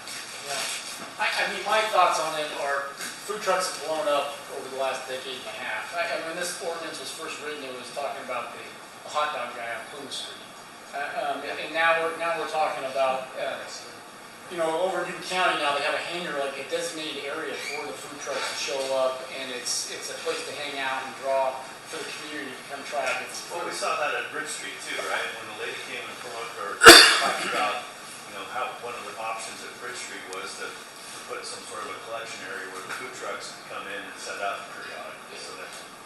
we've even talked about that maybe at a park, renting out the space and doing it. And so and then when we look at different agencies to see if we can copy some different models, it's interesting because every agency is the full spectrum. Down in Woodland, I'm hearing that they put a cap, kind of like what we do for the fireworks booths. They say, okay, only so many permitted food trucks for this population, but then we're seeing those food trucks come up into Yuba City. You have, I think we need to put some guardrails on it because to me it's really unfair for the guy that just wants to show up on Highway 20 and he works out a little kickback deal with one of the businesses and he takes up parking space and has a 24/7 every day of the week setup. So I think there needs to be some guardrails. How many times per week in the same location? Because when does it turn permanent? And when do you need to? Now you're just bypassing all of these ADA, bathroom, all these rules that the brick and mortar have to attain to versus not. So I think we need to figure out as a group how to whittle that down to what's acceptable for us. The food trucks are here to stay, and then how do we update the ordinance to be what's acceptable for the brick and mortar and for the community? And it definitely expands. With staff, we could definitely start with something and bring it forward. We could talk about bringing it to different groups. Set up some sort of group with the brick and mortars versus some of the food truck vendors and get their input to try to fine tune an ordinance that lands somewhere, but it is, right now what we have isn't really enforceable. So they have a restaurant association now, right? Have we chatted with them at all about feedback from them, or is that just a group we probably should? I haven't. There was some initial stuff with the Economic Development Commission that we talked about, and I know I think through the chamber, through the restaurant association, they talked about wanting to review it, but I haven't provided anything as far as the structure yet. And if I could just flag for you, usually food trucks and their interrelations with restaurants are probably one of the top 5, top 10 controversial topic areas, right up there with public utility raises, trash, and maybe parks and facilities. Not that I'm, pointing so anything the out. Shannon continuous employment problem? I would just say that from the other jurisdictions that we've been involved with, we help other cities out from time to time, that food trucks have been definitely one of the big ones. And one of what we've seen as a practical matter is the restaurants all come in and say, you're taking away my business. And then the food truck people just come in en masse and they're saying, what are you talking about? We operate on we serve a different clientele. And then there's usually kind of a back and forth as part of that process. You can't, eliminate food trucks. They are protected, at least under state law. There's getting to be more and more protections for food trucks. So some of these communities who have cut back and purported to ban them no longer can. And then, again, how do you regulate people coming in from other communities and put a cap on them? And it becomes really hard to run them down. So at least what I've seen in other jurisdictions is ultimately it does not affect the restaurants as much as what they think they do. Because usually if I'm running out to get a taco at 9 o'clock at night or whatever it is from a food truck, I'm usually not the sort of person who would go inside and eat at a restaurant, for example. You're serving different client bases. Some communities also put restrictions on how close you can be to restaurants. So you're not holding that food truck right in front of the name of the restaurant, the Dancing Tomato or whatever it is, and then serving pasta in direct competition with them without having to have the same cost of ADA compliance, the restrooms, the brick and mortar costs that go with that. So there are some options available for you, but I just did want to flag specifically with food trucks, it can be a little bit of a interesting proposition.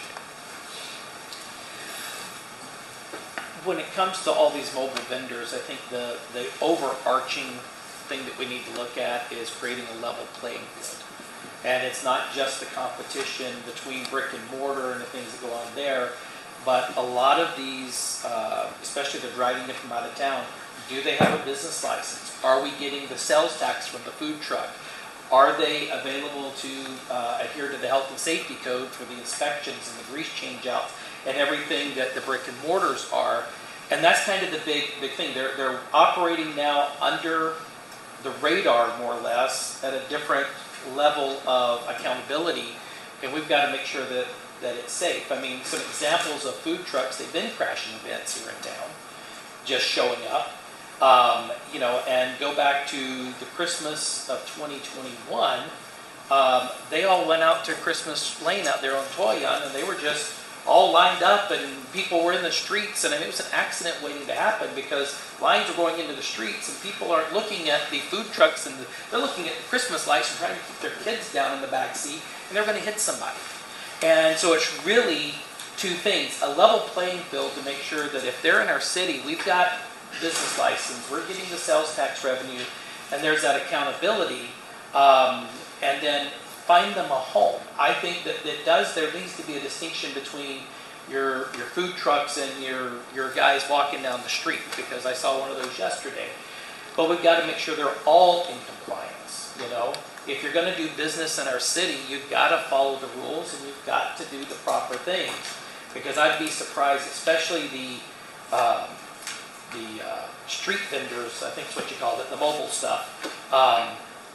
I'd highly be surprised if any of them actually have a sales tax license or business license or anything, because they just kind of roll out of the garage and down the street they go, and everything's cash, and you know, it's that underground economy at work.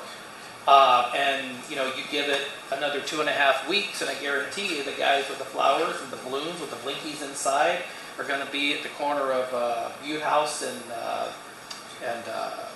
Stabler, and probably up at Gray and 20. And like you said, it's already illegal. They shouldn't be doing it, but they're out walking in the middle of traffic and everything else, soliciting. Somebody's going to get hurt.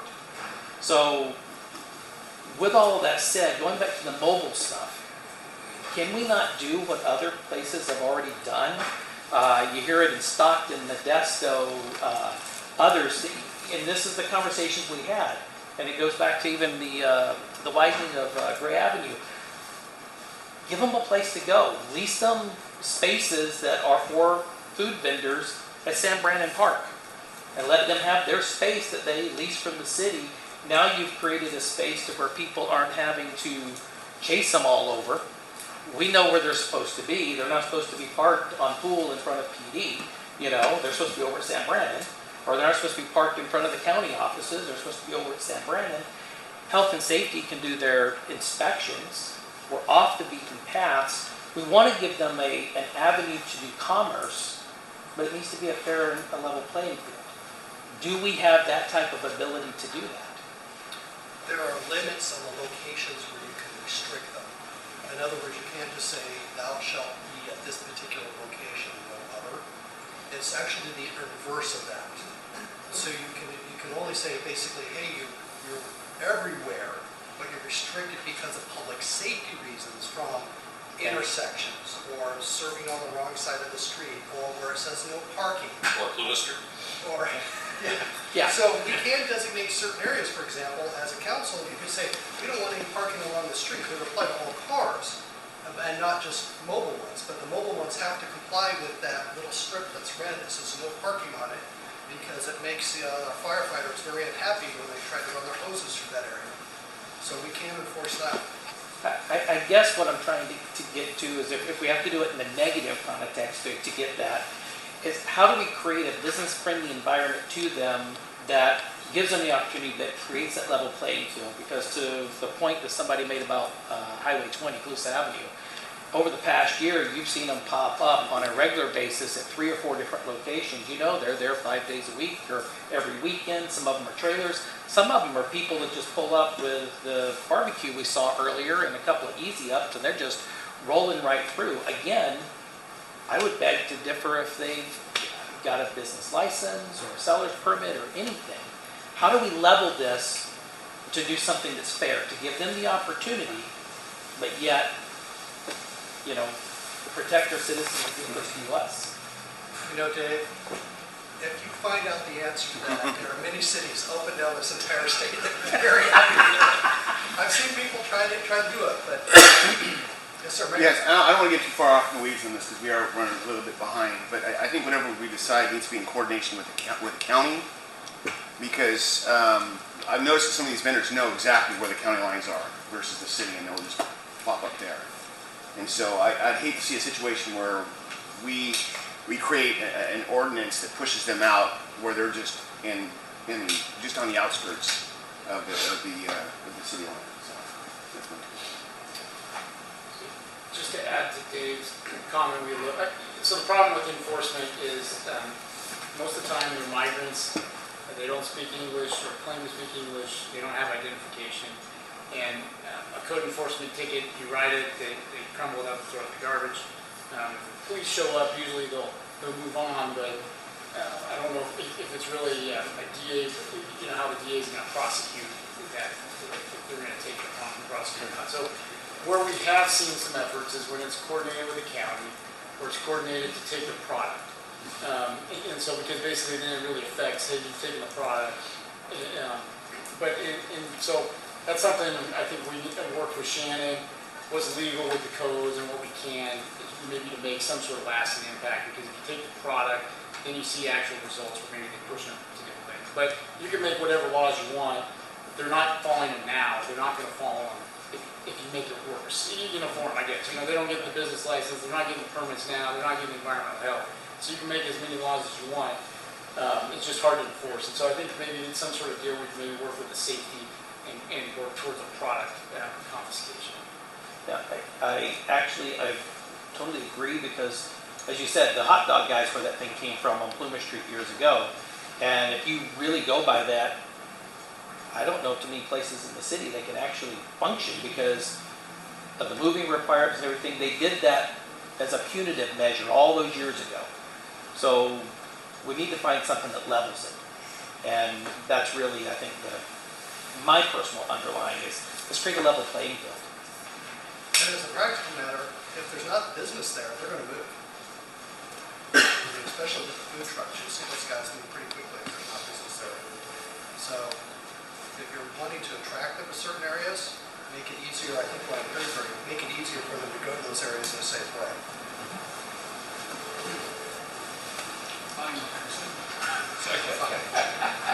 All right, and Doug, anything else you want to add? Any other questions? I'm not 100% sure which way the council wants to go on this still, because it seems to be like a fairly complicated area. And there seem to be a lot of different moving parts.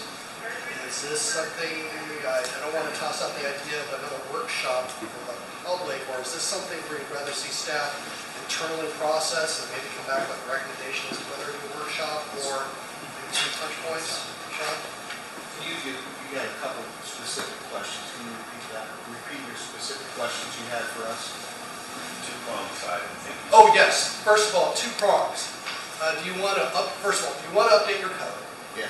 Okay, I'm seeing nods yes. Do you want to split it between the mobile vendors versus the sidewalk vendors? Motorized versus non-motorized, okay? Yes, we're down to this level. Then there seems to be some concerns with the motorized portion, the food truck portion, and as to what can and can't be done, or whether or not we want the restaurants engaged or the trucks engaged.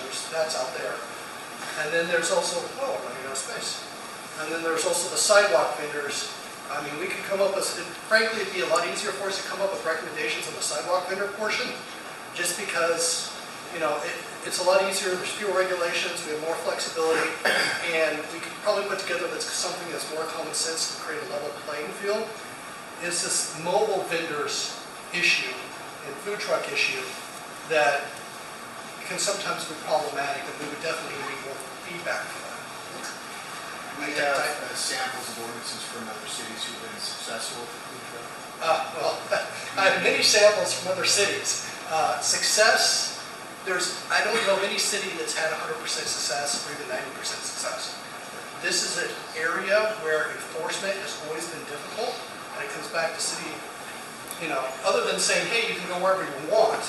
I mean, that's been very successful, except for, the occasional people getting hurt and restaurants going out of business and a few other minor little things along the way. But we do have some samples. We could prepare just 3 bullet point summaries of maybe 3 or 4 of those, or we could even look at jurisdictions between Doug and I and say, well, here's kind of the spectrum of what's going on. That might give you a better idea with regards to the mobile vendor portion as to what's done. I think also if we have some considerations to where we have fair competition, you brought enhancements on the cost of the parking lot. Yes. If we can put some language together that eliminates that, still gives them an opportunity to sell their costs somewhere else. Similar to what they did with in Marysville with all the hot-head businesses. it can be technically anywhere, but they put such restrictions on it that there's only certain places that they technically be. Right. We did something like kind of the flip side, right? The photo negative of what you're saying. That might work. I don't have a problem with these food trucks going to the high school and selling from the sidewalk side of the street to these kids. I just don't. I mean, it keeps the kids from walking down the streets and crossing the streets and everything else, and they're wanting that. I also don't have a problem, I'm sure where it came from, but if someone wants to, say, go to a flea market or farmer's market and provide an ancillary service, I'm not sure why that's a problem. I mean, these guys, if people won't go patronize it, they don't want it or need it. So why deny the guy an opportunity to do it? As long as it's done safely, properly permitted, health and safety, all that stuff. That's an automatic kick for everything. So, a couple thoughts for you. Thank you. And where does the guy that shows up in his van, throws out his Easy Up, puts out his tables, gets his barbecue going, where does he fall? Because I can give you an example tonight of where it will be and how it will be operating. And my question is how good is it? How good is the food? So Mike, I think maybe the easy answer is that type of operation is likely not taking place with a food facility permit from environmental. Yeah, they don't want to comply. The people that are doing this, that do it under the down low, Yeah. they don't want to comply because that's their economic edge.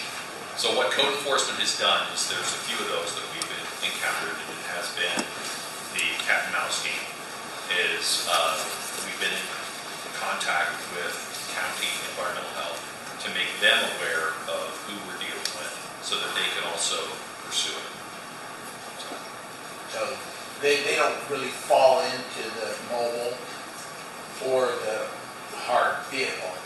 Right, they would not meet they're not going to meet the requirements for county environmental health to get a food facility permit. Okay. With the operation you just described. So based on the question you asked and what I heard from the council, the next step is for you all to come back with some recommendations, right? And maybe even some examples. Is that right? Is it recommendations, some examples based on, hopefully help me narrow it down a little bit as far as the recommendations go. And I know we all are probably just read offline between now and this. Okay. Thank you very much. This is a very intense process with a lot of different moving parts. So appreciate your flexibility on that, Councilman Briggs, and everybody about this. All right. Our next presentation, the esteemed.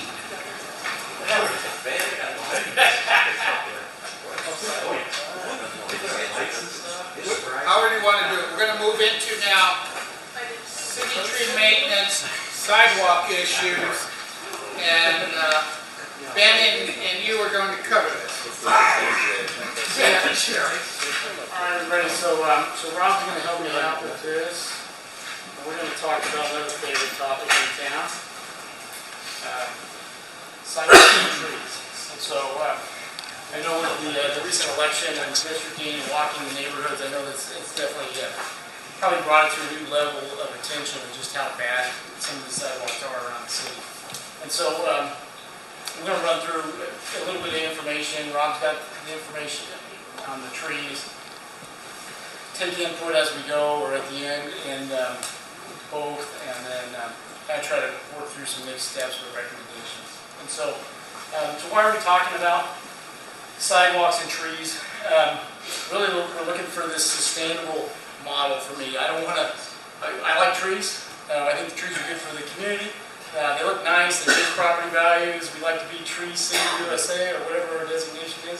And we want to promote sidewalks so that we have healthy living, quality of life, you name it. So we have that separation from the road, and we have nice neighborhoods.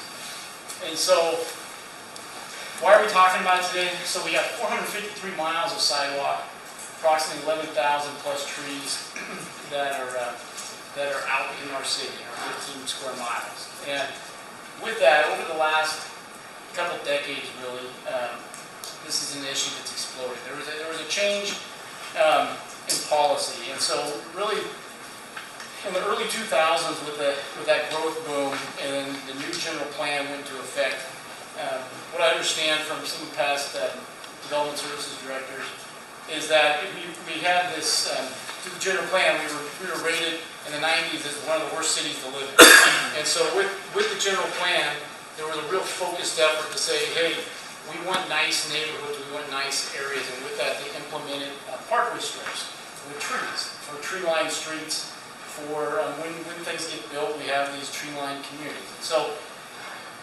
then you have, so the general plan goes into effect in the early 2000s, and you have this housing boom that took place. And so District 1, District 2, where you saw a lot of that boom, they have these parkway strips, are typically about 6 foot wide, and they planted trees. And so the trees were from an approved list at that time. They're supposed to be, non-invasive and put in a certain spot, but guess what? 20 years later, these trees have grown and they're wreaking havoc with multiple reasons, with droughts that cause the roots to grow surface, the irrigation methods because they're tied to the lawn sprinklers, just conflicts with utilities, you name it. There's just the maintenance is increasing, and so with that, we have this maintenance level that is just, we don't have the capacity. With the streets crew, this old model of the streets crew goes out and grinds these spots, and then we put them in our maintenance program where we go repair. There's so many problems out there that we're not able to keep up with that business model anymore. And then with the trees, you cut the roots back up. I mean, how long does it take for the roots to come back and pop them up? Sometimes they end up doing them maybe every 2 years, every other year to go back. They pull the squares, probably pull the squares, and they will run the roots, they get squares back, and then sit there and have it on some grounds. So, and then another big issue is just perception by the residents, is that when the residents see this sidewalk, see this tree that the city's maintaining through a lighting landscape maintenance district, it's perceived that it's a city tree and it's city sidewalk, and what is the city going to do about it? And when you get into the weeds, which we'll jump into a little bit, technically they're private properties, trees, and private property owner sidewalk responsibilities for safety and convenience. And so I'll dive into that here a little bit. So for sidewalks, liability concerns, right? I just saw a claim come through my email here a couple of weeks ago for $1 million. The lady tripped and fell, broke her ankle, and they put a claim into the city for $1 million. And I get these, I don't know, how often do we get them come through? Not for that value, but we probably see a claim with Spencer. You roughly know how many we're getting? Once a quarter. It's once a quarter. Once a quarter, typically we're getting a claim. You have Americans with the Disability Act. There's also, it's probably been a decade plus, but there was some litigious Louis that were running around and suing everybody if the corner ADA ramp wasn't right, and a lot of budgets, in Chico and Sacramento, you see where they were basically taking a large chunk of their road fund to start doing improvements for these ADA compliance projects. And so, to add to that, the Streets and Highways Code, so the California Streets and Highways Code, has been on the books for quite some time, but there's an established law that says it's the adjacent property owner's responsibility to maintain the sidewalks in a safe manner. And so most people don't realize that, but that's what's on the state law regarding responsibility of safety. And then with that though, the city has responsibilities on how they're supposed to notice if we become aware of a problem, and then who's supposed to do it in a timely manner if they don't do it. And that's where it was getting a little vague as far as, well, it's the property owner's responsibility to do it. If they don't do anything, well, then the city was supposed to come in and fix it within a certain amount of time, where there's this liability issue. With the city's municipal code, currently with the municipal code, we clarified that as far as the property owner's responsibility and then the notification process. So currently on the books, there's the municipal code matches up with the state code that says, hey, property owner, it's your responsibility to keep it safe, and then you need to repair it. And there's some notification processes in place, and then also it confirms that ownership liability. And I think that the one little bone we threw in there is we waived the encroachment permit fees to help coordinate that. So with that ordinance is relatively new. It hasn't been broadcasted out to the public. Something's going on. It's probably not a food vendor. It's a great fire. Or a tree on fire. Any questions on the ordinance or responsibility? So, did everybody follow that? So that sidewalk that's in front of somebody's house up there that's broken, technically it's that adjacent property owner's responsibility to keep it safe and to fix it. Take that in. So they have to fix the sidewalk. Fix the sidewalk. So here's our complicated flow chart. That looks like traffic calming right there. You know what I'm saying? that looks like plumbing. So right now we make it to about here. We start here, I make it to about here. Because when it gets to the hazards identified, what happens is somebody calls in, somebody does YC 301, we have a hazardous situation. We make sure, just for liability and try to be as part of our business model with the city, is we respond when we go safe it off. And the safing it off looks horrible. So what we do is we show up, we grind what we can grind, or we grout it. And it's supposed to be temporary until we get around to coming back and programming it in for replacement. But we never catch up.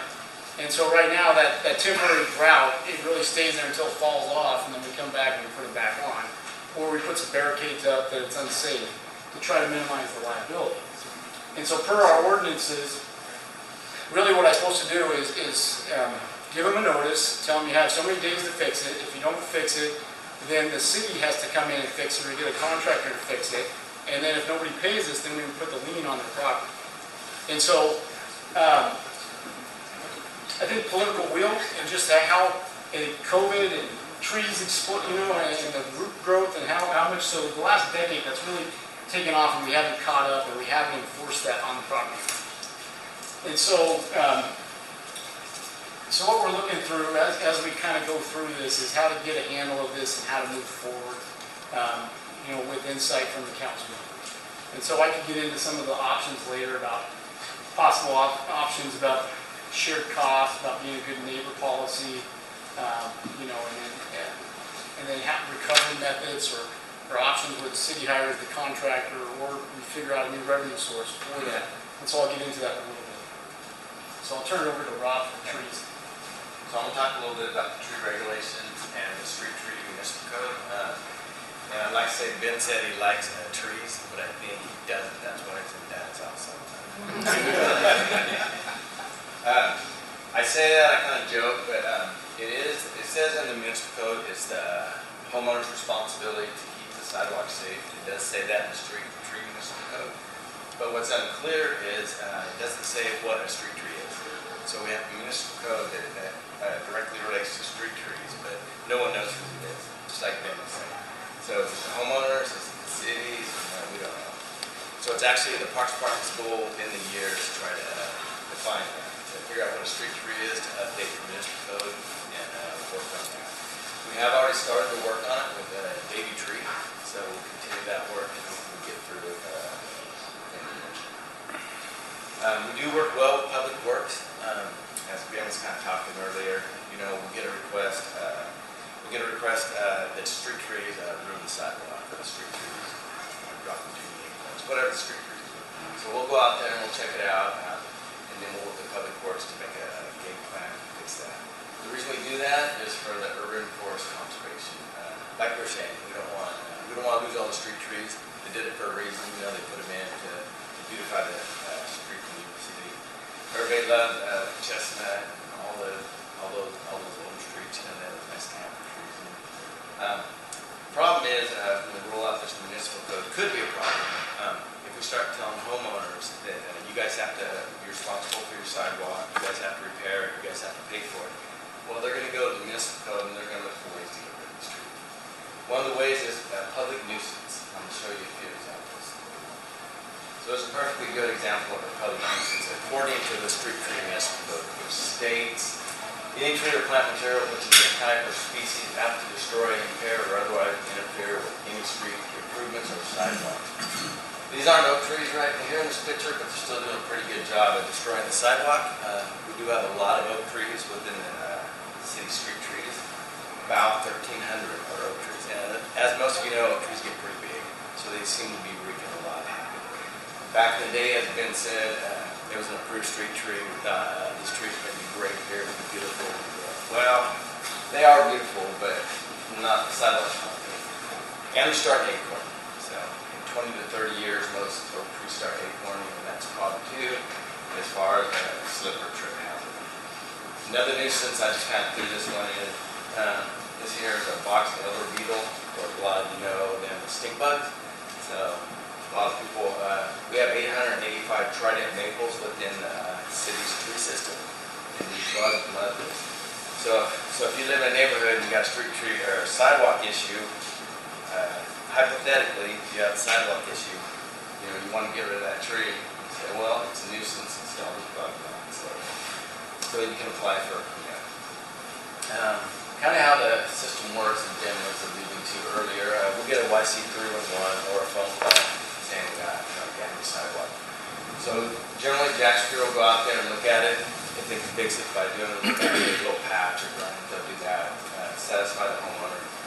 If not, and on the left-hand side, if that doesn't work, if it's a recurring sidewalk damage or a gray sidewalk, we'll go in there. If the owner's a tree lover, lower middle, they want to keep their tree, right? Because they don't want us to take it out. So we'll pull the square like we were saying earlier. We'll do a little light root pruning, not enough to possibly harm the tree or make it unsafe. Put the sidewalk back.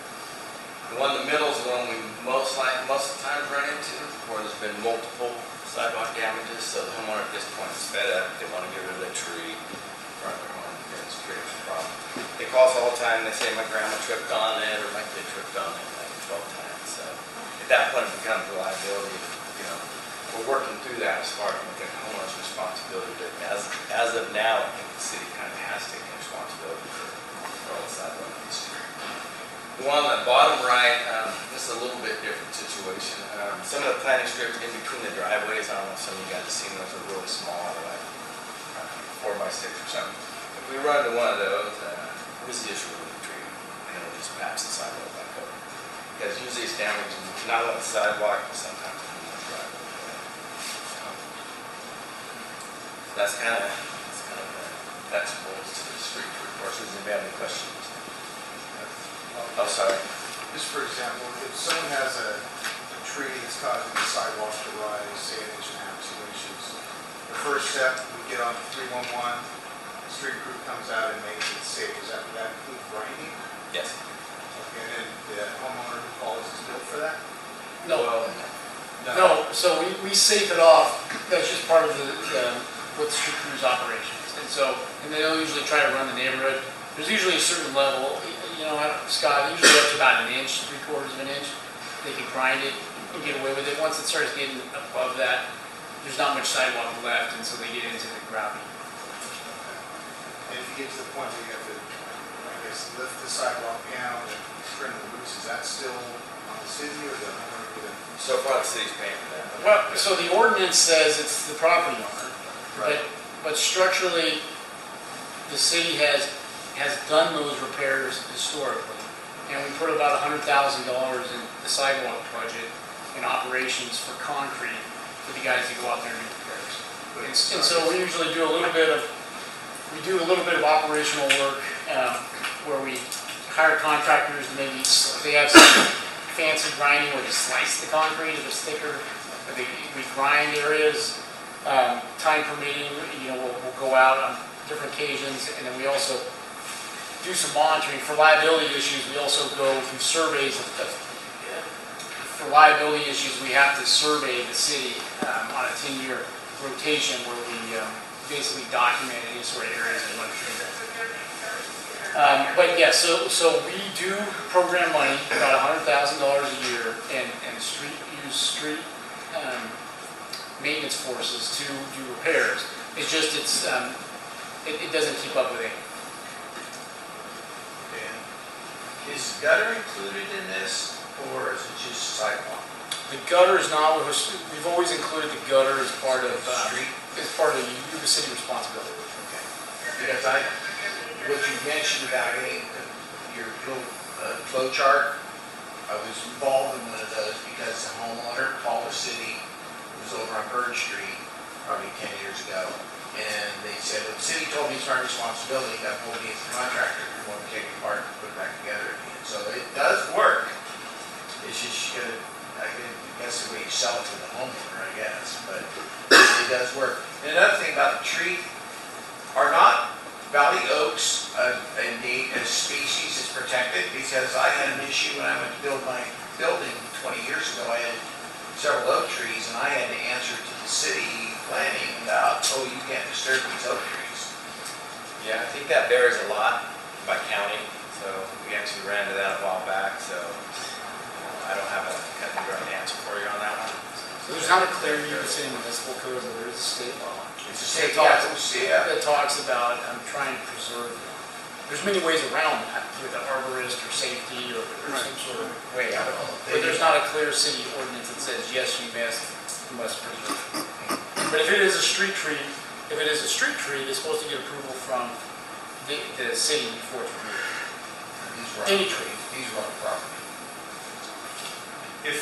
If you had to take a guess, and this might involve Jack and you about the number that it would cost to get ahead of this stuff instead of responding to a trip or a fall or a slip, you have any idea? Because you're budgeted at $100,000 right now. What if you had to guess, the best educated guess you could make, how much money are we talking to try to, and I know every day it's probably, there's more things lifting up, but I mean, what are we talking about money-wise to get ahead of this?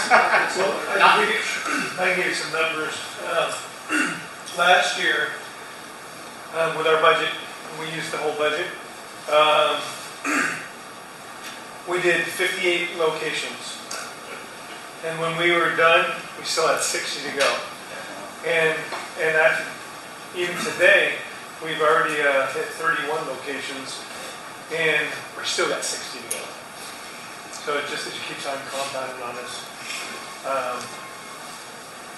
And that's basically, for that contractor, 20 grand of that is allocated towards them to come through and do those 10 areas, over a 10-year period. And they hit 272 offsets that they took care of.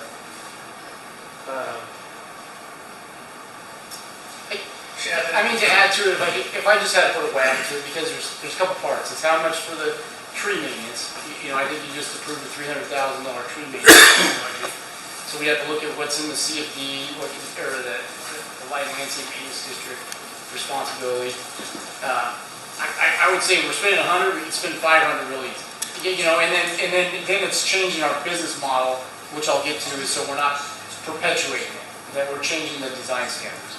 So, yeah, I mean, to me, you've got to take a look at, we created this problem, this is the way I look at it. We told both the developer, that's the tree you got to put in that subdivision to get our approval. So, to me, we have skin in the game.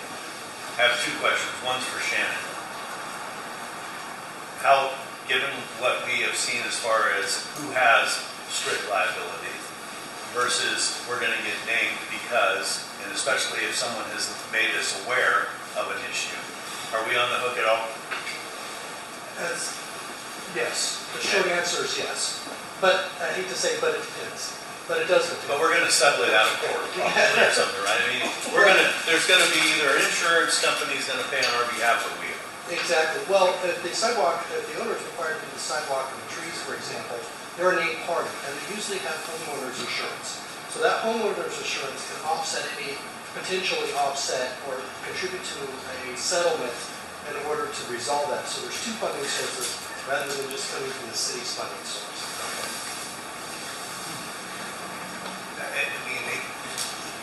I think that was one that sort of raised this issue because I remember, I tripped. Didn't hurt myself. This is a big deal. And I understand who's really responsible by virtue of the statutes. But at the same time, we created it.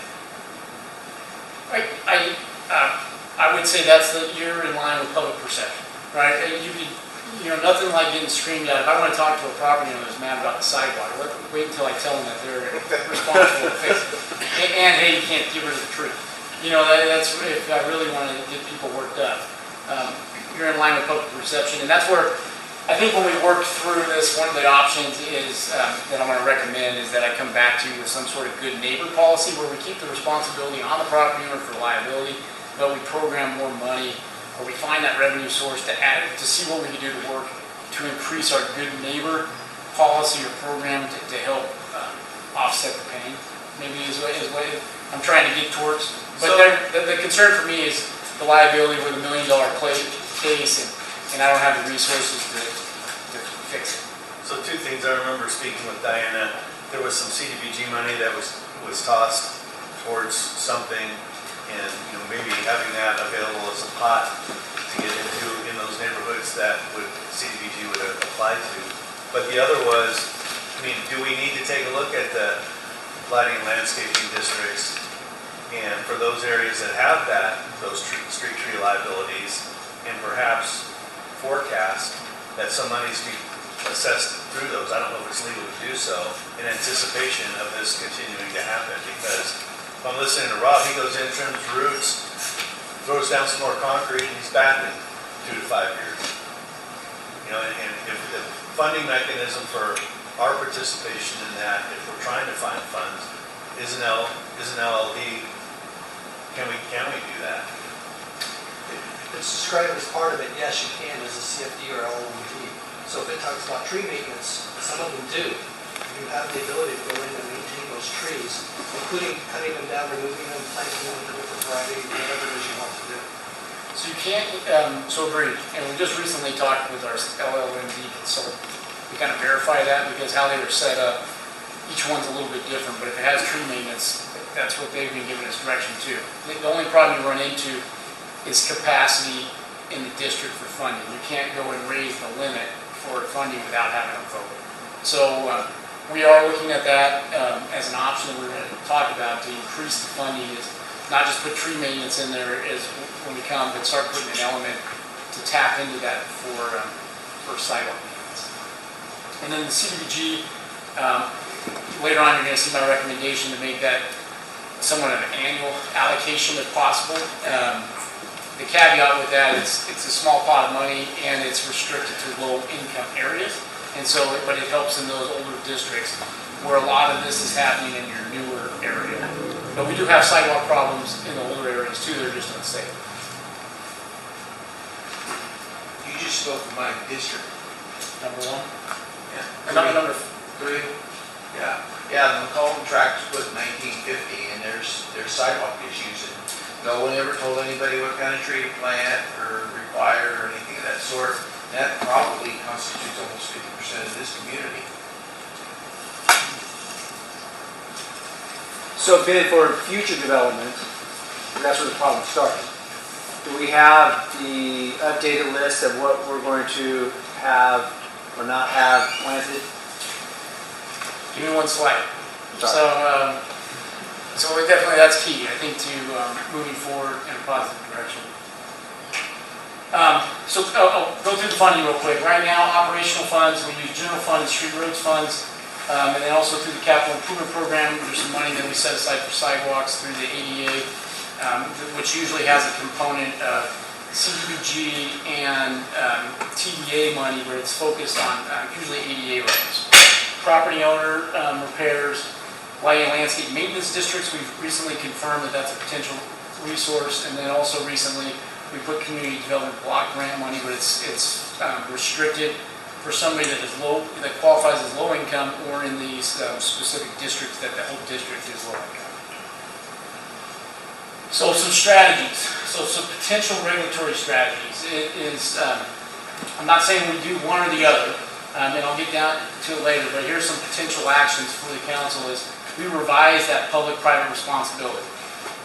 What the perception is, but there's definitely liability, right? If you say, hey, that's the city's responsibility, there might be some real consequences with the claims and what the business model needs to be to fix that. Reduce fees and processes.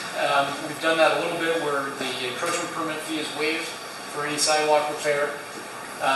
Align tree and sidewalk ordinances. Rob's talked about that a little bit, about how it would help if we clarify exactly what the street tree is and the definitions of responsibility, and then establish potential assistance programs if that's what if there's direction, policy direction that, hey, do we want more help to those for the city to help?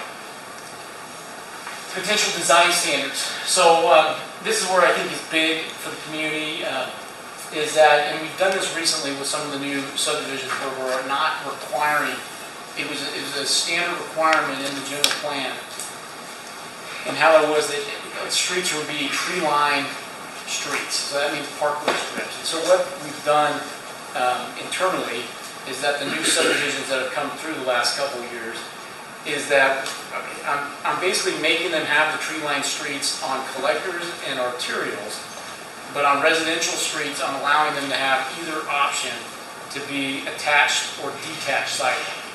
And so and we're seeing a lot of that where the subdivisions that have been submitted, the residential streets are attached sidewalks. So the benefit is it reduces the annual LLMD cost and the maintenance for the trees, because now we're not taking, the tree is behind the sidewalk, it's a property owner tree, and we're not having that sidewalk issue, so we're trying to eliminate some of that going forward. The negative is now you don't have a tree-lined street on a residential property. Most of the people, it's pretty wild out there between palm trees and crepe myrtles or what they grow. Now there's solar requirements, and as the density for the houses get tighter and tighter, it's really hard. We can't even fit the trees in the parkway strip, and then the 20-foot sidewalk, 20-foot setback without them brushing up against the house. Now, if you're just putting it between the sidewalk and the house, it's going to be really hard for a tree to grow, and so that's one of the negatives. But there's some potential options, about creating parking areas for trees. Maybe instead of going towards the house with the tree, you go towards the street with the tree. We look at the approved tree types, which the Parks is definitely working on. They've updated their list. Improving repair standards, and so that's where working with operations and maintenance, it's like, hey, can we, so we're not back in 2 years, 6 months, whatever it is, can we put the rebar dowels in? Can we put some sort of root barrier in there so it helps extend the repair lifetime? And you could go where you've seen some where they require homeowners associations in the future, where everything's landscaped and maintained by the neighborhood. These are just options. Potential maintenance programs, good neighbor policies, what we talked, we've kind of informally been doing this for many years, where we would help, one of the senior citizens doesn't have a lot of resources, we would help pull the concrete out, and we would dispose of the concrete, but they would do the repair work and timing. Utilize the LLMD, look at general fund and street roads, allocating more money, CDBG allocations, city coordinated contracts, where we try to have an option to make it easy for people. We contract a vendor, and then somebody could utilize that, so they don't have to get their own bids and their own contract, and we coordinate it. And then you can look at assessments. If people don't have the money to cash to do it, we can help them coordinate through some sort of property assessment over time. And then establish tree replacement procedures. So I got some recommendations here that, they're not going to fix it, but necessarily fix it, but I think you can get this on the path. Everybody want to talk about some of those strategies or policies before we go?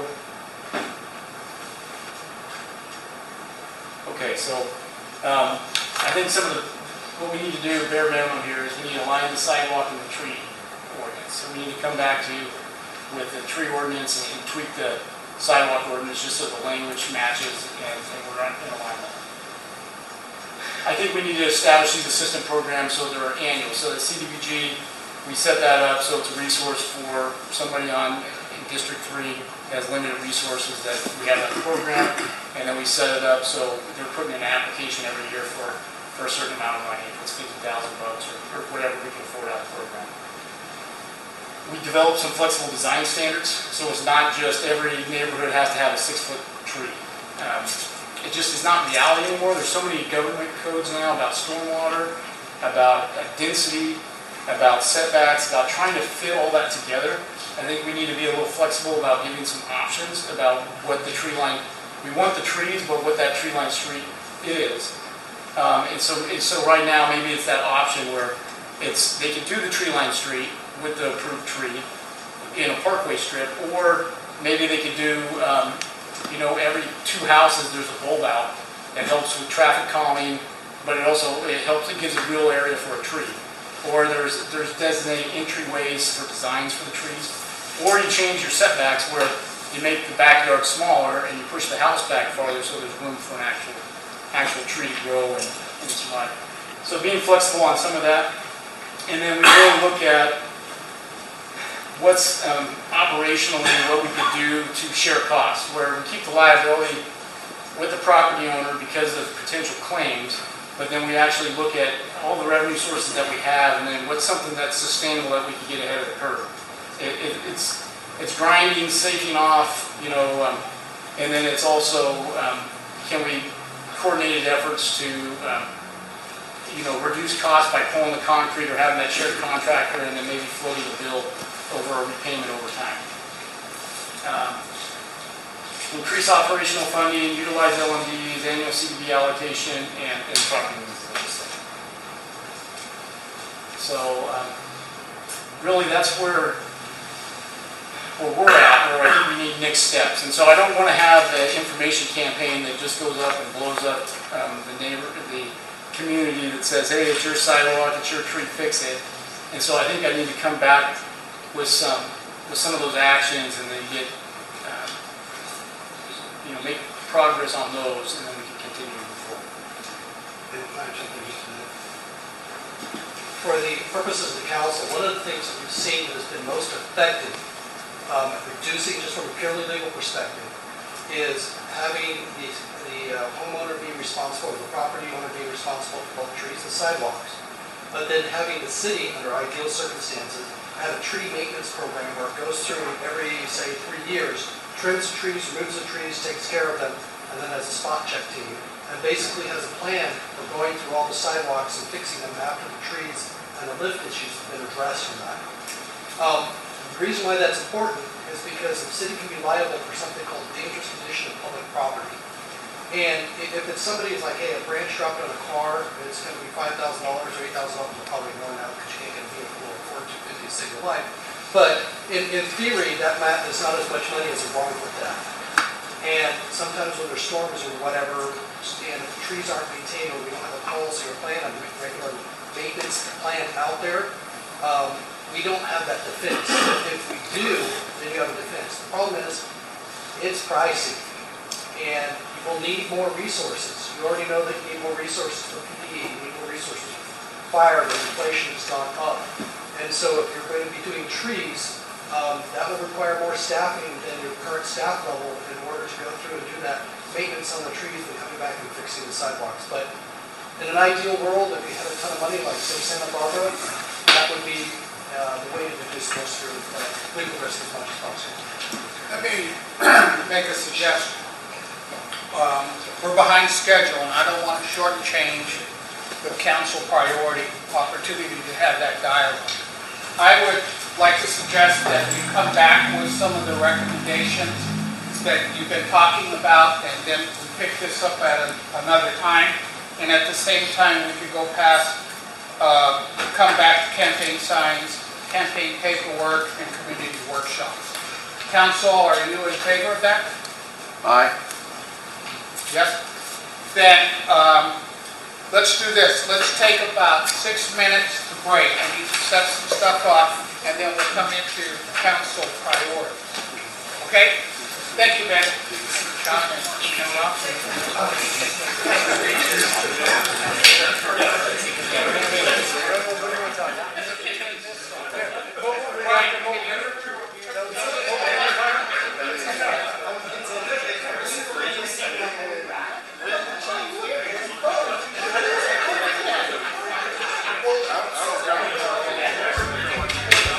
Yuba-Sutter.live's local government live streams are presented by Plumas Lake Self-Storage in Plumas Lake, where lifelong local residents are helping other residents keep things safe, providing indoor storage units, outdoor RV and vehicle parking,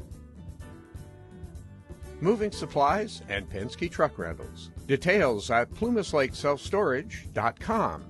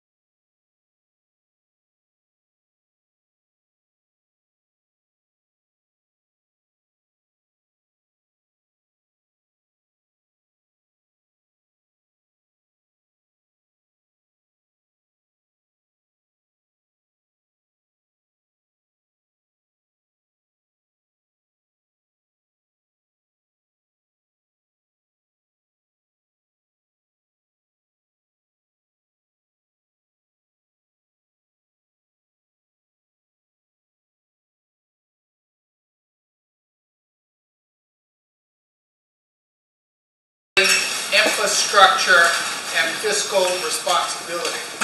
And there was a consistent theme in talking with the council members when I interviewed them earlier, that all of these other areas stem from fiscal responsibility and the importance of beginning to look at what does that mean, and more importantly, looking at it not just in the short term, 1 or 2 years, but beginning to talk about thinking over the long term, so that as you address the problem, you address it more holistically over a period of time, so you're not back here in 2 years or 3 years. So you think about it more comprehensively. So what I'd like to do is then come to each council member and just hear from you. What is your priority for 2023?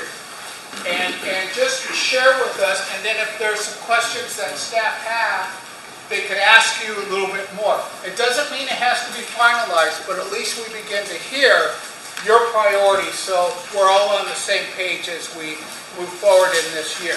So I'd like to start with the mayor, and then I'll go to the vice mayor. So mayor, as you think about this year, what's important to you? What are your priorities? Well, one, I think you just said it. You just said it, and it's sustainable fiscal responsibility, and the key word being sustainable.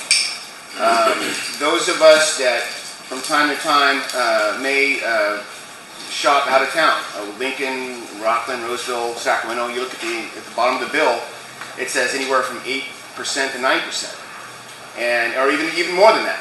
And so I think that's something that we may need to consider at some point to have a sustainable fiscal responsibility.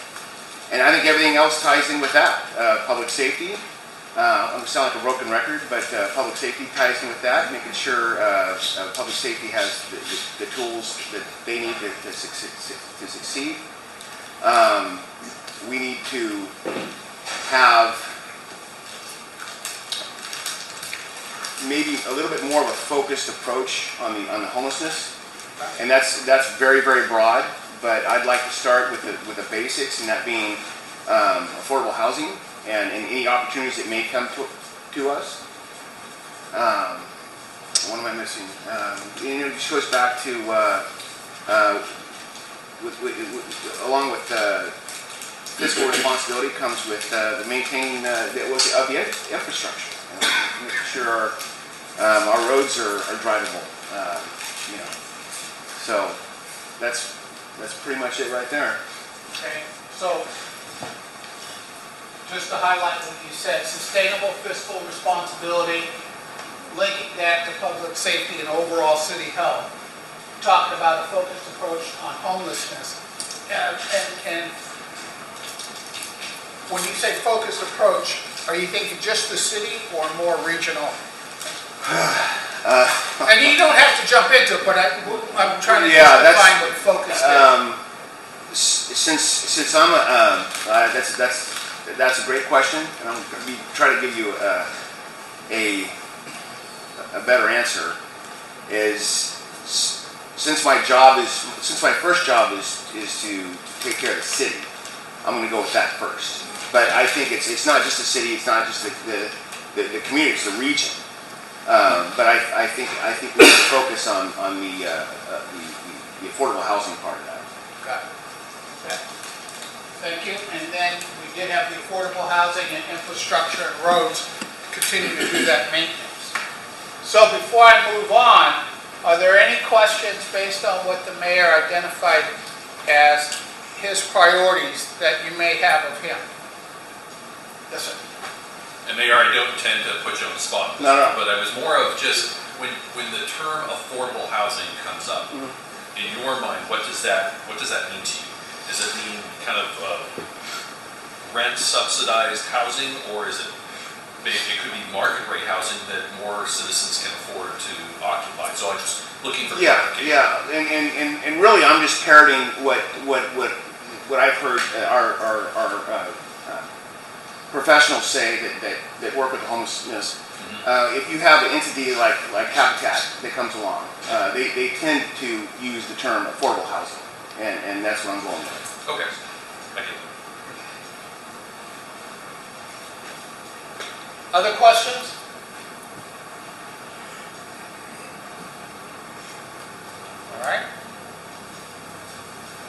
Thank you, Mayor. Vice Mayor. Sir, thank you. Again, don't want to repeat everything. I agree with the current priorities that we have in place, and everything Mayor said, homeless needs to be addressed and whatnot. But I think if we're going to go, the two things that I would like to see, perhaps we already have to focus on, but even more deliberate focus on would be developing our staff, our personnel, our employees, rewarding them, training them, equipping them, getting them to know each other, developing that culture, really moving more stronger after, not that we haven't done it well already, but into that.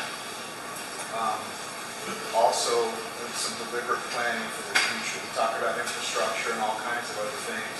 That is future. If we're going to take infrastructure and then stub it off and do something in 10, 15, 20 years, have that ready to go as much as we can, have it in place for the future folks to grow the city, but do it smartly.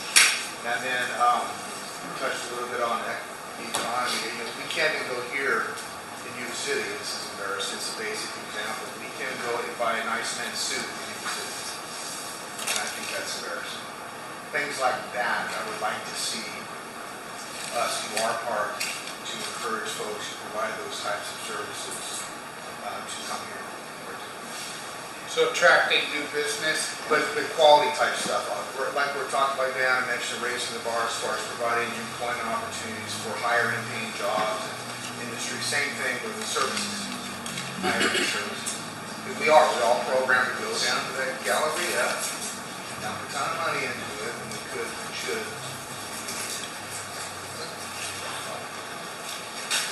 Questions? Sir. So when you mention planning for infrastructure, are there specific elements of our infrastructure network that you're interested in? Well, all of it really. I mean, we see the general plan and we see where the roads are going to be and things like that, and the underground infrastructure. I'm in favor of underground power lines and everything. So as long as we put some, we're not going, okay, we want to put houses here. Well, okay, fine. But what can we do if we have ground torn up here to prepare for something coming up down the road? Just thinking ahead. We may already be doing that, but as long as we have a deliberate effort, it's part of the process, the planning process, and looking forward, I think we can be doing ourselves a favor. Thank you. I just had a question, Vice Mayor, on attracting quality business. I know that that's been something that's been discussed for a number of years. Has the city accumulated any data that helps identify how you might look at that problem differently going forward? Because I remember back when maybe 2 city managers ago, that was one of the key goals, particularly back in the 90s, around how do we get businesses here that are going to attract other professionals into the community. But I don't think I've ever really followed up by asking what has been done to explore that. So, if staff's going to come back to you with some ideas and recommendations on your priority, has anything been done in that area? Diana?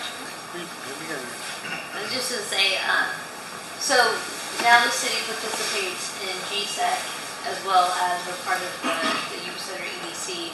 And so we're trying to schedule a workshop with GSEC and Sidewalk on economic development.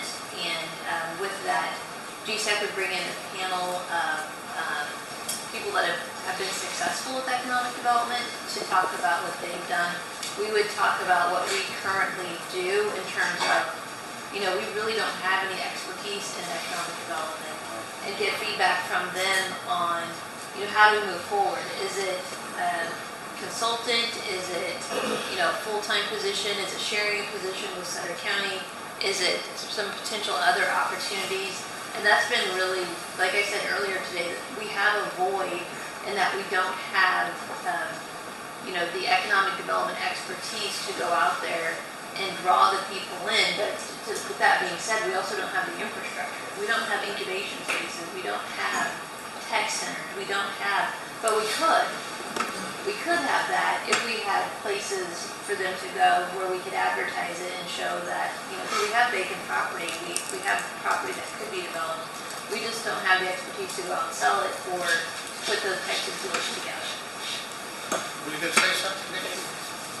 Lockstep, we've been working on this since late summer with GSEC, trying to put this together, because being on GSEC and we strategically placed this all in these, and Sean being on SACOG, we saw what's going up the 50 corridor, the 80 corridor, and they started going south on 99 towards Elk Grove. And you guys have heard about the Mobility Center at Sac State. You've heard about Aggie Square that's going in just outside of downtown.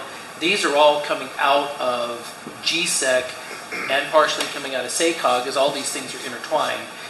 Get them focused on North 99 and come in and help us identify. Tell us what it is we need. How do we get the infrastructure in there?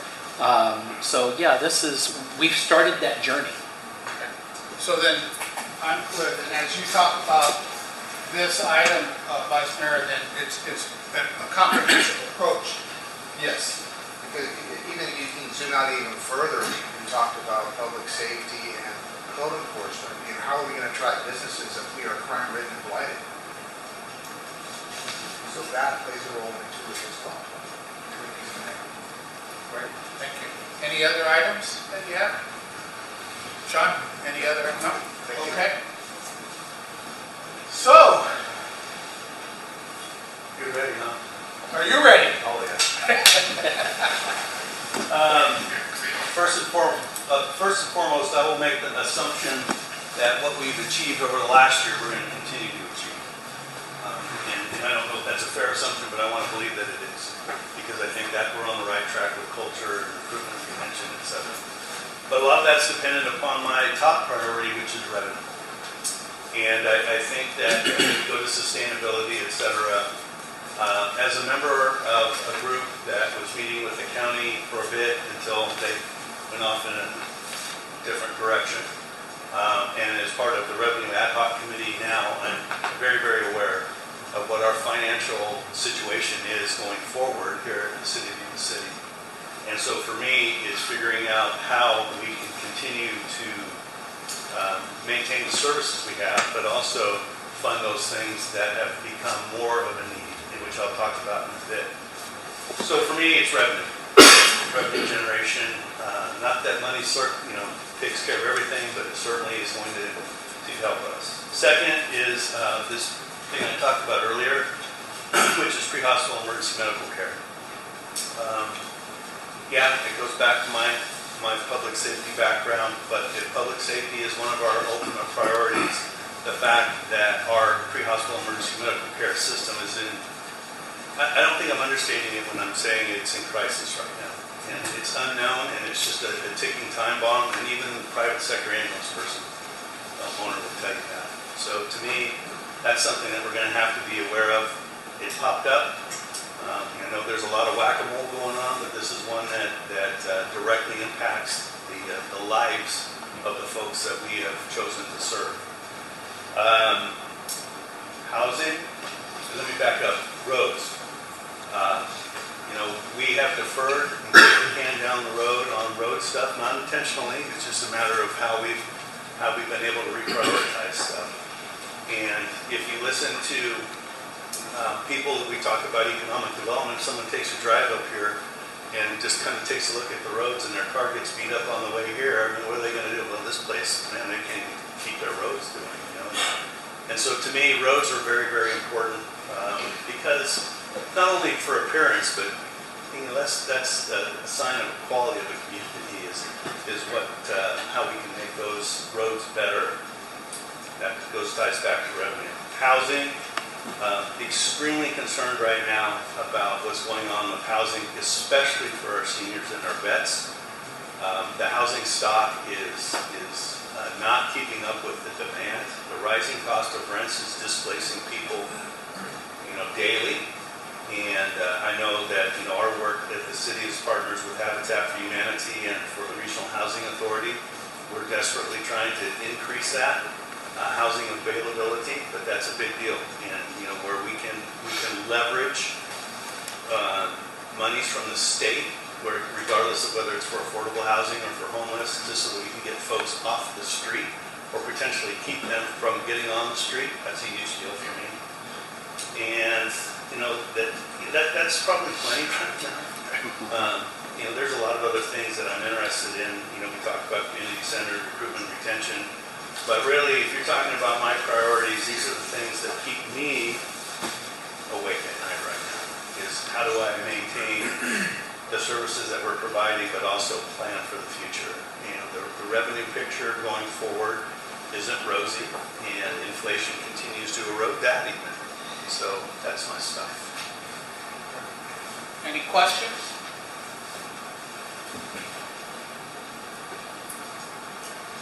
Let me just remind you, the council would and does expect some questions, just to keep them on their toes.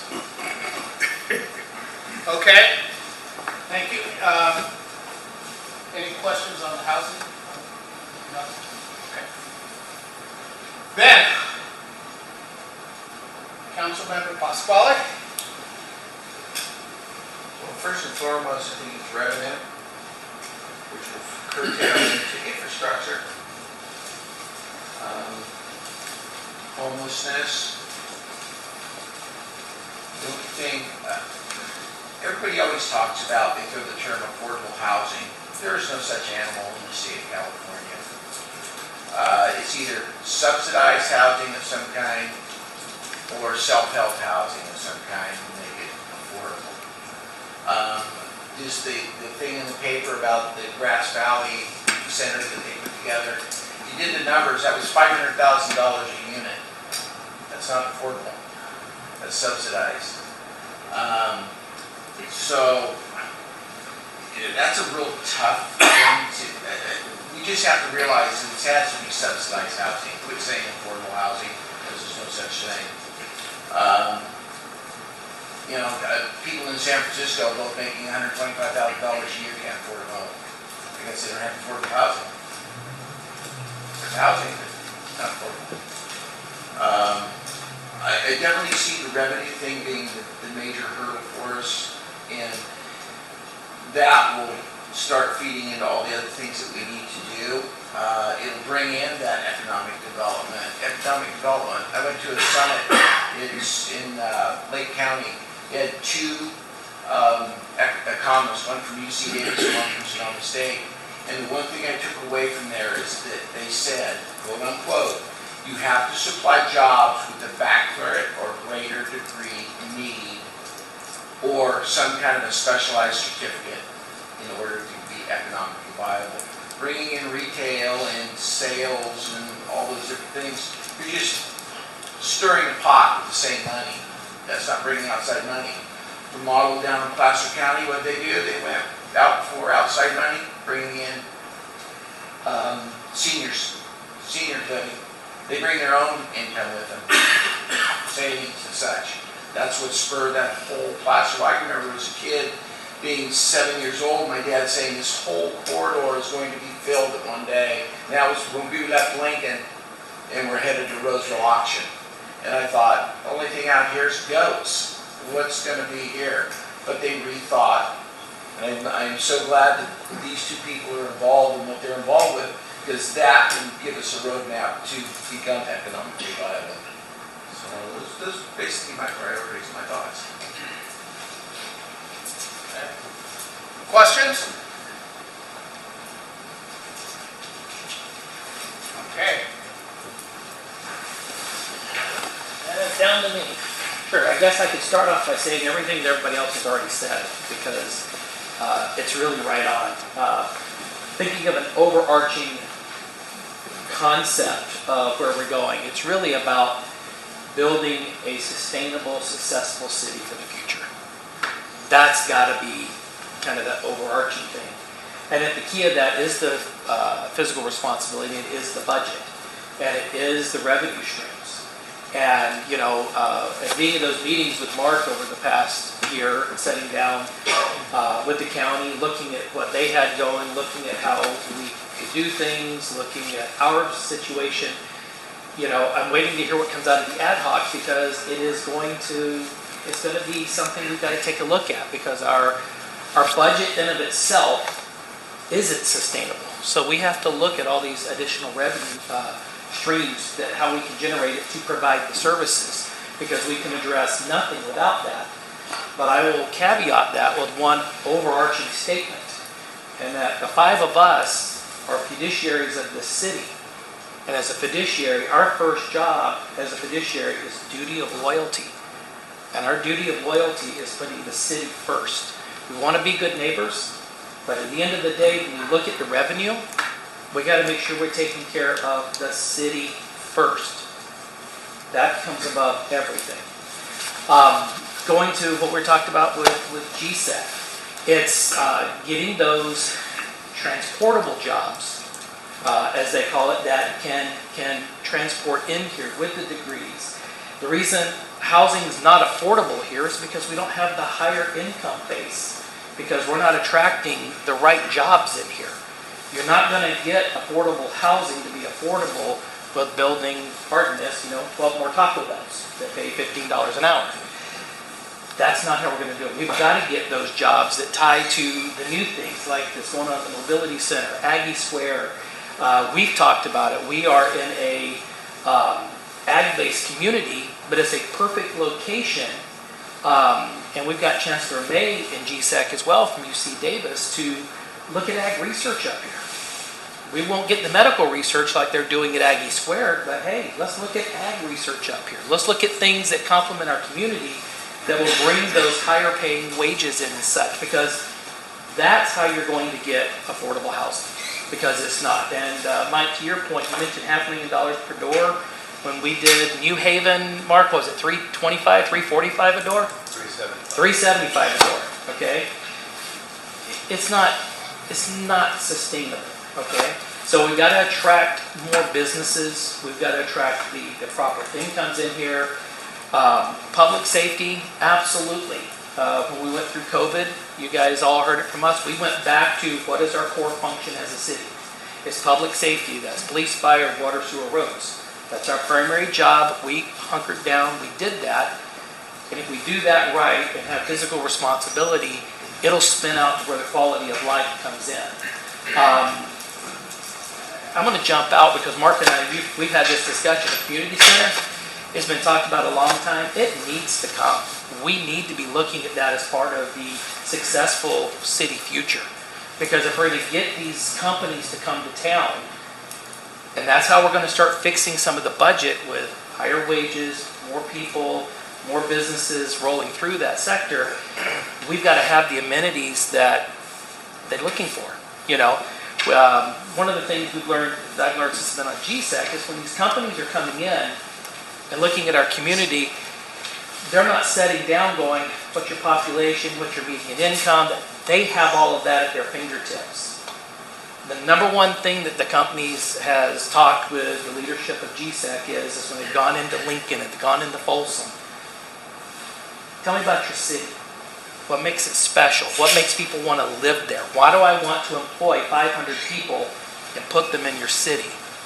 So we've got to answer those questions and attract those types of businesses. And it's just one piece of the puzzle. We can't break this all apart and go, we just want this one or this one or this one.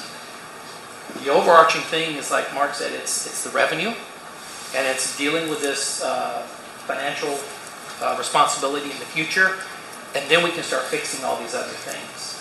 But that's really it in a nutshell. Can I piggyback something? Please. I attended a briefing at Beale. It's probably been 2 weeks ago now with Colonel Birch, who's the base commander. And he spoke about why and how they expand missions at the base. And one of the things that he explained was they take a look at the communities that are going to house the folks that staff those missions. And he says there's some really top-notch missions coming to the Beale Air Force Base. So much so he couldn't really talk about them. But he said, hey, look, if and I was there with people from Marysville and Yuba County as well. If you all want to attract those residents, then you have to get your acts together in regards to what the community offers, because that's one of the criteria that is used to determine where they site these missions. And Beale's got a lot of land, and they've got a lot of opportunity, and they're going to call it the point and click base, because it's really, you're not going to see a lot of jets flying out of Beale anymore. You're going to see all this cyber stuff and drones and all that, and they're ideally situated to do that. So that is a resource that's lingering out there as far as residents that come to Yuba City. That is, if we can continue to improve what's going on in our community, then we can become as attractive as Roseville or Rockland, and we are more affordable than Roseville and Rockland. But there's other pieces to this thing, the schools, and some of the other amenities. But a community center and all these other quality of life things, they rate those. They have a team that comes out and goes through and goes, okay, what do they got here? I don't know if I really want my people to have to live here. Where maybe they find something better in Texas or Colorado or Idaho or wherever. So, these things have sort of an overarching or overreaching deal. And, if we're going to get better as a city and be sustainable, we have to start to address some of these. And that's where I think the revenue becomes imperative. You can't do anything if you're band-aiding everything together. And if we're stuck in neutral, just trying to take care of crises instead of trying to get out in front of things and do good things for our community. I just share that.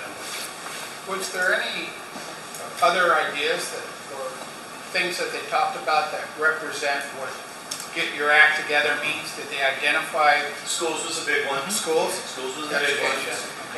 I think that housing, okay, and there's not a lot of housing here yet. Yuba County's dealing with some of that. Doug could probably talk to us more because that's in his world, or Ben. We've got some housing coming in, but it's not necessarily, to go to Mike's point, affordable housing, right? When I'm speaking of affordable housing, it is subsidized housing. It's the stuff that a senior citizen or a veteran might be able to leverage to stay in a place. But, at $400,000 a unit, because that's what prevailing wage demands for a unit or such, they're looking at Air Force families coming into a community and being able to thrive. How do you do that? Is your community set up to do that, or are there other places in the United States of America where it's better for their people to go? And I respect that. And Juan, to piggyback off of that, conversations I've had with Mako as well, and then with, I forget his name now, the guy from Northrop Gunrid, Sun EDC. Anyway, other communities are grooming the Air Force for the missions. And Minot, Dakotas is one, and there's others that are out there. He rolled a whole video for us, and they talk about things like school and affordable housing and what the community offers, but then it's also back to where we talked about with the infrastructure, meaning the, and I forgot that, but of course roads are up there because it's beating the hell out of my car. But anyway, the support services, what can we bring here that can give support services to Beale?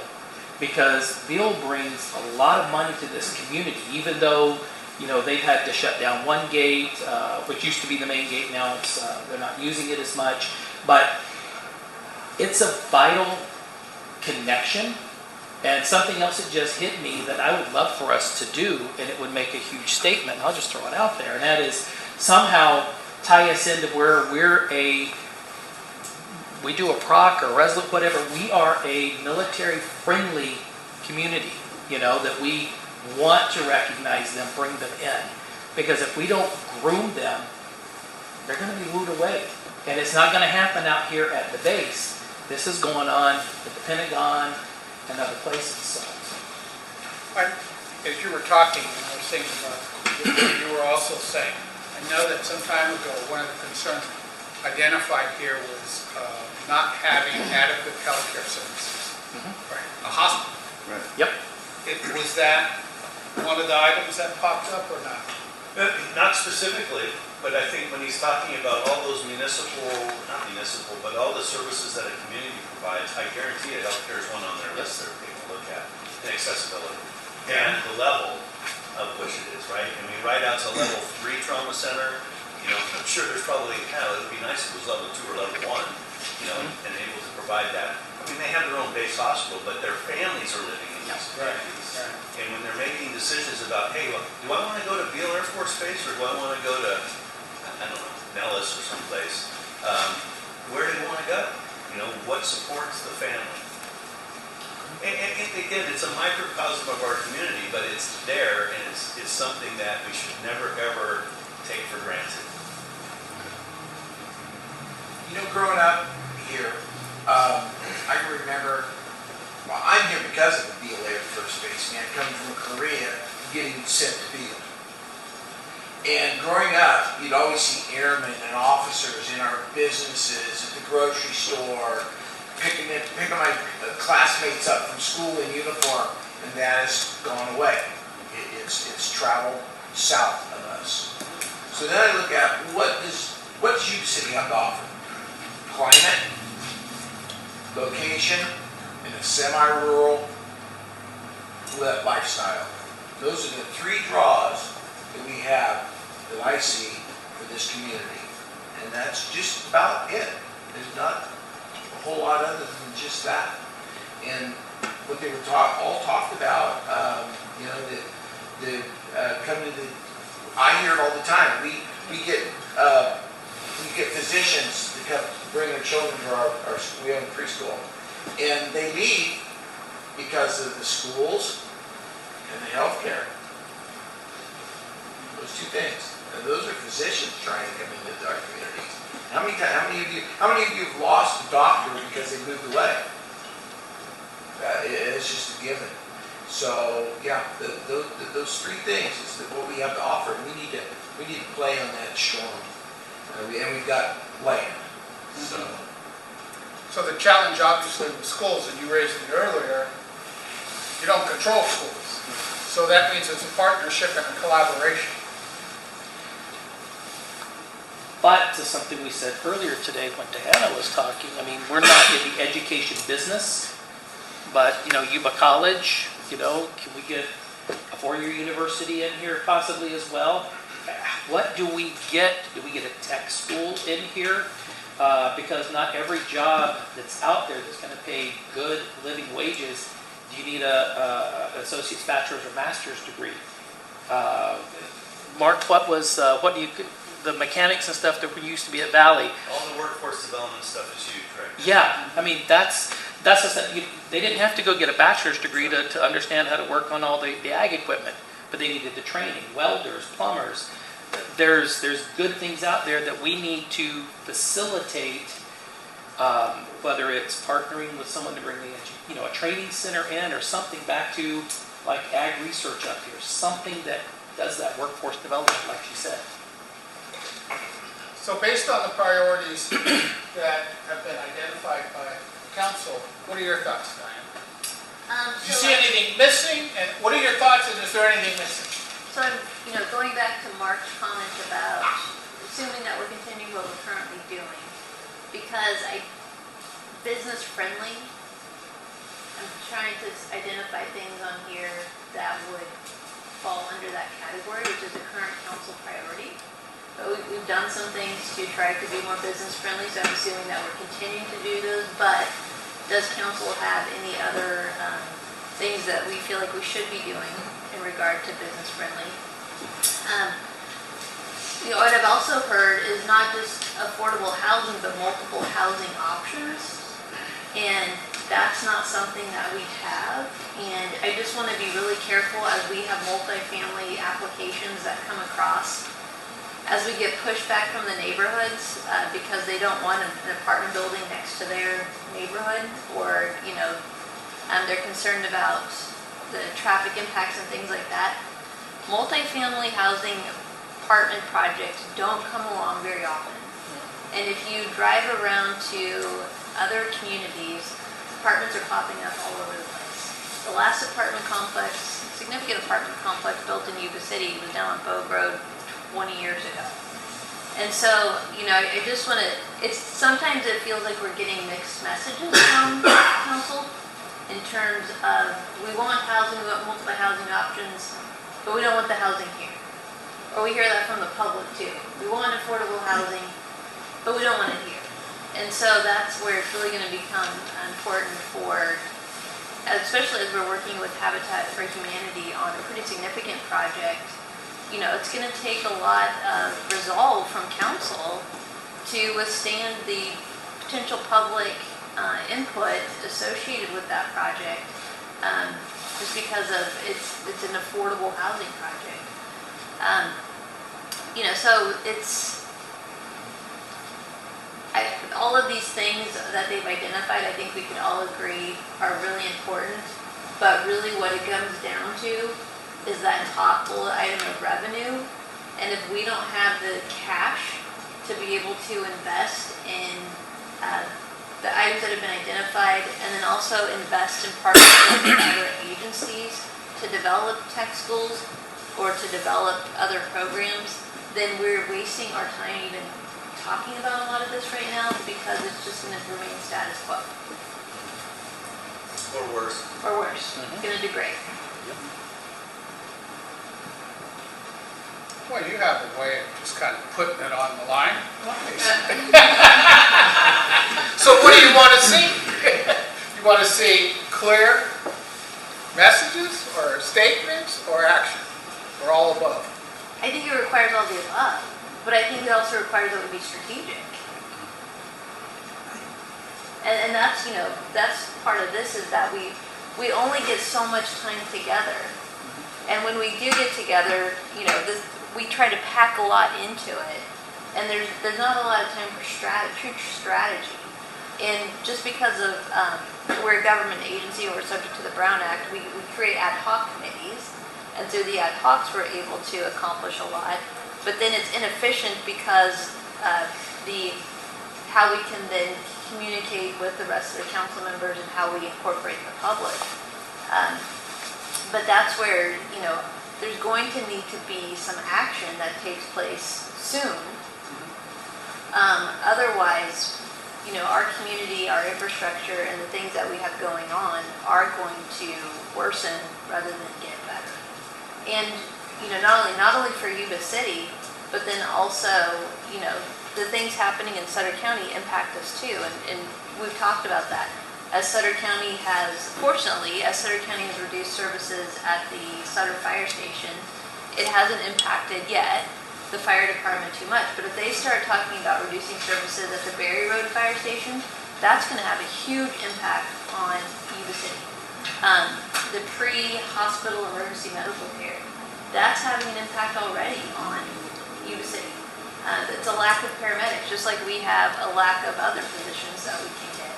You know, and it's unfortunate because if we just had the money to work with other schools to develop programs, where we could develop operator programs, you know, electrician, the different trades, mechanics, all of these things that we could then build into the workforce and become kind of a hub for tech schools or ag or whatever. I mean, there's a lot of opportunity there. We just don't have the ability to put the resources into it. Other thoughts? When I was involved with the community college district, I went to the national convention one year, and I went to a breakout session with, I think it was developing campuses, new locations. And they had an interesting presenter from North Carolina that they brought industry, school districts, college districts, city, and county together and rethought of what a campus should be. Their main objective was we need to develop people that can meet all the needs of employment for the automotive industry. So they threw it all around and said, well, no, we don't need a traditional campus any longer. They brought all of those entities together in a group, got rid of the silos, and pooled resources, and it was unbelievable the success that I mean, something that would normally take 10 years, they got it accomplished in 3, and they have got a facility that outshines the actual factories that they send their students to go work. So we as a community, I think, need to do more of that group effort from Marysville, Yuba County, Sutter County, Colusa, all of those things. And if we can start looking at those things and quit putting up those silos, that I think we get a lot more for our money in the long run. I think the example you gave is a great one. I've worked with a couple of community colleges, and those that think outside the box like that and bring in multiple perspectives and partners have had an economic impact in their community. But it's not always easy. No. But they can, it works when it's done well. So I think it comes back to the question, well, two. One is you all have something up there or a few things up there in common. So from the perspective of a timeline, what is it you're looking at? When should that really be looked at and worked on in a timely way to get things clarified? Any thoughts? We're already too late. Thank you for that. So when I say that, just because of the direction of the economy and, like I said, we've seen a 5-year fiscal outlook. We know what it looks like. And the decisions that need to be made around revenue need to be made soon in terms of what is the direction that the council and the community want to go.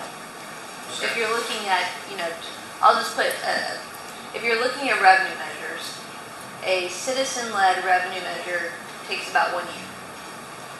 A city council, board of supervisor revenue measure is a shorter amount of time, and it's about 4 months or so from when they adopt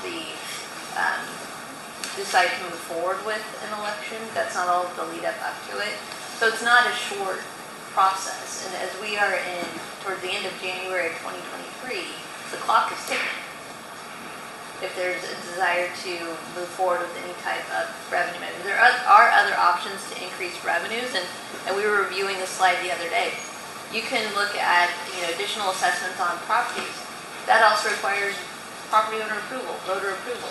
Very similar process. There's very limited things that you can do that don't require a vote, and so it's really a matter of how do you move forward. So what do you need from the council, or what does the council need from you to get the ball rolling? Well, we do have the Revenue Ad Hoc Committee. Okay.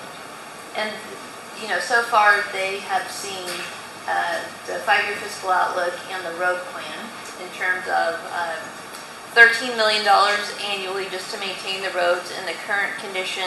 And I think, David, did you confirm, was it $18 million to improve it to good? It's 20 million. $20 million annually to improve it to good condition. Yes. So the Revenue Ad Hoc has seen that on, and so we've talked about, to generate that kind of money, there are very few options on the table. David? So I know you asked what we can ask of the council. So I think you touched on this. It's the urgency of the revenue, and if you talk about infrastructure, I think as a council, communicating to the community that our infrastructure is deteriorating, and if we don't act now, it will continue to deteriorate. So that's some of the slides prepared, but I think what I've seen in other communities is, but unlike here, there's a consistent message, and I think when you go out to the community, you have to message that, and you have to message that it's urgent. And if we don't, like Diane said, we are out of time, and you'll continue to see the deterioration. And so we provide, staff is providing the data to protect all that, but I think it's critical now that the council consistently and together communicates that to the community early. So that's my request. I would share with you that that sense of urgency exists. And as we move through figuring out the best path so that we can recommend that, this will be Vice Mayor Harris and I to the rest of the council. My hope is that that will continue to move quickly, because we know through Shannon and through Diana what the time frames are. We learned a lot from Measure A. We learned a lot about what worked. We learned a lot about what did not work. And I think that those lessons are quite valuable moving forward.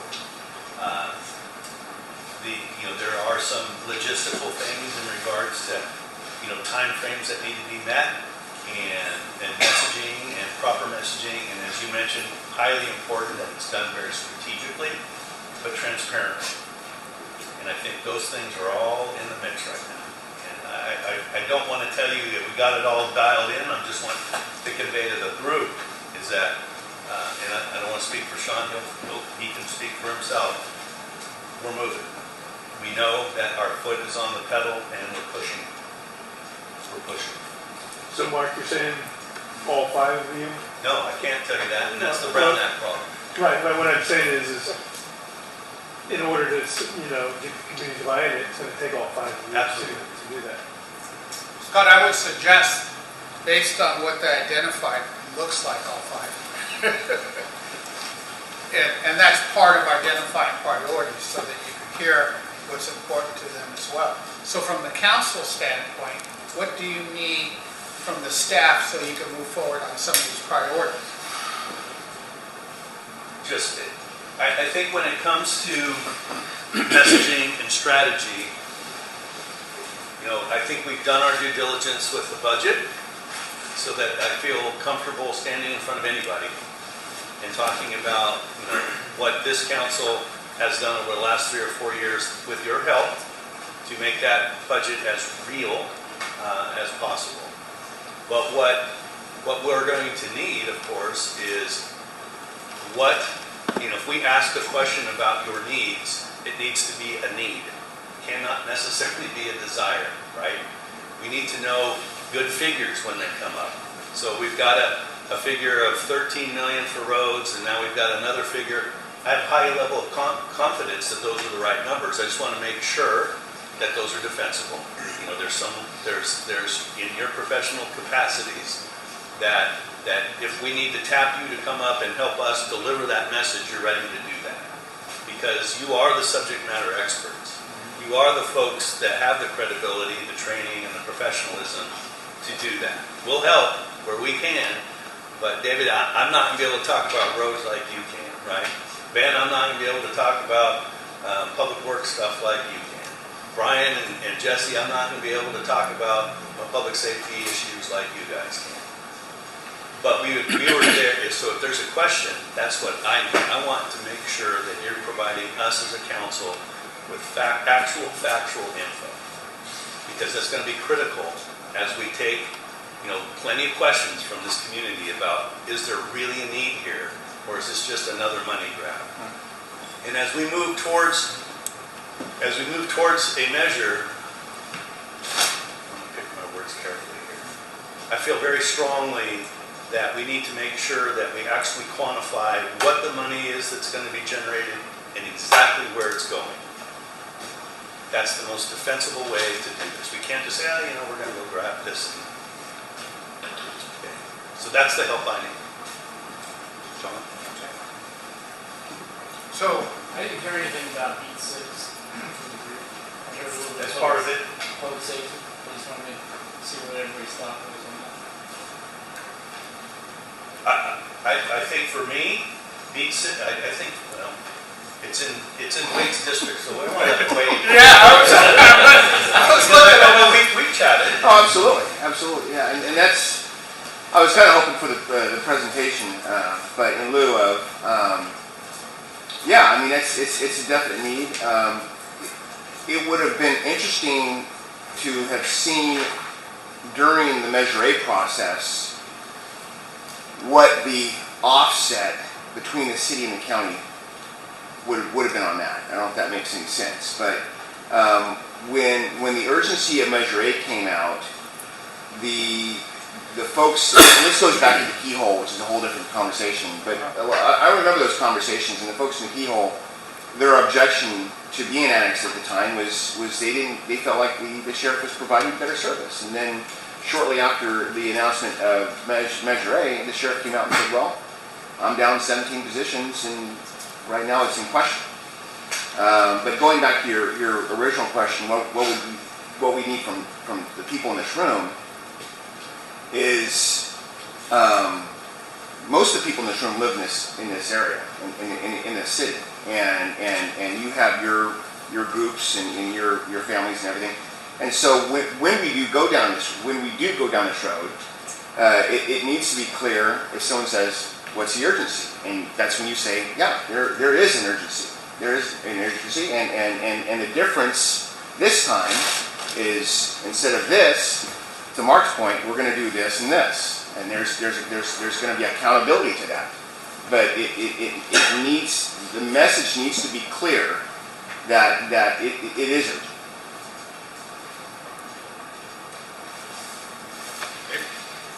I want to follow up on beat 6 because there seems to be this recurring theme that we've heard from the public and different things that we're not doing anything about it.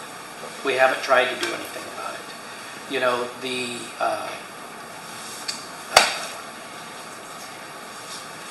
sales tax exchange, MTEA. That was running through my brain here. Must have been the turkey at lunch. That was done in the 90s. And it was done under one method. And we've been working for the last couple of years, and I just throw this out here. I don't know if we've said it publicly or not, but you guys need to know as our team.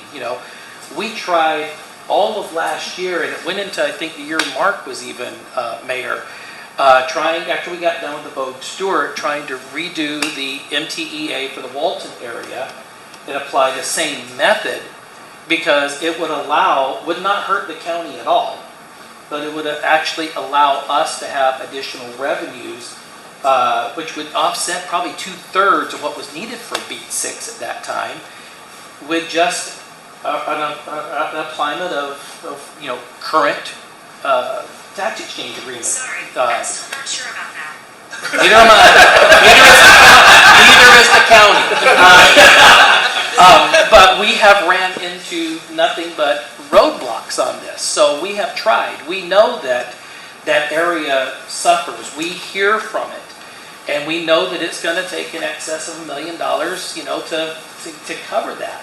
We don't have it in the current budget. We've done everything that we can out of the box, so we have to have willing partners to help us in that, and we have not had that. And I go back to stress, what we asked for was no reduction to the county at all. It would have just benefited the city because it had to do with the ERAP and stuff. And so we've been trying. And so I know that we're still trying and working through other things, but at some point there was a promise made 20 years ago to the people that live in Beat 6. And at some point, whether it's through the MTEA reworking or whether it's through a rev measure or whatnot, we at some point have to take that on and deal with it. And that's going to be part of a successful city for the future. But I just didn't know if the team knew that we had been trying for the last 1.5 to 2 years and just absolutely ran into a roadblock. And so we're doing everything that we can. Thank you. Why does it look like people are running out of juice here? Okay. So we've got the priorities. It would seem to me that the next step is that the staff will look at those priorities, begin to identify maybe follow-up questions that they might have of you, and maybe some other additional suggestions or recommendations. So that part will take place. But as you look at the list as staff, is there anything that's missing? Something that's real important to you or you see in terms of your role as a city leader? Is there anything missing up there?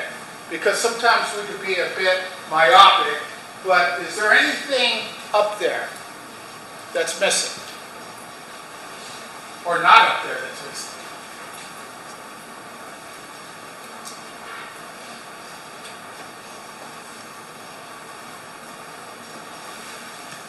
So council hit on all the right things? Oh, okay. I have to keep looking at Diana. I know it's a matter of time before it rolls through. It's the community engagement element that, so each council district has about $2,000 programmed in the budget for community engagement. And what's so interesting with this last election, because we got the breakdown of voters for Measure A by district, and District 2 had the highest voter turnout. District 4 and 5 were combined, so we didn't have those numbers separated. District 1 had pretty high voter turnout. District 3 was pretty low voter turnout. 4 and 5 had decent voter turnout. But it was really interesting to get those numbers because we know that, let's take for instance in District 3, we know there was a lot of engagement with going out and talking to citizens and trying to encourage them to vote, but the turnout was really low. And so, going back to one of the concerns that I have is there's a huge portion of our population that we're not connecting with. And, I think we have to rethink what community engagement looks like, because we can hold community workshops and town halls and have 2 people show up, which is great to connect with those 2 people, but I think there's other avenues for us to connect. And it's not just council, it's not just me, it's all of staff making those connections so that we makes government feel, and particularly the city, feel more comfortable, and it's more informal, so that we do build that trust, we do build those relationships, so that when we say something, they believe what we're saying. And so I don't really see that, and it's, as you said, we can tend to kind of have our blinders on, and it's easy to lose touch of what the community needs. Those cities who have been successful in those revenue measures, what did they do around community engagement that got the vote out? Because from what I've heard oftentimes, that's like a year and a half in the making to build that trust. Well, I've seen, we'll take Roseville, for example. That was like a 2-year process where they took the public down this process of services that had been cut, how they'd evaluated their budgets, how if they didn't do a revenue measure, how it was going to impact their future services. They led people down this whole path to get them to understand what the consequences were going to be. And they did it very methodically. And then you have citizen-led initiatives where it's more of a grassroots effort, where they're out there saying, this is what we want. And it's not the city or the government that's out there as the ones carrying the torch for it. So it's also being clear in what the intent is, as Mark said, very clear in what it's going to be used for, consistency in the messaging, consistency in the numbers, and then also very clear, concise communications, the education efforts. And, I think if you look at revenue measures, cities have a higher success rate of having revenue measures approved than counties do. And I don't know if it's because the county feels like it's a bigger government than the city, but, it's an effort no matter which way you look at it. And is it higher for citizen-led or not? The research that I've seen has not broken it down citizen-led versus, council-directed. Special taxes tend to have a lower success rate just because of the percentage required for approval. If it's led by the government agency, if it's a citizen-led initiative, regardless if it's a general tax or special tax, it's a 50% plus 1 approval rate. And so if it's a citizen-led initiative, it's easier to get through from a past perspective. And have they had solid partnerships between the 2 parties on that? They have? Yeah. Other thoughts? We ready to wind it down? Yep. Okay. The only closing comment I would make, I think that it's always advantageous when a council identifies similar priorities. So that's a good start because it clearly demonstrates that you're all on the same page. And I think what we already know from what we started the last 2 years with building this team is that this could be a very innovative group. And the fact that you work together from your elected positions and your staff positions and you're able to collaborate, I think is an amazing opportunity to try to take these things on. But I do think that part of the next step is to really do what some of you have done in the past, which is start to think about this more from an innovative perspective. Kind of like the way, Mark, you talked about how the Air Force is evaluating communities, and it has a whole bunch of benchmarks around what contributes to success.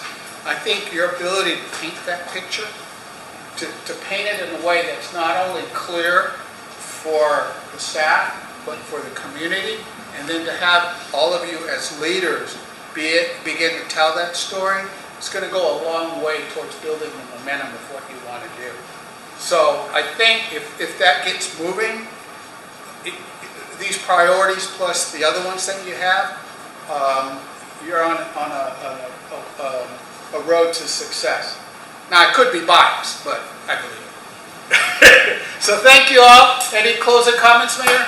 You know what? I'd like to ask everyone to give Juan a hand.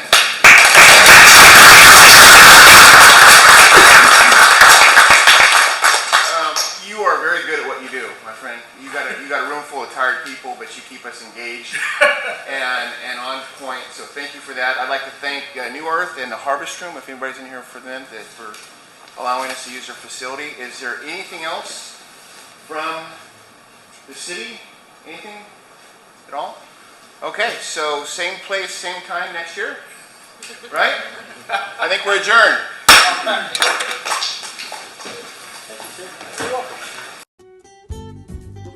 Yuba-Sutter.live's local government live streams are presented by Plumas Lake Self-Storage in Plumas Lake, where lifelong local residents are helping other residents keep things safe, providing indoor storage units, outdoor RV and vehicle parking, moving supplies, and Penske truck rentals. Details at plumaslakeselfstorage.com.